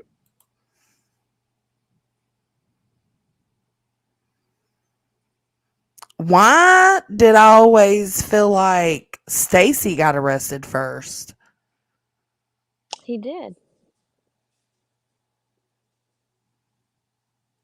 Oh, wait. Sorry, you mean so Sarah? Hang on. Sarah got arrested in April. Yeah, and then she was what's it called? In between her her arrest. She wasn't out on bail, she was out on something else. Parole? No. I think I wrote it down. She got on something else in the meantime, and he stayed in because he got arrested after her when he went and sold the gun. And she snitched him out about the gun, he says. She was arrested April 13th. She had the 5 charges. Stacy was arrested May 10th. I didn't write what she was out on. Maybe somebody else in the chat will know what it's called. It's not parole. It's not bail. It's but yeah, she was arrested April 13th and he was arrested May 10th. So could the tip have came from her? I don't know. I mean, we haven't heard anything from her. Sarah's the one person we haven't heard anything from besides her TikToks. Okay. All right. You expect to be. And I wonder why they needed guns. That's my big jail. He had internet right in. Like I said, much believing. Can you pause? Indicted for this? Let me clear up their arrest. So Sarah was arrested on April 13th. There was an altercation in her home. She where she pulled the gun on that dude. Right, with Tanner Butler, where she pulled the gun on Tanner Butler while they were there. That's when, and Stacy alleges that Sarah ratted her out. I think the affidavit. And Tanner was her witness. Right. Is what he says. And I think that the affidavit for Stacy ends up saying that the officer just saw the gun in the home, and he is a convicted felon, so he's not allowed to have a gun. So he's arrested later after he goes and tries to sell that gun. These charges in April and May of 2022 are completely unrelated to Michael. Completely unrelated. And that's when they're arrested. Sarah gets out. I don't have it wrote down when she gets out, but she's like on release in between. Is it recognizance? No, she what? I don't remember. Maybe it was just bail or something. But she's out after, I don't know how long she was in, but she's back out. And then they served the search warrant in November for Michael, and that's when she's rearrested. And now she is still in that. Those charges have been dropped. She's still in for her initial charges with the gun stuff, and she's not eligible for parole until February 20th of 26. So she's in for a while. Why would you drop the charges? Is there a reason? Is there like a timeline that would make them have to drop the charges? they had insufficient. They were dropped without prejudice, which means that they can go back and Okay. recharge them with stuff. So I think they just dropped them so that because they didn't want to take her to trial because they didn't have enough to make They didn't want to take the anything chance. stick. Yeah. Yeah. Good. Okay. I think I recall Brandy talking Mm-hmm. about that. It might have been Brandy. It is what it is. Everybody has their own opinion and things. Be indicted for this? I was going to ask. Yeah. I mean, If I am- obviously, you have an idea that you're probably, or else you wouldn't be doing this. I mean, let's just. I've seen doing this this to before. clear to tell my side of the story. And if I'm indicted, they've got a long road ahead of them with going to trial. Well, I mean, not really. If you told him that he was in the yard, I mean, you're going to be charged with lying to investigators if that's what you did, and that's a serious crime too. Not mean, really. I am. I own people a like to play Yeah, it up and say that it is, but it's Yeah, not, it's really it's not. typically one that they push. It's not one they stress over. I It's mean, kind of like the charge that they gave Sarah, the failure to report a Yeah. body. They gave her that charge so they could have something on her, but then they didn't gather it. Kind of like with the Morphew case, like there just wasn't enough to keep it going, to take And it to it's- court, to see it through. and I feel like this And whole that's what the time they've lying been would be. gathering, like I little hope so. worker ants, gathering, so that this time there is no worry. Yeah. Like they'll have what they need. I hope. That's what I hope for. Yep, you're right. It's very rare to see it push that charge, the lying or the Yeah, it is failure to rare. report. The only time they really get you for that is when they're just being complete assholes. Or they have Or they absolutely want to hold nothing you for else. something Yeah. longer. Yeah, that's it. All right. They use that charge to their advantage. They take advantage of it. That's the best way to say it. October, prosecutors on the investigation over Michael says, quote, I expect to charge it. Now, here's the crazy thing is I can't believe, and I've said this to Stacy, I cannot believe that they didn't go back afterwards when they didn't find nothing and say one thing to him. They haven't said one word to him since. I find that so odd. I find But it look, very hard to believe. I have faith in the investigators too. out there that they're doing the right job and they're on this. They having, they got it figured out. And they are saying they're going to charge some people. They haven't said who, but we know for all you people out there that have been accusing Brandy and Tyler, the police have cleared Brandy and Tyler of any wrongdoing in the disappearance of Michael Monkey Vaughn. Let me repeat this to you people in the back. They have. Nobody in this case has been cleared. What they said, what Huff said, and you can go back and listen to it exactly. Because what I'm about to say isn't word for word, but what they said was that they are not the target of the investigation. They are cooperative with law enforcement, and like that's not the area in which they're looking. It's not like we've cleared very rarely in missing That's cases just not where they're anybody headed right cleared, now. period. Yeah. They're not looking into them. They're very cooperative, that sort of thing. But very, very rarely look at how long it took for anyone to be cleared in the Jean Bonnet case. In missing cases, you rarely have anyone cleared. And so, but they did, if you go back and listen to it, I know a lot of YouTubers are like, oh, that means they're cleared. Listen to the wording yourself and hear it's just very rare that they clear anyone, period. But Brandy and Tyler have always been extremely cooperative. They've worked side by side with law enforcement. They've, been open to everything with that. So I don't believe they're the target of any investigation or anything like that, but nobody has been cleared.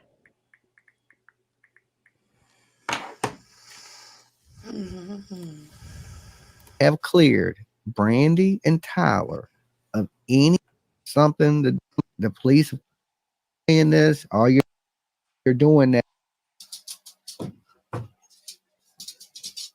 I hear Lolo feet. Okay, I'm back. I had to let my dog in. Listen at her.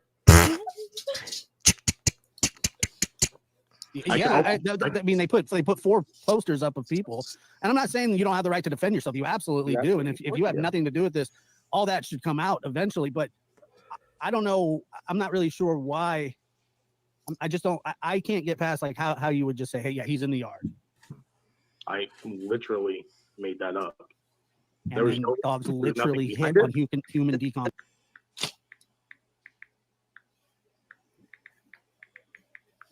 Dog tap dancing. Yeah. Yes, she Yeah, that's the was. problem. Is if you made it up and he was actually in the backyard, I mean, you know what I mean? You know what I mean, Stacey? I feel like I like Justin Justin. there. He's like, He's Justin's like, I'm trying to be nice, Stacy, but come on. He's so like, flustered. Come on, Stacy. Oh, That's like that. That's a hell of a I coincidence. gave him a direction. Okay, this is where Look at Justin. But and that's like that. That's a hell of a I coincidence. gave him a direction. Okay, this is where He's just like, work with me, Stacy. Work with me. Josh said that's a hell of a coincidence. He says, I know.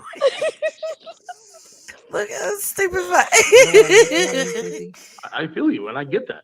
But and that's like that. That's a hell of a I coincidence. gave him a direction. Okay, this is where, He's like, exactly.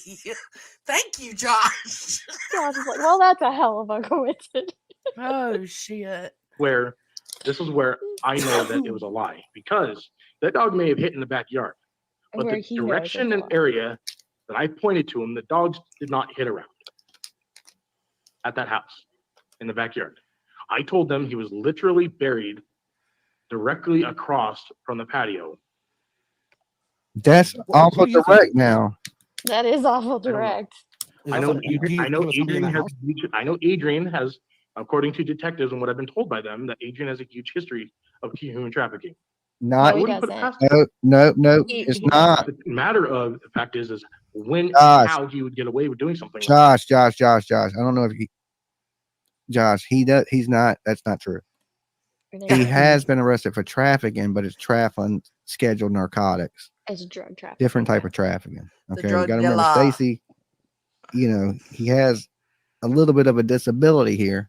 We got to remember that, guys. Let's take this into consideration. He may hear something and perceive it a way that it's not. Okay. He heard that word and he thought kids, Yeah. but it in Which his Adrian friend's does case, have a really shady past. it's not. It's drugs. It's Oh, narcotics. yeah, he does. So But it's a it's different not. type of thing. It ain't even close to the same All these characters have shady thing. Yeah. Now, they police may have told him something we don't know. shit. Even the neighbors.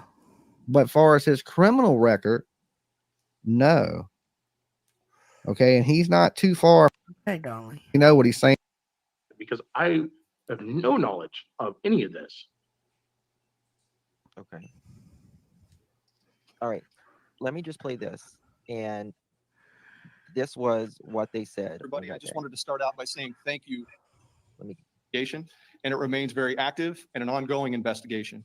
You can't take one of our most precious citizens from us and ever expect us to stop. During the course of this investigation to date, we received credible information that the remains of Michael Vaughn could be found in the backyard at 1102 Red Wing Street in Fruitland. Can you pause there for a As a second? result, the Fruitland Police Department obtained a search.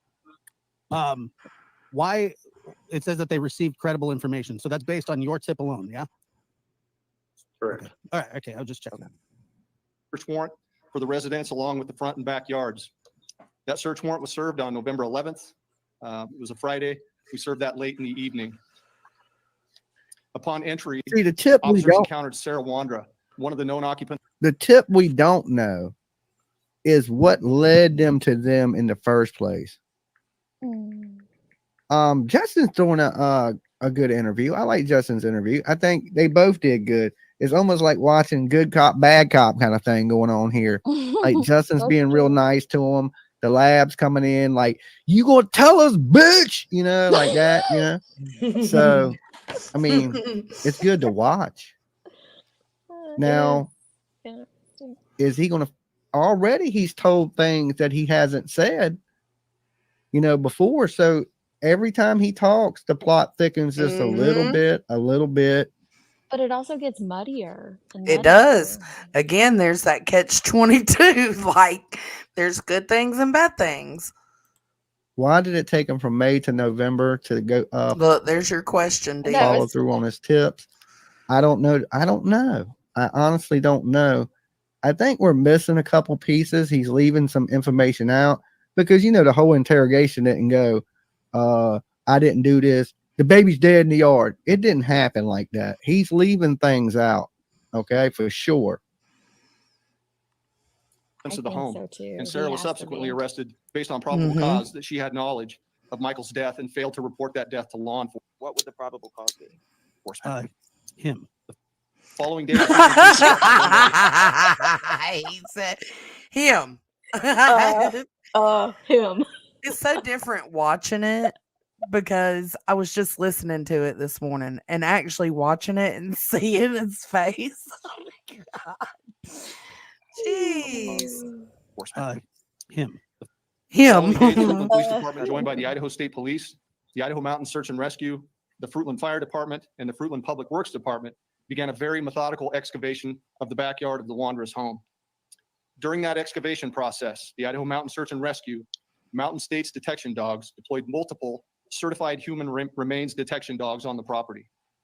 Listen to this. Yeah, All of them Stacy gave him the tip. alerting to the presence of human remains. All of them.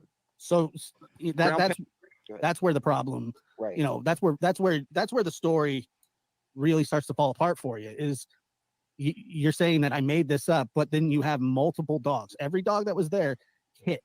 Mhm. They're not hitting. I mean, you can bring them to my backyard right now. I can make up a lie. They're not going to hit, and they're not going to dig up my yard. Oh, Well, they Lord, I might, can't say that, Josh. Josh. You don't I know can't. that. Look, no, he said I can't say that. Well, he's got a graveyard in his backyard. A lie. They're not going to hit, and they're not going to dig up my yard. Oh, Lord, I can't say that, Josh. I can't say that. I got a damn graveyard in my backyard, and there's a grave in my yard. The graveyard don't sit on my property, but this one grave does. So there's one grave in my yard, and they died on their own. They were a family that owned this property, but way before us. But yeah, I don't know if you want that because there's, like I said, there's a mean, whole slave graveyard buried back there. I get what Josh is saying. It's a hell of a coincidence that you say this person's buried in your yard and then dogs hit on it, but then you also have to take into account that nothing was found there. But my yard, I don't know who buried what in my yard over the mean, past 2, 3, no, could 400 it could years. be You know what I mean? animals Like too, there could right? be anything. I think it just depends on the dog, on how well trained they are they can differentiate between human decomp and animal decomp, Oh, but Jesus. I do know that there is something that they commonly mistake, and I'll look into it more so I have a definitive answer on it. But it could have been something throughout the course of time of a person there as well. Like they just hit on decomp that we don't know who or what it is unless they have that to specifically look for. Right. Hmm. I mean, you understand that. Penetrating radar was also used. Sorry, go ahead. I was just wondering. I just want to finish this little bit right here. Deployed, detecting anomalies in the backyard. We completed the excavation And that's where something has been dug and, you know, the ground isn't as firm. of the entire backyard and Yeah. removed over 250 yards of dirt. I can literally say I got a body in my yard and I ain't got to worry about going to jail for it. Okay. It's actually literally a grave. It has a headstone of them there. In the section there is. Oh my gosh, he has a Dirt. graveyard in his backyard. Prior to backfilling the yard, Mhm. the dirt was meticulously sifted for any potential human remains. We did not find Michael's remains. Although the remains of Michael Vaughn were not recovered, we strongly believe, based on evidence, that Michael was abducted and is deceased, and that, Based on Okay, evidence. that see, his remains were buried and later based moved on from the property. evidence, but we don't know what that evidence is. Right, but it's something they have that we don't know about. But it could be as simple as the Stacy and Sarah's stories. Right But time, right place. Like, bruh, yeah, got yourself caught up. See, I thought the same thing that Brandon. See, this is what I think. I think Brandon, Adrian, and Sarah are in on this together. That's what I think. I think he was out running around like he says he was. They're in this together and he's covering for his friends. That's really what I think he's doing. I don't think Adrian really has anything to do with it. I don't either, honestly. I think he's a very questionable dude. I'd like to hear from him, but based on what Brandon and Stacy have said, I don't see where Adrian would have anything to do with it unless they're both lying to cover for him on something. Doubtful. That's why he's coming up, and yet he's not trying to throw them under the bus. Right? But he says they're not his friends, but is that true? Because these dudes are saying bad things about you, but you're saying good things about them. It seems a little weird to me. Okay. What? So Huff says that the dogs hit on human remains, but they did not recover Michael's remains. Yeah. I think that's what I picked up on. I don't know if she picked up on that as well. So is it possible they recovered some other remains or something? Hey, baby. Hey, Tony. Keeping your girl up late. He knows I'll just come home and nap it out tomorrow. Yeah, but Sarah has a different type of energy towards them than they do. But then I asked him, I said, are you friends? He was like, oh, hell nah. So where did the falling out really come when he went to jail? Like, I mean, I don't know. It seems a little odd. As of today, the whereabouts of his remains are unknown. However, the investigation is active, fluid, and ongoing. You know, I mean, Sarah wanted a baby, right? See, I think they moved him when they all knew that baby was in the backyard. That's what I believe. And when Stacy was in jail, they didn't want Stacy to tell because Stacy didn't have nothing to do with it. And they figured Stacy was in jail. He may try to tell to get off them gun charges. This is what I'm thinking. So they moved the body. Stacy knew. I believe Stacy knows that his wife, Brandon and Adrian, have something to do with the disappearance But of Stacy Michael didn't Monkey get off Vaughn. on his gun charges. Stacy served out his full time. Yeah, he did. So And he's covering for him. That theory don't work, my guy. No. Right number and the one. I get his wheels. Saying good things about you. You think Adrian go to prison? And No idea. I mean, she's your. For sure. She wanted a baby. Did she take Michael? I have no idea. I mean, she's your wife. You would have some Sarah idea. was also very deceitful and hid everything from me. She had a fucking gun. She held. Johnson, can you put this in normal speed? I just want to hear him. It is in normal. Okay. You want me to slow it down? Yeah, do 7.5. I bet Dolly's got it sped up. I just want to hear his inflections because he's getting agitated. Yeah, he is. I'll rewind it just a smidge. For sure. They rather you go. Whoa. Did she take Michael? I have no idea. I mean, she's your wife. You would have some Sarah idea. was also very deceitful and hid everything from me. She had a fucking gun she held Tanner Butler up at gunpoint with. I had no idea or any knowledge about the gun that she had. Because Randy Strickland, who was staying with us, asked her to not tell. So another dude. Okay, so Randy Strickland is the next door neighbor, and again, I could do a whole fucking live on Randy Strickland. Like, so she's saying Randy told her not to tell Stacy about the gun? Okay, sorry, go ahead. Randy said not to tell Stacy about the gun. No, baby, I'm good. Get some get cigarettes.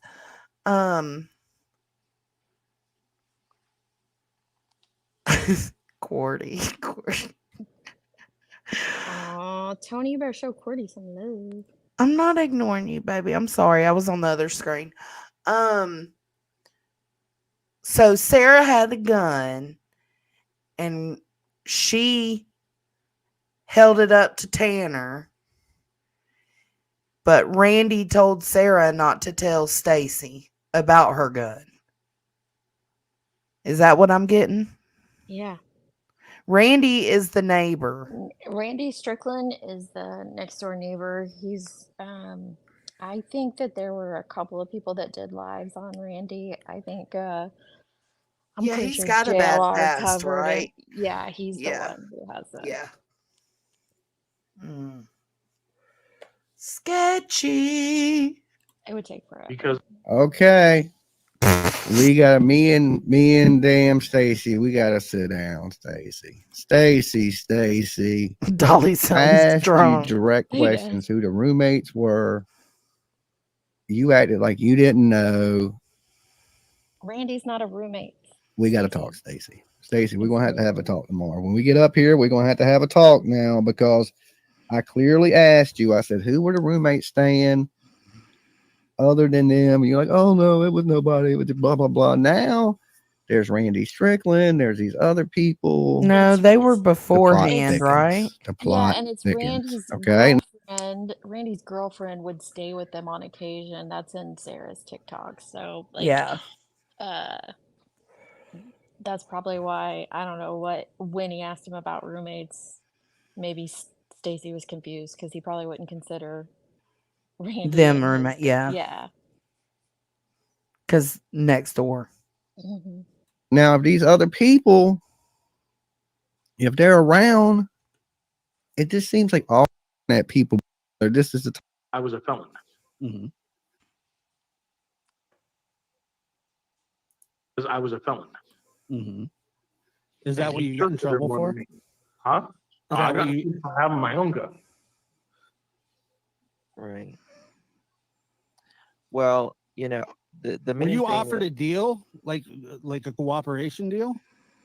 They offered this before they dug the yard, and they said that they would give me a 15 plus 7, What? but in the condition that I would tell them where the body is. And I said, I don't know where the body is. A 15 plus 7? What the hell is a 15 plus 7? A 22? Why not just call it a 22? I'm Two gonna different look that up. charges, a 15. One that holds a Yes. 15 and one that One holds a that holds 7. 7, but that's a weird way to word it, I guess. So a 2-year charge altogether. A 22-year charge. Yeah.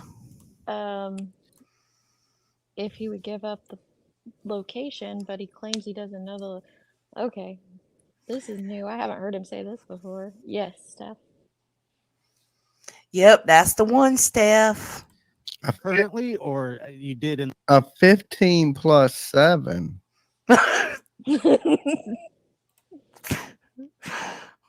15 plus 7. What is that? 22 years? Is that what he's saying? I'm gonna have to ask him about that one too. 22 15 plus 7. What's a 15 plus 7? He said they'd give me a 15 plus 7. Is that 22 years? Am I tripping here? Did I hear that wrong? Stupid. in the past. I have never known where the body is. Somebody in the chat just said that Adrian was left with a duffel bag. You know anything about that? No, that was Brandon. That was Brandon. Never even knew that he had a duffel bag with him. He had a backpack.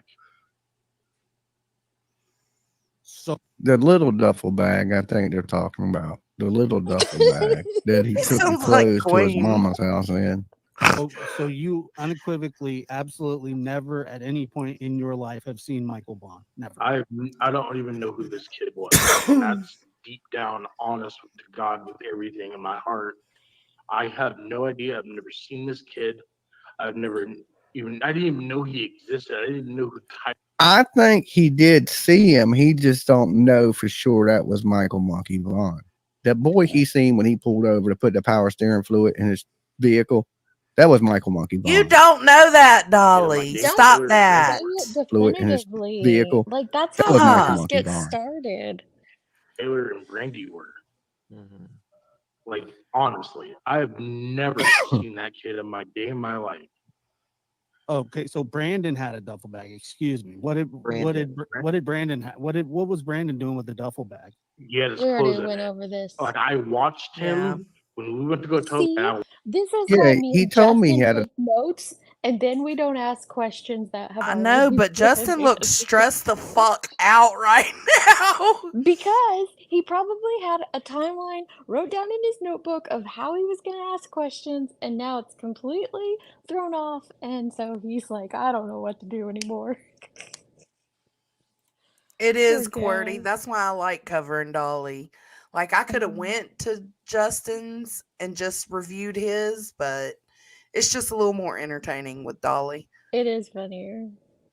God, it's like watching paint dry with Justin. The duffel bag that he went to the house with the duffel bag. Go on, get your That he money, was there little hooking up the duffel bag Mercedes. boy. That Brandon went inside the house and that he threw the clothes in the washer, changed clothes, which I found was okay. But anyway, him and he was in there. No, it was his. So you're not missing a duffel bag? Not at all.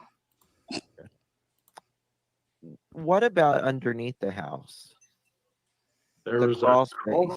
Guys, if you're just tuning in, we got like 1,500 of you here. How many likes do we got on this video? Wait, None. he had For me? 1,500 people, Still and ain't he's even gonna got say to that the Stacy wanted to Kansas. saw Michael Vaughn. That's Yes. the problem. Yes, this is what we get on to you about, Dolly.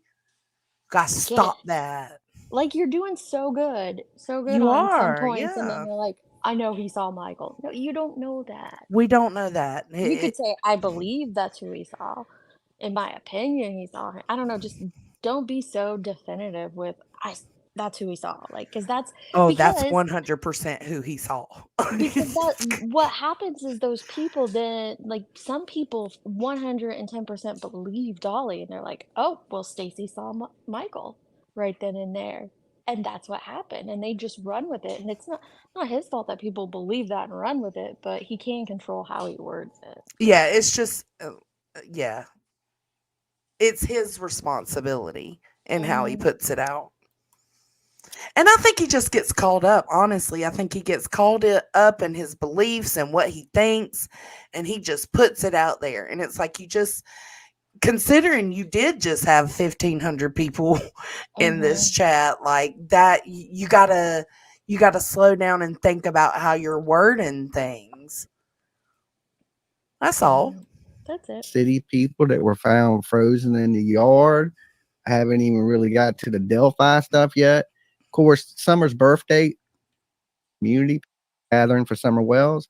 I'm not going to be able to make it, guys. Everybody, the best. You're all over the This place. is a parent, Don and Kendrick, and hopefully happy birthday coming up. This literally had, you know, space, but that crawl space literally had, it was in the walk-in closet from our bathroom. Right. That literally had an empty Savage Arms old box from an old 17 that I had at. Okay, can you pause? Okay. I've seen in chats a lot of people asking about the crawl space. Did law enforcement search the crawl space? Like, what was in the crawl space? Why did Brandon bring up the crawl space? Because Brandon brings it up in his interview with JLR. When they went in and searched the home, it's in the court documents, people. They searched the crawl space. The only thing in there was the empty box. I can't remember if it was an empty shell box or if it was an empty gun. It was something to do with gun paraphernalia box. That's the only thing that was in there. So nothing else is in the crawl space. I don't know why people are still, because Brandon lied about it and tried to make it seem like it was something suspicious or something crazy, but they also served search warrants on the Wandra's home. You think if Michael would have been in the crawl space, there would have been more hits, more evidence, something definitive had he been in there. But it's just something else for people to hyper focus on. It's extravagant, right? It's what's that word? It's like an unknown, so it's something you can twist into something else and make it seem like it's more than it Yeah. Did a dog hit at Brandon's house? I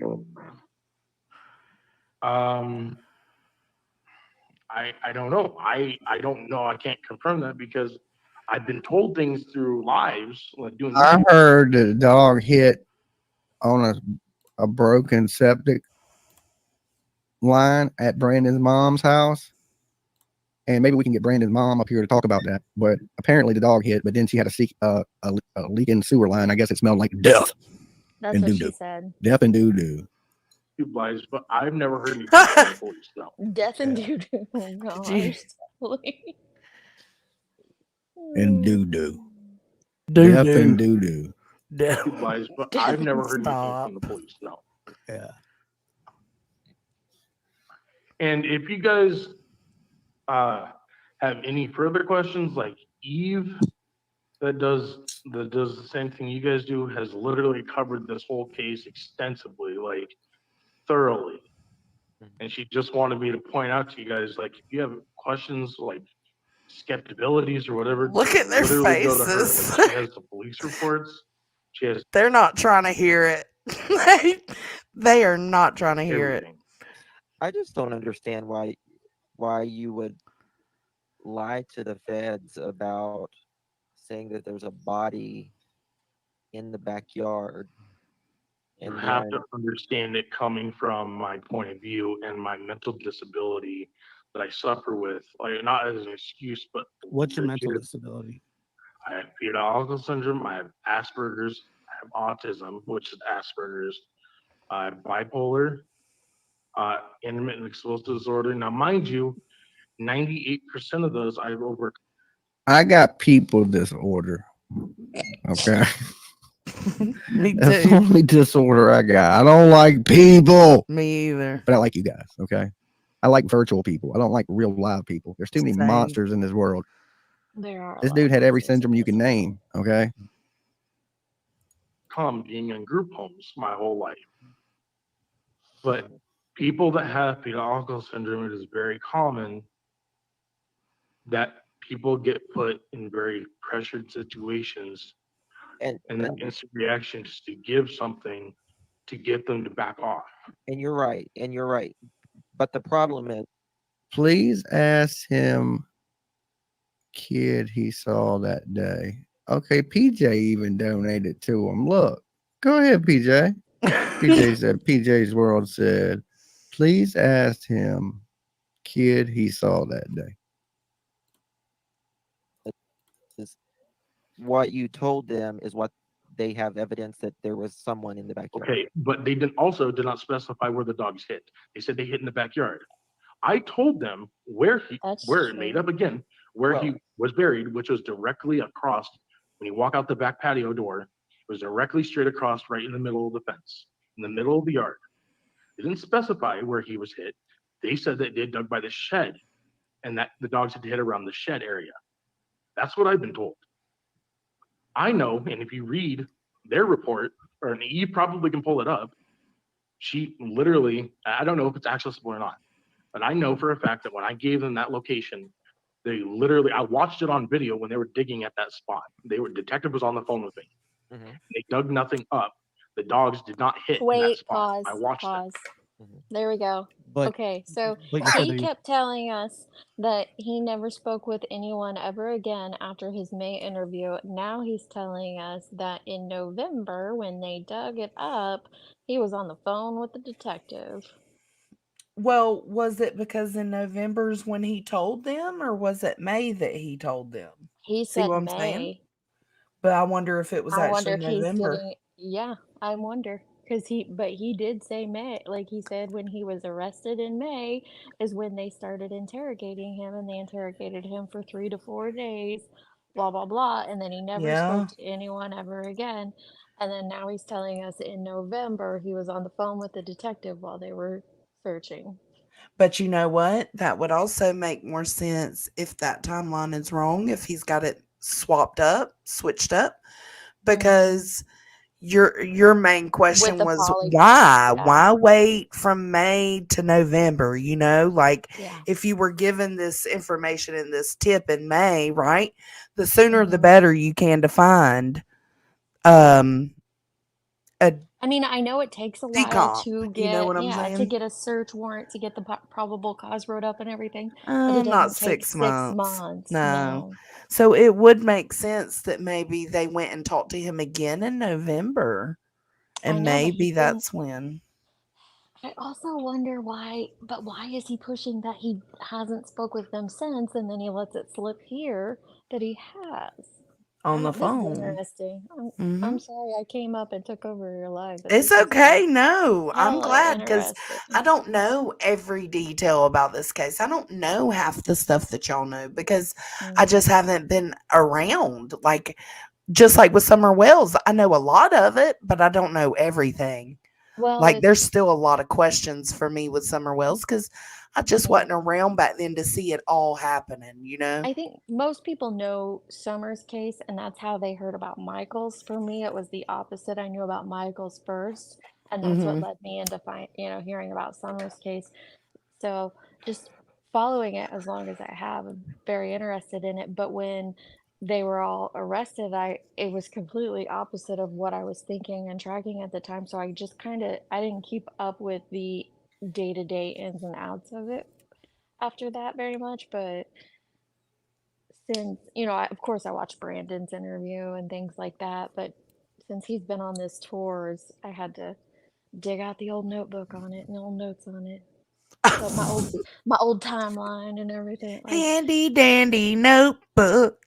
I just want justice for him so bad. I I want him know. found. I mean his family deserves him to come home.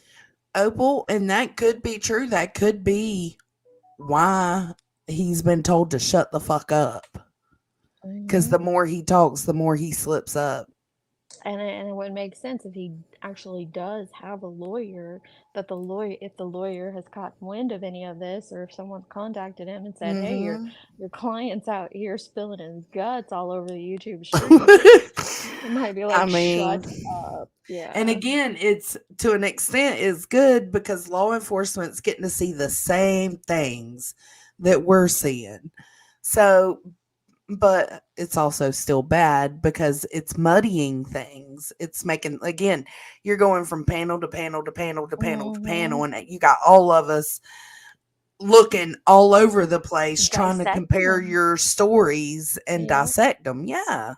Mm-hmm. He thinks he's clearing his name. Yes, he does think that. Was in the yard. I said he was in that direction. But you said that he was in the yard. I said he was in that direct spot, but he was never there. Clearly, he was in that yard somewhere at one point. Somewhere, probably. I don't know. Oh, go back. Oh my Oof. gosh. I didn't catch Oh that my earlier. gosh. Hard. I said he was in that direct spot, but he was never there. Clearly, he was in that yard somewhere at one point. Somewhere, probably. I don't know. Oh, dang. Mm-mm. I'm struggling with what I know about Stacy, Sarah, everything, previously dug in when they were first arrested in their timelines, because they were very active on social media, and with the people surrounding them to what this man is now saying and these slip ups, it's making it very hard to believe the dude. But I not also helping yourself, dude. You're not helping yourself. I also do remember he does have these disabilities, but that was that and the one about, talking to the detective, there's a lot of little slips happening here. Which is kind of like what we're doing, Nunya. What? Right. Yeah. You read into more. The more he goes around doing these interviews, the more questions we end up having, the more diving we end up doing. I don't have knowledge of it. Well, Like you I said, didn't pull that out of thin air. But he was never there. Clearly, he was in that yard somewhere at one point. Somewhere, probably. I don't know. I don't have knowledge of it. Well, Like I said, you didn't pull that out of thin air. He said probably. Now listen. I know he don't listen. That is his wife. He don't. Okay, we're not going through all this, Dolly. Okay, but mental. I believe she is the puppet man. More theories. Weekends. Problem. How millionaire classes are gonna. This is exactly why it's hard for me to do these lives, because people are gonna try to judge me and say that I literally didn't I had something to do with it. My question to you is why, when they did a polygraph test, and I answered every question they asked me about Michael's discipline. He is just nonstop focused on that polygraph. So far, that polygraph is the only thing clearing him. Why on And let's keep in mind, polygraphs are not reliable. earth would I pass that polygraph? Well, you don't just get a false positive on a polygraph. Well, All right, we the need thing a- is, I'm going to throw something back at you after you. I don't believe them polygraphs. Just like I don't believe them dogs, I don't believe them polygraphs either. I think some of them dogs. I mean, some of them maybe. I don't know. There's some good dogs. Boss, but yeah.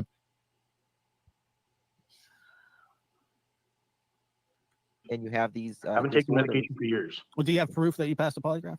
You can probably get it in the affidavit. I mean, you can't use I it can in a tell court of you law that anyway. three people talked to me about my polygraph, including the guy that did the polygraph in the Meridian Police Department, the Highway Patrol. The guy that did the polygraph told me, he asked, how do you feel you did? And I said, I was honest about everything. He goes, you're right, you did. And then later on, I talked to the detectives. They also verified. Scott Crimmon was also at the Meridian Highway Patrol during my testing. He also said that I passed my polygraph. Did Sarah pass? No, according to what I'm being told, no. I don't have confirmation. I'm hearing that from my mom and what the detectives told my mom because Sarah was married to me. So here's one. I just absolutely, Nanya. Absolutely.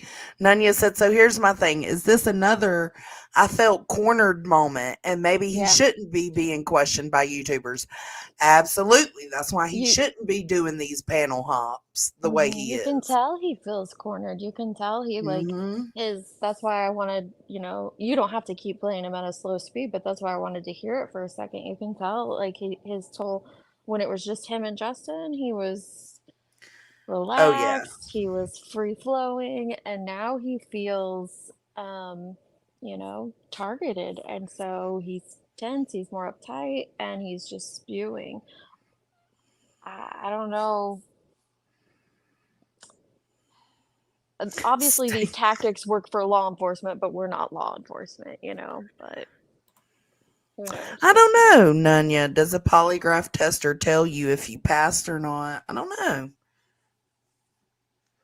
He is aggressive and intimidating. I've heard in some cases they do, but then I've heard in other cases they don't. So I think it probably just depends on who's doing it, where they're doing it, how they're doing it, blah, blah, blah.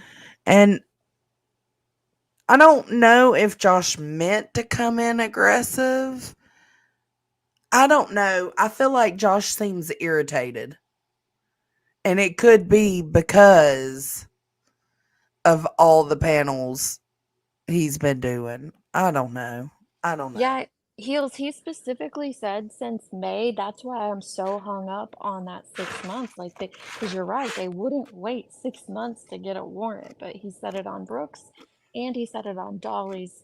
Those two lives, I know for sure. He talked about, like, he specifically said I haven't spoken with any, and here on Justin's too, haven't spoken with anyone, any detectives from any department since they questioned me in May. So, like, I'm like, wait, this doesn't make any sense at all. They would not wait 6 months for a warrant. I wouldn't think. No. don't see detectives telling his mama anything. They're like, is your mama a lawyer? Is your mama like, who's your mama? Does he have a powerful ass stepmama? If Like, I don't see them going. If he's all these disabilities, his mom might have a power of attorney or something. I don't. Good. It's possible. Yeah, like we're gonna give you. If that shit works, you ain't gonna put you in little kid. Them guns are. So I don't think they're gonna said that to you. They failed.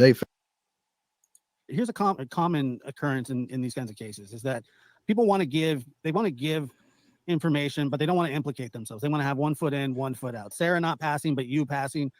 3 other people may know what have happened, but I don't know what happened. Okay, yeah. See, Josh is kind of on that same page as like me. It's like, look, these dudes are coming for you, and you're building them up.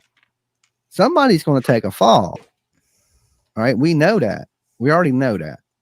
We know the end game. Now we don't know if they're going to bring up the charges. They say they are. And I think that sheriff out there, he ain't no joke in what he says he's going to do. So if we go by that, somebody's going to jail. And I wouldn't want to be that person. So if I was Stacey, I'd be out here too going, hey, look, I didn't do this. I have absolutely nothing to do with this. People think that the public opinion don't matter, but hey, look at Karen Reed. She's about to walk. Right? If you get a big enough crowd supporting you, you get out there, make enough people feel sorry for you. I guess in this world it goes. It ain't supposed to, but it goes a little ways. And then you see what I'm saying, and you see where I'm going with it. I'm not trying to be rude and trip you up here. I'm just saying you pulling that out of thin air is almost impossible. And it's not impossible for me. I said almost impossible. Okay, and I believe that. Okay, almost impossible, yeah. But for me, it wasn't impossible. If you literally sat there, look at Justin. How literally, like, how on the verge of tears I was because of being interrogated so hard and so rough. And I told them the same exact thing the very first 4 interviews before the last one, before when I told them about where he was in the backyard. I told them the same exact thing that I've told everybody else. I have never met this kid a day in my life. I've never seen him. I don't know anything about him. I don't know anything about him disappearing, any of that. Do you know what day they gave you the polygraph one? What, David? Do you know what day they gave you the polygraph? It was May 18th, I believe. May 18th. Write it It was down. literally the day that I got my case dropped for felon in possession out of state when the feds picked it up. Okay, so while you so you're basically lying to them while you're on the phone with them while they're digging up the body. Yeah. So May 18th. Okay, that's he said he told them. He said, remember I said, he said, no, I never called. 8 days after he I never was arrested. he never called to tip him. He told them to tip, but I didn't know he was on the phone with him. Yeah. So within a week, they're interrogating him about Michael's disappearance. So did he pass the poly then? You know? So many unknowns. So many. And we just want the baby. That's it. Now, that's all. That's it. That's all. See, the thing about the day is, like, you're saying that you and Sarah and Brandon went to CUNA. Now, the thing with Brandon's story, which he's saying that him and Stacy got home and they went to the gas station. Him and Sarah? Or Sarah, sorry. Him and Sarah went to the gas station at 7 o'clock. No. And it's like, somebody's lying here. Somebody's lying. And They never went to the gas station. We left in our truck. See, this is what I mean about them throwing, Dolly. He just said when I told him where he was, that is a slip up. Well, he's been saying he told him he was in the backyard. I don't know if that's a slip up when he's in there saying I told him they were in the backyard. I lied. He was on the phone. It was a slip up. We're being interrogated. Question mark. Done like 8 months. Well, he said he told him this in the interrogation, and then when he told him the exact spot, which is he knew, right? Then they were over there digging it up, and they had him on camera phone, like on a Skype call, and he was talking to the detective, and the dog didn't hit because he said he could see it. Did he say Skype phone? You could tow his car. Yeah. Request. I missed that part. I was so I tuned haven't into known- the fact that he was saying he was talking to him Power in steering fluid in the November. And it wasn't directly on Arizona Street. It was probably Yeah, he said Skype phone. 50, 60, maybe 70 feet, 80, maybe 100 feet behind Arizona, like before Arizona Street. Literally right after you turn left out of our subdivision to go on 8th Street is where we pulled off. Was Brandon with you? Yes. And so when you did that, just about the time that Michael goes missing, you understand that, right? Just kind of coincidental too. I don't know what else to tell you guys. I've told everything. I've told everything. Look, I've asked everything that and I know some people are saying, "Oh, Josh, you're being mean." I don't think I am. I'm just asking questions. And I'll let you You're finish being up, Justin. No, I don't think you're being mean. I mean, I think we're trying to find out what's going on here. And It's a that's little the thing. aggressive, there's but if that's It your is a style, little that's your aggressive, yeah. 4 style. different people saying 4 different things. What time were you on 8th and with the Guys, you'll be able to ask Stacy whatever questions from you, and when you get, he's willing to answer them. He said here tonight, man. We'll do Q&A with you. power steering fluid? I don't have an exact time. Like I said, it's probably. Yeah, he'll be going to Justin's, and then right after he's done with Justin's, we're gonna need to some answers and come in. Is like why do you need to stop right then and put power steering fluid in? Because when Sarah made the left turn, Well, whining on the truck, when you have low in power steering fluid and your power steering is low in fluid, it will cause an extensive whine. And it literally sprays everywhere. So we literally knew we were making the trip. So we had stopped literally just for the sole purpose of putting power steering fluid in. I had got out on the passenger side of the truck. Sarah popped the hood. I opened the hood, opened power steering reservoir, poured power steering fluid in, closed the cap on the power steering fluid, walked back around to the passenger side truck, and we left. Are you guys on CCTV anywhere? Yeah, they have that picture as well. They have that. See? They have what? They have the picture of us stopping on 8th Street. They have the video. It was CCTV. That was also recorded. They showed that to me. But has anybody known that? Is this the first time you're telling that? Nobody's asked me about it, but I told them everything. Oh, I didn't. I was just wondering if you were on CCTV at all that day, but they have you on CCTV on 8th in Arizona. Yes, correct. So they got on a camera at the splash pad from one of the let's just say the splash pad camera, and while he was putting power steering fluid in is what he's saying. That's what he's saying.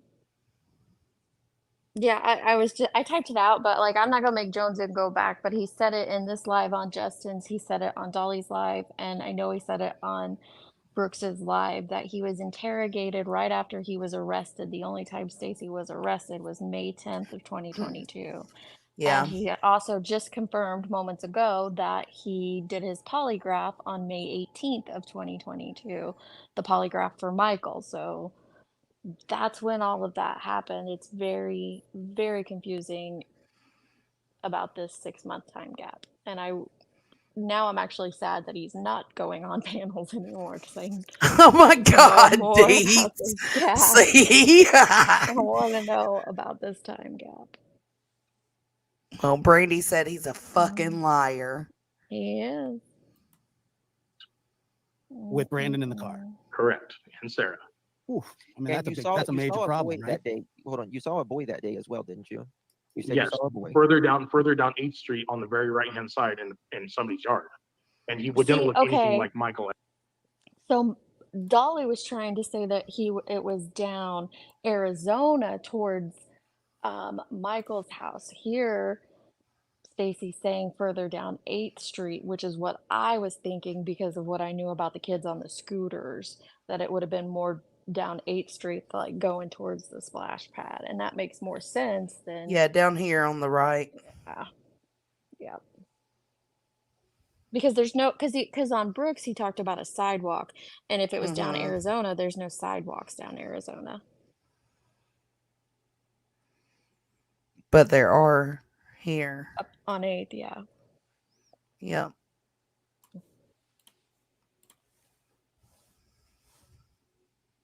At any point in time. Okay. We didn't ever even approach the kid. Did the boy you saw have a yellow shirt on? It was a bright shirt, correct. From what I remember. It was shorts and a bright shirt. And he was a lot taller than the 5-year-old boy. I can tell you that much. Okay, if he was a lot taller, I truly believe. Right, Nunya, because he doesn't even know if he went to visit his friend that day or not.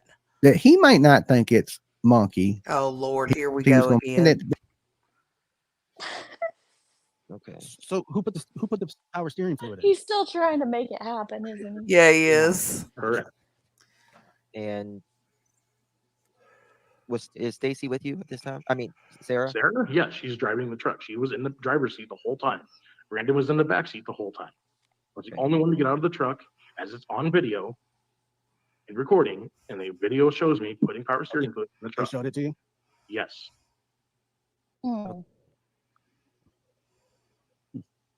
When is the next time you put power steering fluid in that day? You know? I didn't have to put it until the next day. Okay. I usually had to fill up the truck once a day with power steering fluid. Was that the only place that you're on CCTV? No, I was on CCTV at the splash pad. Yes, he was at the splash pad at 1:30. He was at the splash pad at 1:30. Okay, I didn't even take notes. I don't have a notepad or anything. I just my memory works like that. 1:30. He said he was at the splash pad. He pulled over because his shoe flew out. Yeah, Deets, you ain't got it like Dolly. You hear? I ain't got it like that. Passenger side boom. That's when you that and your picture was taken. notepad. My question is, Later that day, there was another picture taken, and I believe that picture was of Brandon walking. Why was Brandon walking? Okay. We don't We know don't who's know in that. that. Yeah, We don't know that. who's in that. Now, he did say on Brooks that he knows exactly who that is, but he didn't say it was Brandon. Yeah, He I said it think was he some actually guy said that it wasn't Brandon. Yeah, he said it was some guy that walks around the neighborhood or something. I don't But then know. again, he's also a liar. And there's that too, and you have to always take that into consideration. Mm. But Putting power. we have to know that that person that they have in that picture was somewhere important at the time Michael went missing, because they want to talk with this guy. Like, law enforcement has said that from jump. This is an individual. They never said Mhm. he was a suspect or anything. It's just someone that they wanted to speak to. Yeah. So it definitely is an important time frame that they got that. And we that don't shot. even know. They could have spoke with him. They could have by now. They could have tracked down, or he could have seen it and went to him and said, "Hey, that's me. I was doing, my normal daily walk or whatever." Or steering fluid in your truck. I've seen Brandon. Brandon has the exact same build as Stacey. Order Simmons. Is that common? Was that common? I'm sorry, I didn't know if that's common knowledge or not. No, that's proof. I saw it proof from the detectives. They showed me the video. You knew that, Justin? You knew that he was on video? Yeah. Yep. That is Brandon. I truly believe that person on that camera is Brandon. There at the splash pad, getting out of his truck. He says car rather, getting his snuff. Correct. Okay, so yeah, I heard that. So what happened was that you dropped your chew, you got out, you got it at the splash pad. Okay. Gotcha. Yeah, no, I appreciate you answering my questions. I know they come off fast, and It definitely wasn't Stacy they caught on camera. Okay, because we've seen Stacy. That damn sure won't Stacy. That was a skinny dude. That was Brandon. And when I asked him, I said, "Does Brandon walk around the neighborhood?" He said, "Yeah." It wasn't like he said, "Nah, you don't walk around the neighborhood." So Brandon hangs out. He must walk. I'm not gonna have. I won't make you pull it up. But if people want to go hear it for themselves, it's on the very first interview on Crime Lies and Lines, where I'll she pull it brings up. up that picture, and he says that it's not Brandon, but it's someone else. Oh yeah, he did. He did say that it wasn't him, but it's somebody that regularly went around the neighborhood. He did say that. I mean, you would think. I feel like he's probably being honest about that, because, or he could use that as an opportunity to throw Brandon under the bus, and he doesn't, Right. And that's what Dolly keeps asking him, because because he's not throwing anybody under the bus, and he feels like they're going to do that to him. Never know. Walk outside, walk around. Maybe Brandon is the person. He just don't know. Maybe Brandon has done something with this kid, and their time frame is off. So maybe, like I said, I'm just here literally to tell my side of things, because if there's one person that's going to tell the truth, it's me. I remember verbatim. I have timestamps. Well, okay, but if they do have timestamps, he did say, I'm gonna look that up after this, that he worked with another creator to get timestamps and stuff. That would be interesting to see. Don't forget to look at do you need that link, or you know where to go? No, I know where to go for that. Okay, I because can look that up and see. it's called "Wow, Is This Proof?" That's the name of the video. And we also have to remember that they never charged Stacy with anything. They didn't. Just the there was guns. never any charges on him in this, so maybe he That's did interesting. it doesn't mean that he doesn't have knowledge. It doesn't mean that the four of them weren't involved in something. It's just something that we have to keep in our brain as well, is that he has yet to be charged with anything pertaining to this. We don't know, Jen. We don't know. They could have. Not publicly. They haven't publicly. They haven't. Yeah. We don't know. Pulled up on the maps that Justin can show you if you want to see them. I'll or I send can them to send them to you directly. I would like have- I would like a screen recording of that, just so that little. I don't know how to screen record on my phone. I have no idea how to do that. 100% honest. I just got this phone, so. I'll teach you. So did you guys go to Brandon's house that day? Correct. And At then night. so here's another problem. If the dogs hit in the yard at your house, you guys are headed over to Brandon's, and Right. the dogs hit there too. I mean, obviously, there's a body that's being transported back and forth, and they're assuming that it's Michael. That's why you guys are suspects, right? So to be, yes. Yes. Right. But like I said, Is it possible that he was with they covered this up with you being in the truck, that Michael was with them and you didn't know about it?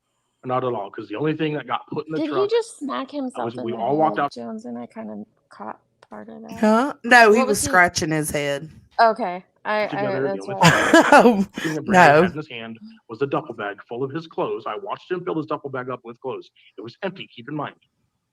Watched him fill the duffel bag up. See, watched him put it in the truck. that's what I'm saying. He's defending Brandon and Adrian. These dudes are not defending him. Adrian's nowhere Right. around. Is it possible that Brandon could have did something? Somebody did something, you know? I tend to think that Stacy is trying to be honest. Maybe he don't know, or he just don't want his wife to get in trouble. Okay. Okay. Let's Like clear maybe this he up. wants to There's leak a little. There's a little confusion about it in the chat. So, JLR has a video interview with Brandon's mom. She says that there was a hit there, but it wasn't. That's where Dolly made the joke earlier, decomp and doo-doo. She said that the dogs hit, but it wasn't decomp, it was a septic leak or something. We have no confirmation of an actual hit or not. That's just what Brandon's mama says. And I think it's actually in messages. I don't think it's in a call. I think it's text messages. But anyway, that's where all that's coming from. You guys can go find the video for that and do a little more research on it. I'm having Little information, but at the same time, Dolly. No. Rapper. he don't want to bury his wife involved in this. But if your wife And a grocery bag that the only thing that Sarah had in her hand was her purse. Yeah. And a grocery bag that had 2 or 3 Diet Pepsis in it. Was Sarah? She was seen carrying a kid. Was she ever? No. And so and that's what you told police, though? That's Yes. You're telling the same thing. Okay. Yes. Gotcha. There's nothing that I have said on my lives that I have not told the detectives, just so everybody's aware. Yeah, and I just don't I don't know how. Look, I don't care what you do. You can talk and do whatever you want. But I mean, so the duffel bag was filled up with clothes. He had that many clothes. He literally had a stack of clothes, a pile of clothes. And it wasn't a huge duffel bag, keep in mind. It was literally a medium duffel bag. It's all it takes is a medium duffel bag, though, to be honest with you. I mean, Josh is like, you can do whatever you want. You can talk if you want to. Listen, I used to work in a funeral home, so I know what it. I know, and I'm telling you, I'm verifying on Brandon's behalf. I was a witness to him filling up his duffel bag when it was completely empty the whole time I was in the living room when he was doing this. Yeah. He didn't have a bedroom that he was staying in. He slept in the living room on the couch all the time. I have Well, pictures of him sleeping on the couch with my dog. Did dogs ever hit on that truck? No, not at all. How did they search that truck? Yes. Or did you Certainly. sell that truck? Do they still have your? Do they still have? Wait a your minute. Wait, vehicle? Justin. Wait, Justin. That Did you truck- sell the truck? No, After the it truck was was repoed. Oh, how long after Michael went missing? July, I don't know, it was like August 2nd or something like that. August 3rd, but it was repoed and the detectives went and picked up the truck for evidence. Okay. How did it? Okay, so they had the truck. They searched the truck for evidence. How did it make Stacey feel to find out? Eli was proven true when law enforcement started. To find out his Hey, Brookie. lie was proven true when law enforcement started excavating. 1 in 2 small businesses don't plan on buying cybersecurity. Get some premium. Crossing your dog. fingers. Premium. QWERTY's paying for everybody's premium. I don't know how to answer that. I mean, I regret lying to him, but at the same point, I don't have any information for this little boy. I want to get whoever it is that did this in trouble. I want this little boy to come home to his mom and dad. 1,000,000%, time and time over. Oh, he's going. There's not a day that goes by that I don't get up in tears. I don't get up Whatever. wishing this little boy would be found for his family. You didn't have a wash machine at your house? We had a washing machine at our house, correct. So why did you go to his mom's? So now I don't have to ask him that question. Why would he leave his and may have something, but he right now get new clothes. Brandon just said that he needed to go to his house anyways to get new clothes. So he was just going to do his. You're right, it doesn't, but that's what Brandon said. So what it sounds like, just personally to me, is if you're putting the pieces together and he's got a duffel bag, dogs hit at your house, dogs hit at his house. It sounds like he used that duffel bag for something else. I'm personally telling you and everybody on here, like I said just a couple minutes ago, I watched him put everything from an empty duffel bag, like the duffel bag was empty. There was nothing in it at the start. Nothing. So he didn't take any clothes out of there? There wasn't a pile of clothes at the house, or he didn't swap stuff out? That's what I'm saying. No, you're just missing what I'm saying. Yes. Okay. When he first came staying with us, he emptied the duffel bag. That's what I'm saying. Okay. When he loaded the duffel bag, it was again empty. There was nothing. So where did he put his clothes? You have a dresser on the side of the couch. On the side of the couch. Instead of leaving them in the bag. Correct. Yeah. He must have been in jail way too long. He must have been in jail way too long. That's some convict stuff right there. That's some convict stuff. Okay, so he's saying, I said the same thing, that he's vouching. Bring questions. He just is something, but not friend. Your house that you had a perfectly good washer and dryer from, and drove it 30 minutes away to use your mom's washer. We're 74 likes away from 1,000. That like, oh my gosh, there's been like 1,500. I feel like sometimes we pick apart this. I don't know, but we also were at a point. I think so too. The laundry is not that huge of a deal. Yeah, let's focus on Brandon. Where we just want to argue with him. Brandon was unreasonable a lot with us. Yeah. He owed us so much fucking money. I mean, for everything we've helped him pay his phone bill multiple times, helped him with his car insurance when he had his car up and running. And did law enforcement, do they have this bag? I don't know. I, again, have not talked to the detective since November of 2022. Has anybody threatened you that's a part of this? I mean, I received multiple things on Messenger, but I don't even... Them damn Odinus, okay? I don't know if Josh was going there. But be careful, Stacy. Them Odinus out here, they'll Richard Allen you. You better be careful, right? You next thing you know, you wake up with a I ain't gonna say no more that this. He doesn't have a joke line. Yeah, just look out. Respond to him. Well, I'm talking about from like Adrian or Brandon. Oh no, I haven't talked to Adrian. I haven't heard from Brandon. I haven't heard. Sarah called me a couple times, trying to get me to stay with her, and I'm like, oh, I'm not. Do you suspect her? I have never seen. I would never think that Sarah would have something to do or do something like that. No. Well, that's a lot of people though. Yeah, I mean, but it's his wife. I mean, I get that. I get no, you don't want that. But so. Oh, trust me. I have no reason to throw Sarah. I have no reason not to throw Sarah under the bus. Yeah, I disagree. That's your wife. That's reason number one not to throw her under the bus. You said the death do you part, and you never said till prison do you part. Okay. You don't want to get your. And he's done something, and they knew what you would remove. Ban folks hit. With that one that did it, covering for you in a bad situation. My God, Dolly, you're in a bad. You kind of do because if you have any. I agree that if the dog truly did hit at Brandon's mom's house, that would be extremely relevant. But I just don't think we have any definitive proof of that. But I'm gonna go back and I know there's not any paperwork out there on it, but that doesn't mean it's not put in the case file and we just don't have access to it. But I'm gonna go back and rewatch that video later. Which one? The one with Tina, Brandon's mom. talking about the dogs at her Oh, where property. was that on? JLR, I do believe. Oh, he talked to both of them? For some reason, this has been so long. I'm thinking it was like text messages, and he read them, but I could be wrong on that. Okay. Callie remembers it, I think, so maybe she. Okay. Knows.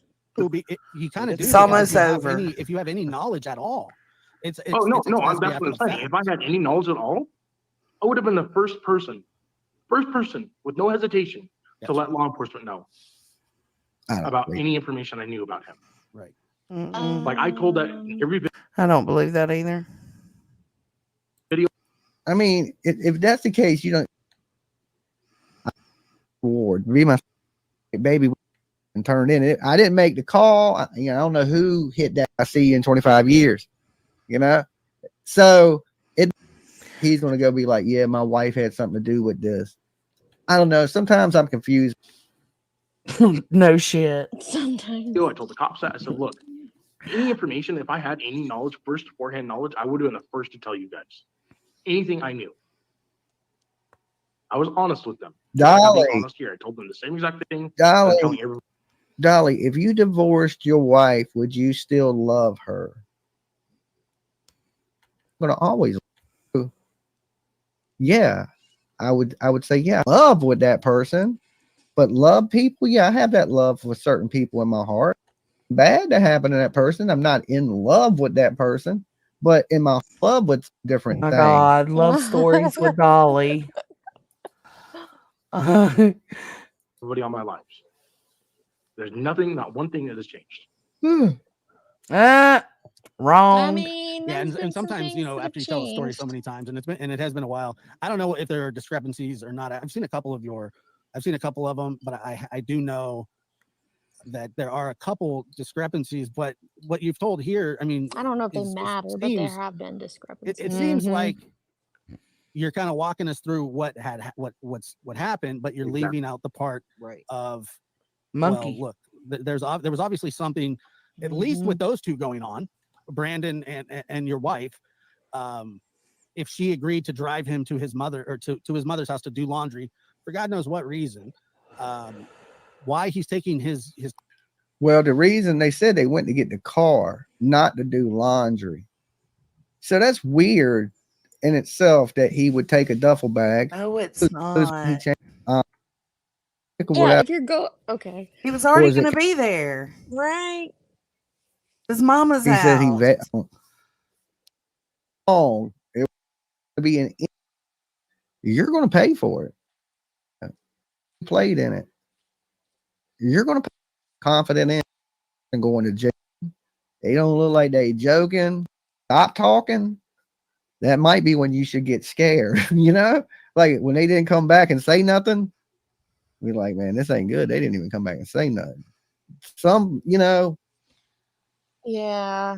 And then you got people out here, of course, making him sound like he is the person that did it. I don't know.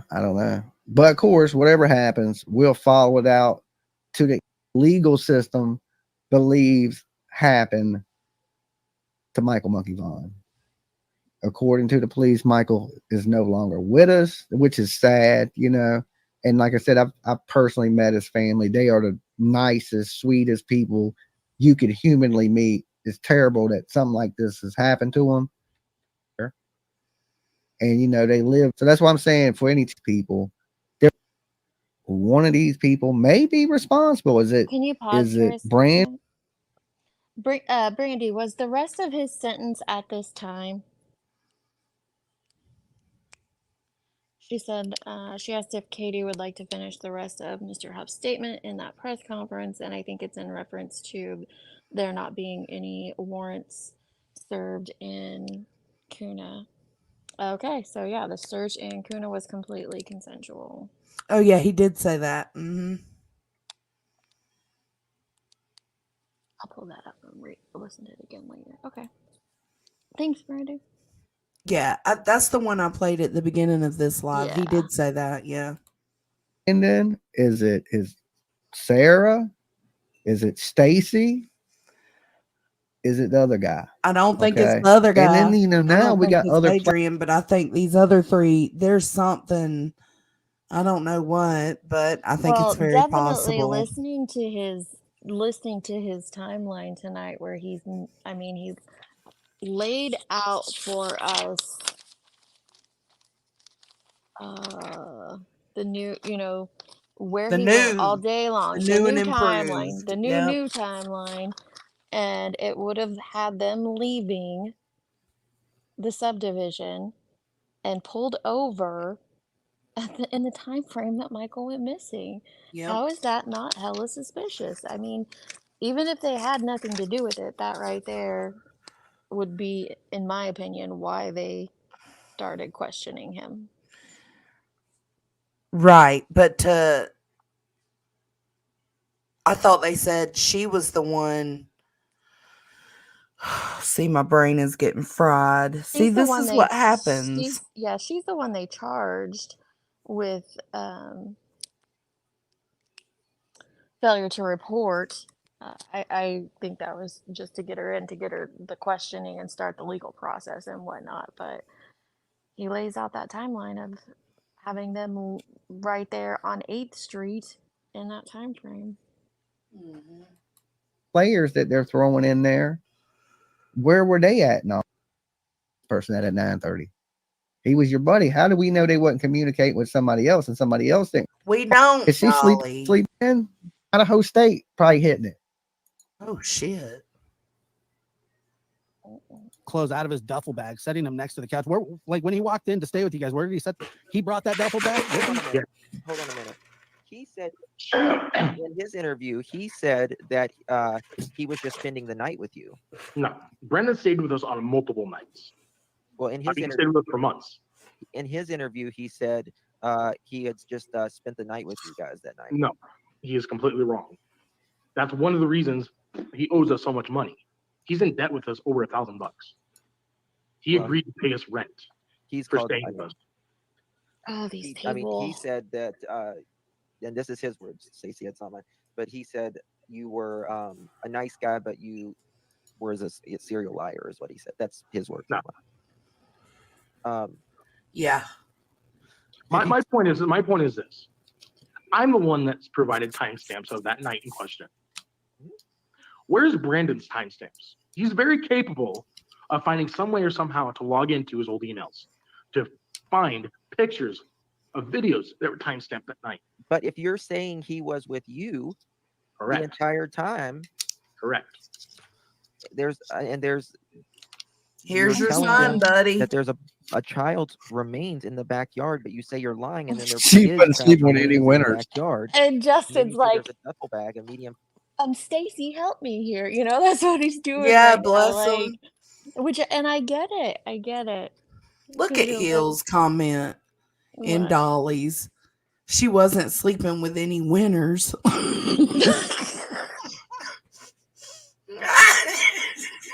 True. Size duffel bag, and he's washing clothes that you have a perfectly good washer machine at the house, and then you said he didn't bring the duffel bag home back that night. He did bring it back home. I said that. No. Yes, I did. I said he took his duffel bag, put his clothes in the washer, and he got a new change of clothes. I said that. So he put them back in the bag wet.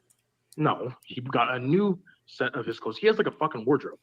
Right. He got new clothes. He left the old clothes in the dryer. He told me basically the same thing, that he took clothes over there, that Brandon went inside and thing, unless he washed two. We're stuck on the clothes. You may his duffel bag back home with new clothes in it. So what time did he go back the next day with Sarah? I would say mid-morning. Mid-morning. Okay. Do you know how long he was there? I mean, they came back within a couple of now. How do we know that they didn't have him? Let's just say So you Brandon, hey, We're not going through the theories. Brandon and Sarah went back had the came- next morning. Yes, mid-morning, he said. back to the house that early that morning. He was at the house that morning. okay, so he was back. I'm glad I watched And it. nobody knows where the duffel bag is. And apparently, it's at Brenda's house. I'm just speculating. I don't know. I haven't talked to the detectives since my interview with them in November. Oh, look. November. See, this is what I'm talking about, you guys. And he has been saying, I'll go pull the clips for y'all. He has been saying that he did not speak with detectives since May when he was arrested. Yeah. And now he just said November, so we're right. He was just he's getting confused or something, like he's getting them mixed up. I've had no police contact, had nobody contact me from the police department, nothing. That's honest. I don't have communication with cops. Did The clothes you know if don't matter. checked, To me, I'm they sure don't did matter. check, Good Nunya. Brandon's mom and dad's washing machine? Yeah. I'm sure they did. I don't know for sure. He but I'm did sure they say did the whole May house. earlier. Yeah, And my he's been question is, saying they May really the think whole there was a body time. in That's Brandon's why I'm like, backyard if the dog's what? hit. Why the fuck aren't they tearing up her Grain, backyard? we're talking about other. Makes no sense. We're talking about other streams. He's done Yeah, like we 7 heard interviews. he said November, just like that's why I like freaked out a while back when he said when he let November slip when he Yeah. said that. That was the first time he said it. Here's the second time he's saying it in this live. But But prior to all these two previous times, lives. yeah, he said May, May, May, May, May, May, May, May, May. And here in this live, he said twice now November. Which is what I think it is. I think that's the truth. I think it was November. Well, it just has me thinking that they've been talking with him a lot more than he is leading us to The whole believe. time, you think? Yeah. Possibly. That's what I'm saying. All this stuff that's being said about abracadabra dogs hitting on Brandon's backyard and my yard. Maybe they said in my yard, but why would they dig up my yard and say that the cadabra dog's hitting his yard, but not dig up his yard? Stacey. You told him that there was a body. Correct, I did, which was a lie. But if they so-called said, this is my point I'm trying to make. If they said that there was cadabra dogs hitting the backyard of his mom's house. This is the Illogic Clarity, and it's a monitor that most people have never heard of. And right out the gate, let me tell you, this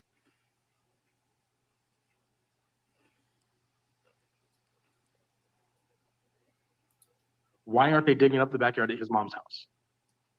That's, again, speculation. There's no documentation from the police, to my knowledge, saying that the cadabra dogs hit on his backyard. I haven't seen anything nor have I heard anything other than hearing it from the media, from what's being said on YouTube videos and talking to Brooks.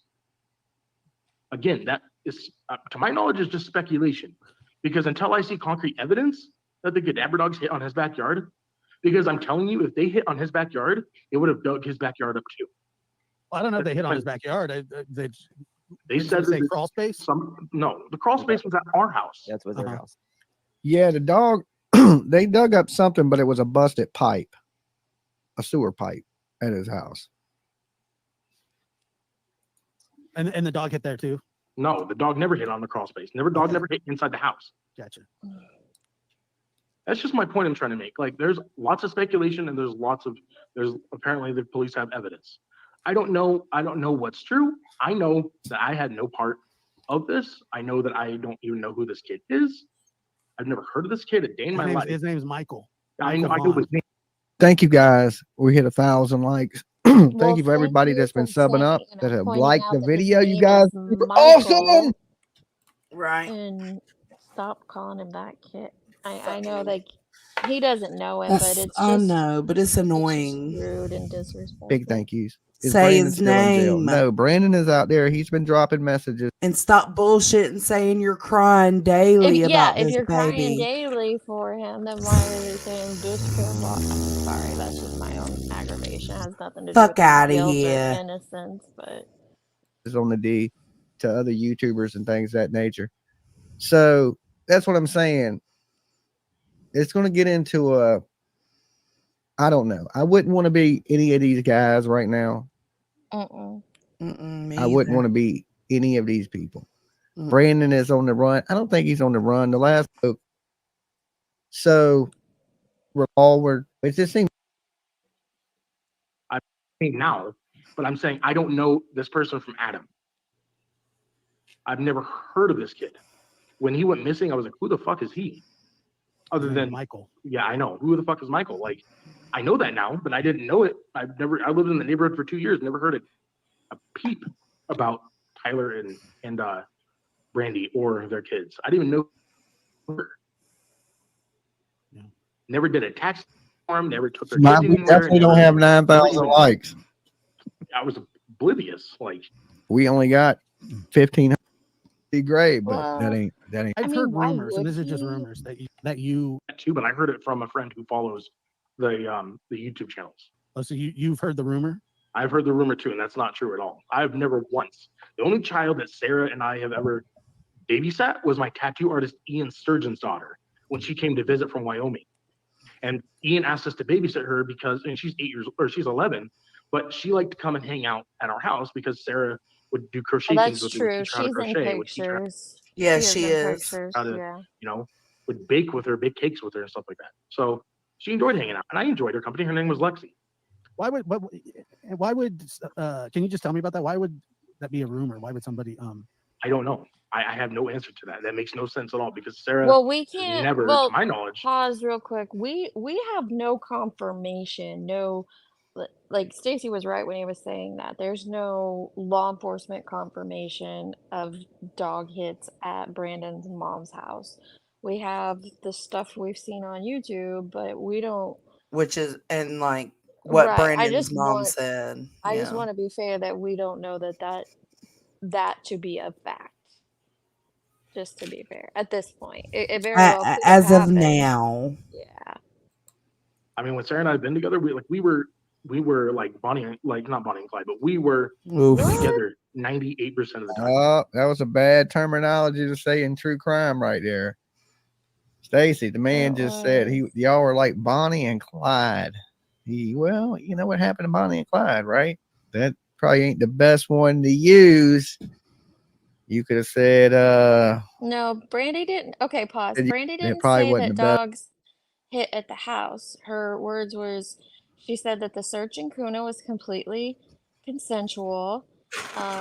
Then you asked if dogs were used in Kuna, and she said Ellie certified dogs. Then she confirmed again that it was Ellie certified dogs. And that was the last thing she said. She did not confirm a hit. Just want to be clear. So She said, I'm good and confused. Yeah. Yeah, she confirmed that dogs searched. She did confirm that. That's one to use right there. Now, not in the bank robbing aspect. Y'all wasn't snatching bags. Y'all may have been snatching babies. Oof. And didn't you have Michael's poster on your fridge? Yes. She had Michael's poster on the Yeah, fridge. but it's your house too, so you never Correct. saw that photo? Correct, but that flyer was put up when it was given to us by when they were passing them out. Who gave it to you? I don't remember. Somebody passing out flyers. I just know it was literally given to us. I hope it won't me.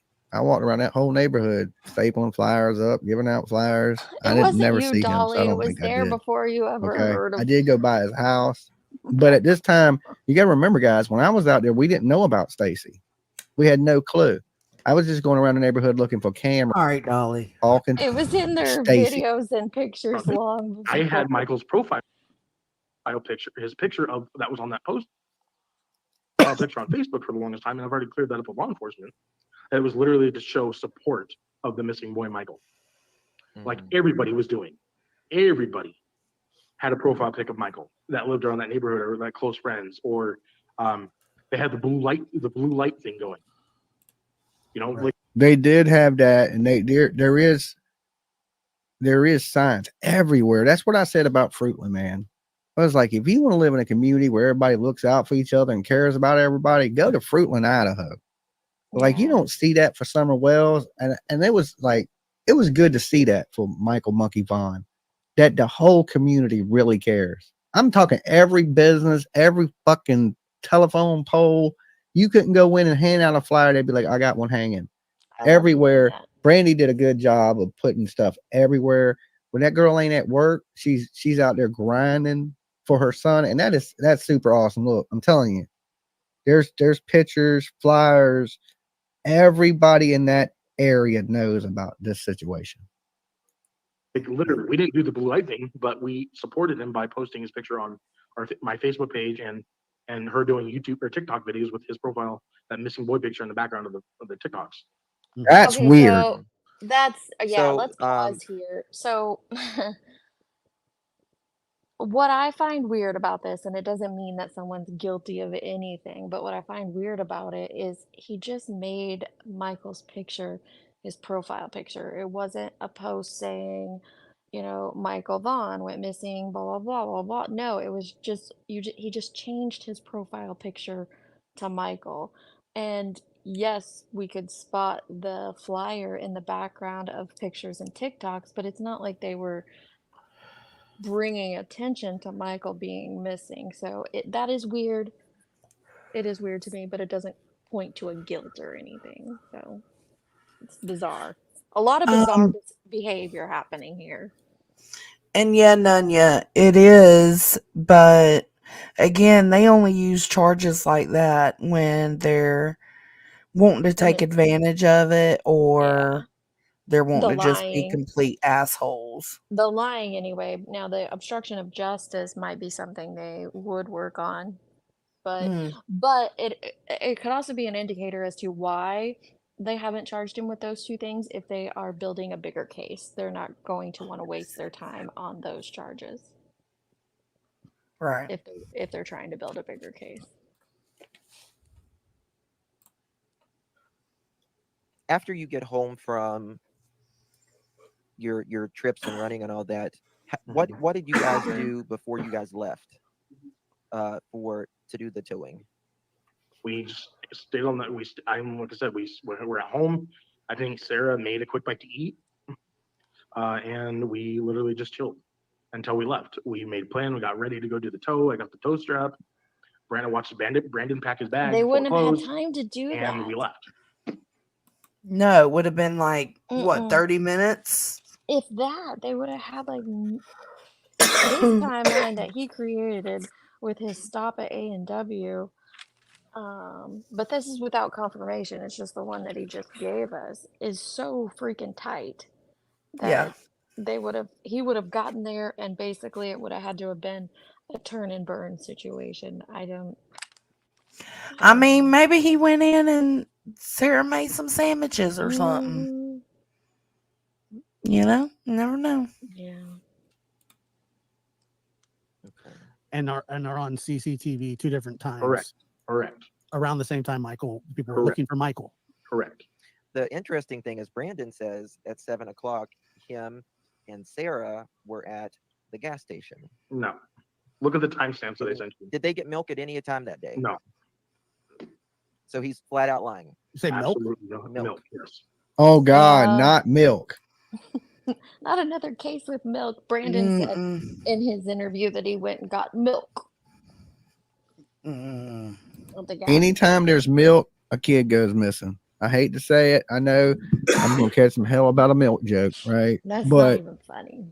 That sounds like a bad omen in the true crime world. Red flag. I hate to be the one to say it. I'm gonna get cussed out in the comments for that one, boy. People don't like the milk jokes. That's like he can't help himself.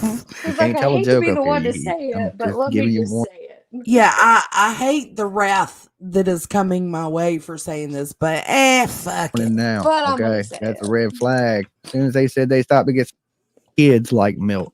How many grown ass people are sitting around drinking milk right now? I love milk. Somebody's gonna be like, Dolly, I'm drinking milk right now. Oh my God, I love milk. I'm lactose intolerant, but I fucking love it. I can't do milk unless it's in cereal or in oh no, I'll drink it straight out the damn jug. So my husband and son will, but Marshall is addicted to chocolate milk. Before every basketball game, he would stop at the gas station and get himself a half gallon of chocolate milk. Chalky milk is what they always call it. Milk, yeah. And drink it before a ball game. And I'm like, oh, it's curdled in your tummy. How can you do that? It's so gross. Babe, nobody's saying they don't like milk. What Dolly was saying is, what grown person is just sitting there drinking milk like that? And I'm like, me, bitch, me. My whole family, Caden, me, Tony, we'll all walk by and take a sip out of that jug, take a good chug. Oh, we love milk. Just thinking about it. And I'm out. I don't have none. They're complaining we've gone too long. I'm sorry. This case I know. case I'm so breaks sorry. I'm so my sorry. heart, y'all, and I could review it and talk about it for days because I just want this little guy found and brought home. Okay, you're weird. Okay, nobody drinks one. It's 1:45 in the morning. You shouldn't be drinking no milk. It's the best time to drink But, milk. you know. Blech. Gross. I saw you drinking milk the other day. Are you a milk drinker? I love Oh Lord, here we go. Recorded on the milk. Here we go. Like, see, I'm like that too, Josh. That would have got me. I would have got past the milk. The milk would have been it right there. It's just like when the dude said the donkey the other day. Sometimes I just gotta say stuff like Is that an Idaho thing? I drink a glass of No, milk just every anything. night. I would go through a gallon of milk in about Is it an Idaho thing, Josh? It's a I love people it. thing. It's a people thing, I fool. don't like soda. I I like don't like tea. milk, but a I'll lot of choose milk people over do. tea any day. Really? Wow. Like I can't. People. I piss people off because I'll go to their house and they'll have a gallon of milk, like a full gallon, and they'll go check their fridge like the next day or whatever, and it's gone. That's rude as fuck, dude. Okay, we ain't like I drink. You drank his milk? Oh yeah, he was pissed. I ended up having to send him money to replace it because he was like, dude, he drank my whole gallon of milk. I'm like, sorry, dude, I just love milk. There's some things men should never say in this world. And one of those things is Milk isn't cheap, I guess. never say you drink a man's milk. Okay, just never say that. There's no Never way to say you say it drink that's a going to come man's out where it milk. sounds good. You're so Okay, there's just no stupid. way. Some things you just The only way I can should drink not milk say. is if it's Okay, like from a fresh carton, and if I'm making hot chocolate with it. That's about it. No, bitch, Ugh. for real. Like, oh my god, I love chugging some milk. Oh my god. And so Stacy is also rude. I like milk too, but not that much. Oh no, I love milk. I drink milk all day, any day if I could. it's like you said milk. It's like when you say like fucking them bitches are good. They'll look for that milk. He was like, hell yeah. We can tell he was breastfed as a child. Oh my god. Empty, Bruh. empty when he brought it to the couch and put all of his dirty clothes inside the duffel bag. Oh my god, we're back on the duffel bag. That's yes. He was lived with us pretty much. We like pretty much took care of him, babysat him in a sense, if you mind. But didn't he have a house? He wasn't allowed to stay at his house without his mom there. See? Now That I ain't shit's never have a headed. babysitter put it on me like that. You know what I'm saying? I didn't really ever have a babysitter, but you know, he's saying that they had to babysit Brandon. I don't think babysitting includes sitting on his face. Oh my god, Dolly. Oh His my mom was from Arizona, I believe, at the time. So Did he's you there just that say night. that? Yeah, he did. So during that day, you were never away from Sarah or Brandon or Adrian, for that Yes, matter, you long enough for were. them to possibly Not at take all. Michael. Yes, you were the first half of the The day. whole first half of it. But we also know Michael wasn't missing the first half of the day. So That's true. That's true. Mm. Not at all. So you guys were all together that day. Yes. That's what these new way people are calling it now, babysitting. Okay, I'm hip to the term now. So the next time somebody comes up and be like, hey, you want me to babysit for you? I'm gonna be like, oh, okay, I see what you're doing here. When they took him to go see his kid on the 27th. And you say So- that he has been in. Did you say he's been in trouble for sex trafficking? Human trafficking, correct. He's been No, charged with that he- before. Yes. he has not. Just to clarify Yeah, that's one false. more Yeah, time, and Scott that's false. He has not been charged with I learned that from the detectives Anita and Scott Kremen. No, I don't. It was think drug so. That's just another trafficking. layer that Yeah. just tells you. Yeah. You know, I mean, that's. Well, having a here's the human- thing. Like, I didn't know his history at all. I had to learn that from the detectives, and I didn't learn that until after I got incarcerated. Just to Babysitter's clarify. club. This is not something that I knew beforehand. At all. Club. They came and told me about him. I learned that Dorothy was a sex offender who's Carson's ex-wife. Wait, play So that Sarah again. did not have Michael. Oh, they came and told me about him. I learned that Dorothy was a sex offender who's Carson's ex-wife. Yeah. Okay. So Sarah did not have Michael. Did somebody just fart? It Did sounded somebody like just it. fart live? So Sex offender who's Carson's ex-wife.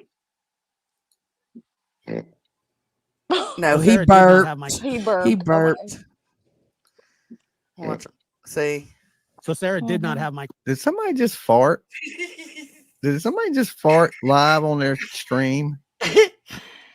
Oh God, this is about to come. But who just farted? Did y'all hear that? I know I ain't tripping. These headphones are loud, so I heard it. One of these people just farted on the stream. Y'all heard it too? So Jen asked who's Carson. Press 1. Carson is a neighbor to Stacy. He's brought up a couple different times. He's another hella interesting character, and I think Stacy refers to him as like a kid. He's younger than Stacy and Sarah, but he's not like a child. The one thing I do remember about Carson, just off the top of my head, is that he has like this big truck with like a light bar, and I'm pretty sure that it was Brandy or someone around her that confirmed, like she remembers seeing that truck during the search. That's the only thing I really remember about Carson, but I know there's more shadiness into him. See a 3. Lab. Was it you, Lab? Are you owning it? Whoever smelt it dealt it. Okay. 2s. All right, y'all check y'all's drawers. Check your Vaughn. No. 1. And the clip. Thank you, Callie. That's right. No.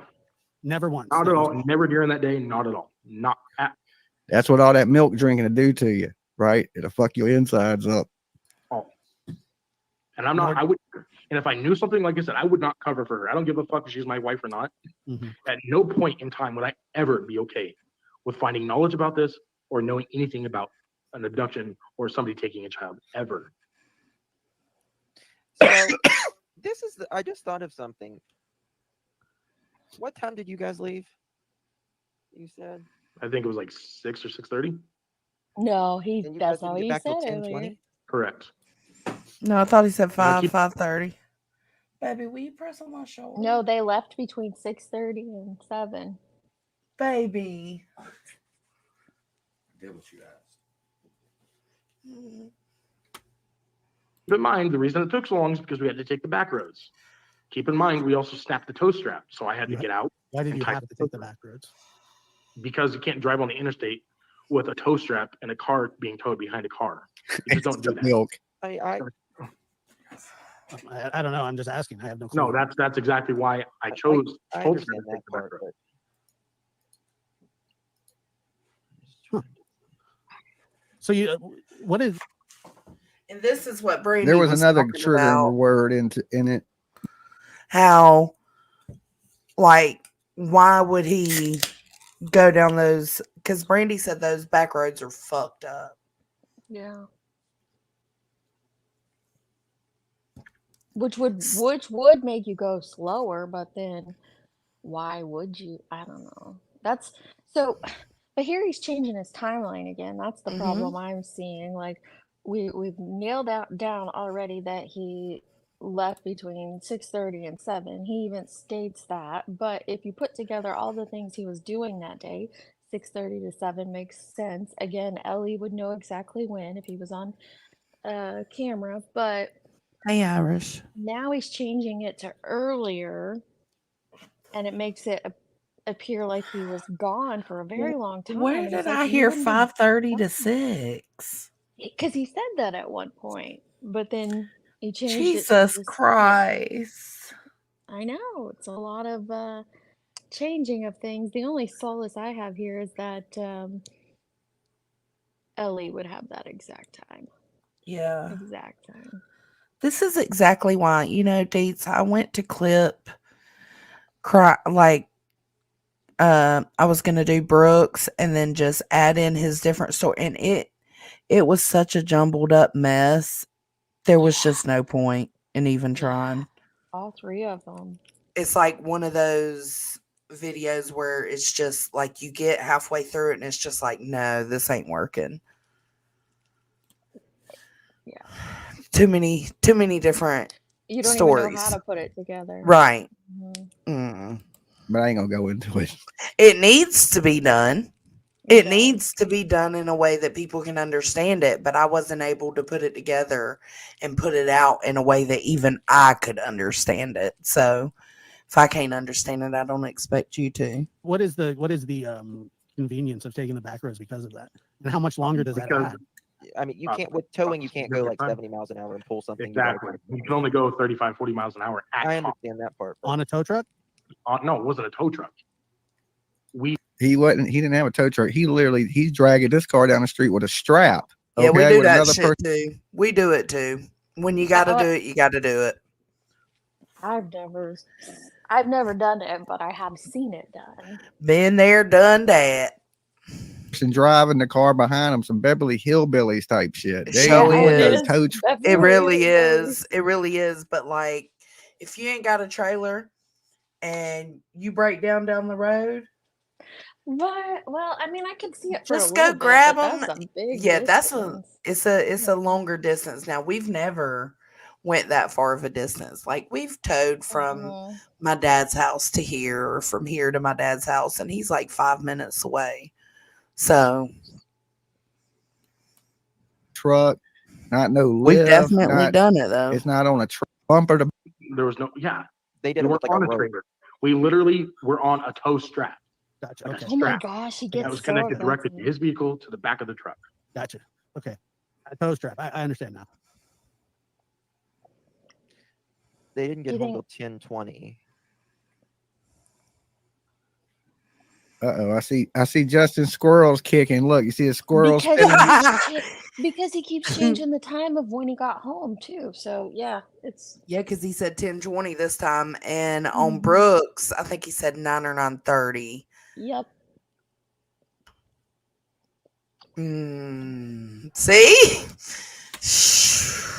Which I do know You they can were see- searching all night long, so But it could still. be any time, but we're not talking minutes. If it was just minutes, okay, we're splitting hairs here, but we're No, talking but an it's weird. It hour-plus seems like, difference. yeah, that's what I was about to say. It's weird because it seems like all his time differences are an hour to two. Every single time. It's either an hour or two before, later. It's been all. And if he had these photos with timestamps, wouldn't he know this? Like at least a better understanding of it? And who's taking pictures all day, every day? I'm sorry. That's just me. Well, I Like, take a lot, but they're all of crew, so but I don't well, know. that's different. But I'm Typical not sitting day, I here probably wouldn't, yeah. just because we're in the car on the way to go tow this dude's Right.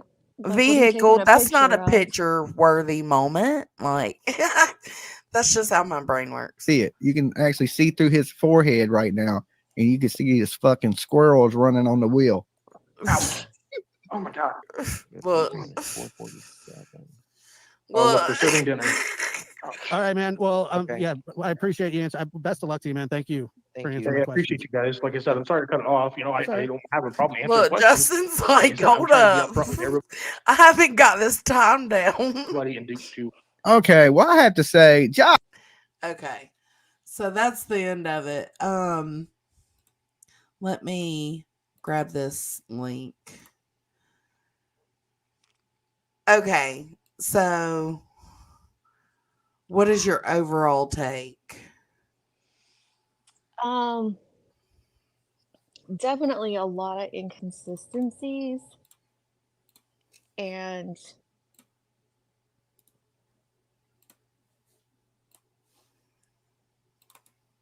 I mean, he's already labeled a suspect, but like I don't want to put labels on people, but he's already labeled a suspect. And I think he has so many inconsistencies here that It didn't help. Right, I don't think he's being 100% truthful about all the things, and I don't know if that's from misremembering or if it's intentional, but he's definitely off on a lot of things, and it does not look good for him, Sarah, or Brandon. I don't know why Adrian would be thrown into it at all, but maybe there's Look something at else what I there we're just found. missing. Deetsy. Look over here. Look at the screen. You see Chasen? She's in, this is Oh, this is Eve. Eve's video. What is she doing? She cracks me up. She He said, mentioned you, so I came to learn more. yeah, she said you got all the proof. He says you have all the proof. Oh man. Oh, All the goodness. proof in all caps. That's great. Good for you, girl. Man. I feel like That was a heavy night. there's a Tonight was a reason. heavy night.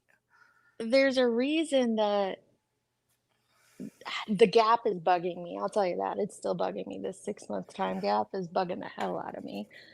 And I want to know, you know. You want me to get his number and text him and ask him? Instead of Yeah. doing an interview? See, I'll see I if wrote, Brooks will give me his number. I'm going to have to go back and listen to a couple of these because I wrote down that 519 is when he said he passed the polygraph. And today he said 518. But what I'm talking about, like, there was just things going on in February and March of 22. March is when Michael's DNA was requested, and then boom, in April or in May, Stacy's being interrogated. I kind of justified it tonight as because he was right there in the area when Michael went missing. But I wonder if there's something else. It still feels like there's something else that sent them to Stacy to interrogate him. And when he But got if he arrested was in May. guilty, would he be going panel to panel the way he is? Oh, you could look at it two ways, right? You could, like, oh, he's innocent, he's trying to clear his name, or he's guilty and he's trying to, I don't know, persuade the public he's innocent. I don't know. We live in a new age. This is definitely a new age where we see suspects up talking. It is. That's true. So That's very true. I just feel like something sent law enforcement to Stacy Wandra to interrogate him in May. So there's more. And we're not going to be privy to that for a while. I think so too. And he is being paid for some interviews. He is. He's had his Cash App dropped a few times. But they did have items of Michael's from the very beginning, but I this is when they requested more. I feel like, even though it's been so long, I don't doubt that Ellie has it under control.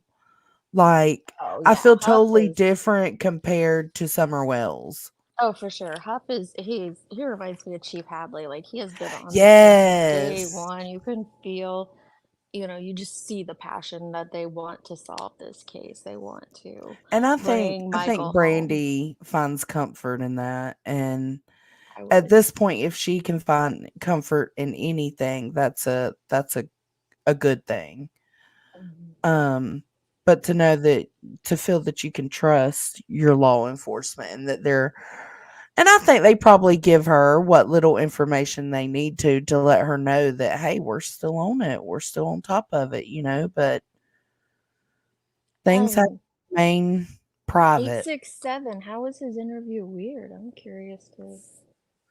She said his interview with Eve. I haven't watched the whole That's thing one I with haven't Eve. watched. Yeah. I seen it. And then I was like, I had to go to bed. So I was like, I'll watch it the next morning. And then the next morning, I couldn't remember the name of the channel. And then Dolly mentioned it this morning. So I went and watched a little bit of it, but I didn't get to finish it.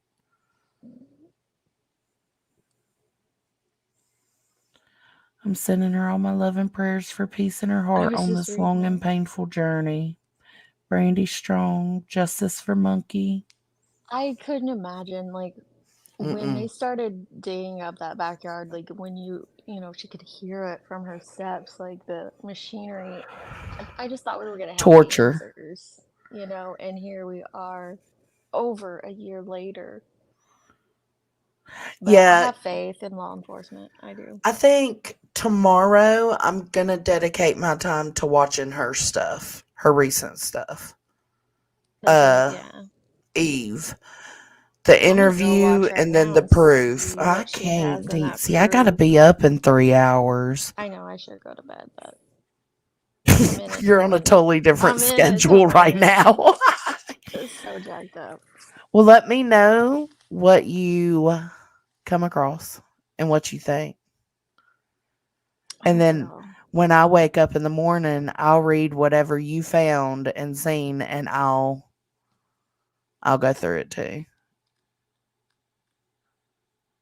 Sorry, I was just reading through some of my notes. Like, Yes, Crime Line and Lies. All of the links of his interviews, like, I don't want to promote it, but I also wanted to put them in the description because we were going to be talking about each interview.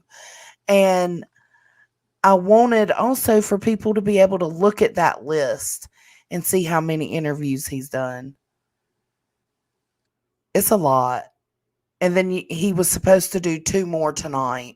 And that was the whole point of this live, is how irresponsible that can be and how it can lead to a sideshow, a circus. Like, look at me and Deets. We just spent 6 hours up here, like, rattling our brains because he said so many different things on so many different panels. I'm gonna try to condense it into something Good luck. I understandable. tried. It's a It wasn't lot. happening. Might have to go back and do it like AWP style, that one video. Like, Mhm. this is it's so convoluted. And then, so for me, my takeaway is this 6-month time gap is eating away at me. The 3 things is the May to November, the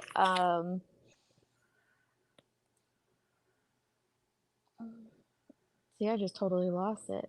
The May to November, the dogs, knowing about the dogs at the other like the at Brandon's mom's place, wanting to know more about that, and wanting to know clarification on this timeline. I feel like those are the 3 big like things that And I think I'm honestly still the situated clarification on with. the timeline will not come until it comes from Ellie. No, probably not. Absolutely not. I It have never a does. question. I have a question for Brandy. Brandy, if you're still in here, we'll see. But do you think, I know you feel Stacy's a liar, like he's just a bold-faced liar. No, And thank whether you. he is or not, do you think, like, are you in any way the least bit grateful that he has fucked up and went on all these panels and has Ellie watching? Do you think Ellie's watching? Do you think that this could kind of help a little bit? Or do you think it's all just like washed away? He shouldn't have done any panels. The cops know what they needed to know. This was just too much to confuse everything.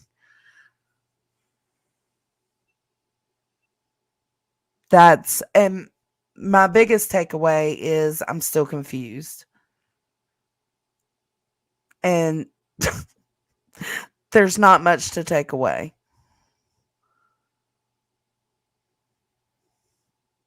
I almost feel like I'm leaving with more questions than I had coming in. 8867 said that it's the interview he does with Eve is so weird. He says some weird stuff. Like, he said he was going to law I guess going to give law enforcement a taste of their own medicine.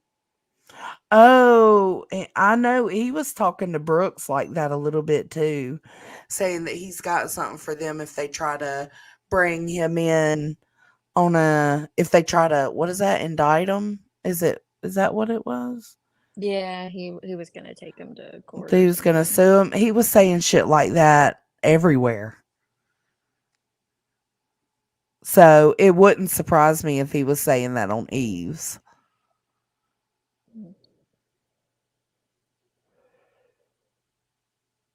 Not at all. Crime lines and lies.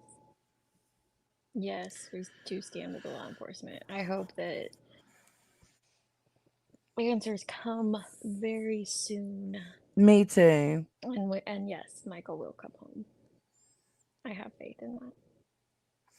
I think so. I do. I believe it.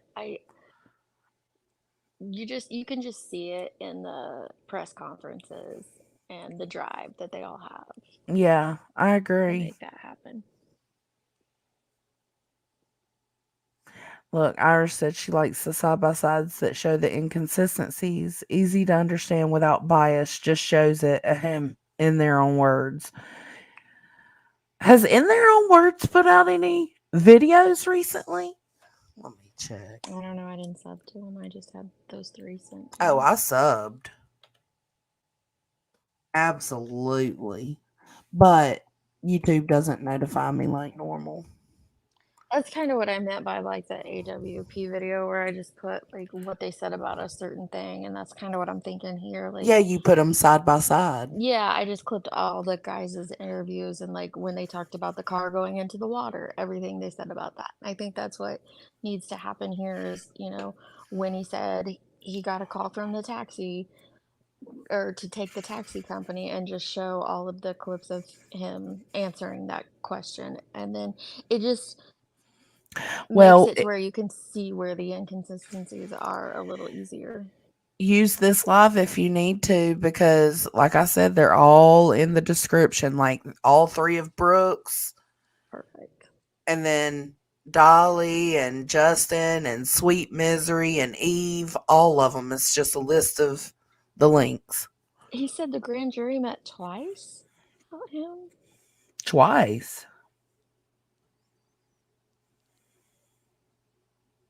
Everyone and anyone who knows where Michael is, law enforcement, our family, the world will never give up. You believe everything is helpful. I think it's a catch-22. I think it's good and bad. Like, it's good that, Ellie can see this and see the rounds he's making and, just compare with the stuff that they know and they have, compared to what he's out here saying and telling people. Yeah, Irish, that's Michael's mama. Mm-hmm. But then it can also make it messier doing that, It can. That's weird what 867 said, that he was asked if he ever retracted the false tip about Michael being buried in the yard, and he said no. Let's see. Fuck. That is. Oh, well, we can get off here. I can dig into it on my own. I know you're tired and you gotta work in a few hours. So. I know, bitch got me thinking about calling out right now. Oh my gosh. Oh my God. Baby, should I call out? No, I can't call out. No, we'll get off here. We'll talk about it again. We'll do some digging and talk about it. Okay, my big question to you before we go is, do you think he'll stay off of panels, or do you think he'll be right back on? No, I think he'll be back up. Yeah. What do you think? I have a feeling he will. I do. It's a lot. Maybe we'll have to go over that. There you go, Brandy. We will get answers. We will bring you home, Michael. Amen. From your lips to God's ears. Oh gosh, Good Nunya said so. Watch party in the Discord tonight. I napped, so I'm here for it. Andrew Hiltz vibes. It is kind of Andrew Hiltz vibes, isn't it? Well, yep, said yep. We absolutely will, Brandy. Just stay strong, Mama. Something will happen. Something will happen. I don't know. Maybe it's just me. And I know that there's a couple others in here who have been following this journey the whole time too. It just feels like some like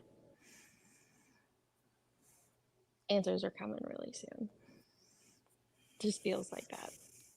Well, like you said, and you feel that way Really when you hope so. see them talk about it, you know? Mhm. All right. Alrighty. Well, Thanks for letting hanging out with me. commentate on that with you. Oh, well, I'm glad you did because, like I said, I know a little bit about the case. I just didn't know all the details. Just because I wasn't around back then, and it's a lot to catch up on. But I'm is. grateful. I mean, you've talked to me. We've had these conversations before. So a lot of the stuff I've learned from you. And But it just then feels, yeah. it, I hate that I feel like Michael's case got overshadowed with the circus of that was Summers I on social agree. media anyway. I don't think it got, it did not get overshadowed by law enforcement investigating. Of course, they've, done an outstanding job, but that part did break my heart. Yeah, I would agree with that. And I don't want it to turn into a circus with this character doing all of these interviews. I really hope it does not become that. You Alrighty. rest well, Brandy. All right, Yes. Deetsy, thanks for hanging out with me. Thanks for having me. Love, love. I appreciate it. Love, love. Thank y'all for hanging out with me. I know this was a long stream, and most of y'all hung the whole time. We've been going for 6 hours and 5 minutes on the dot right now. Now we're at 5:03. Oh, I love y'all. Thank y'all. I appreciate you, and I hope everybody has a good night and wakes up tomorrow ready to have a great day. Love ya. Bye.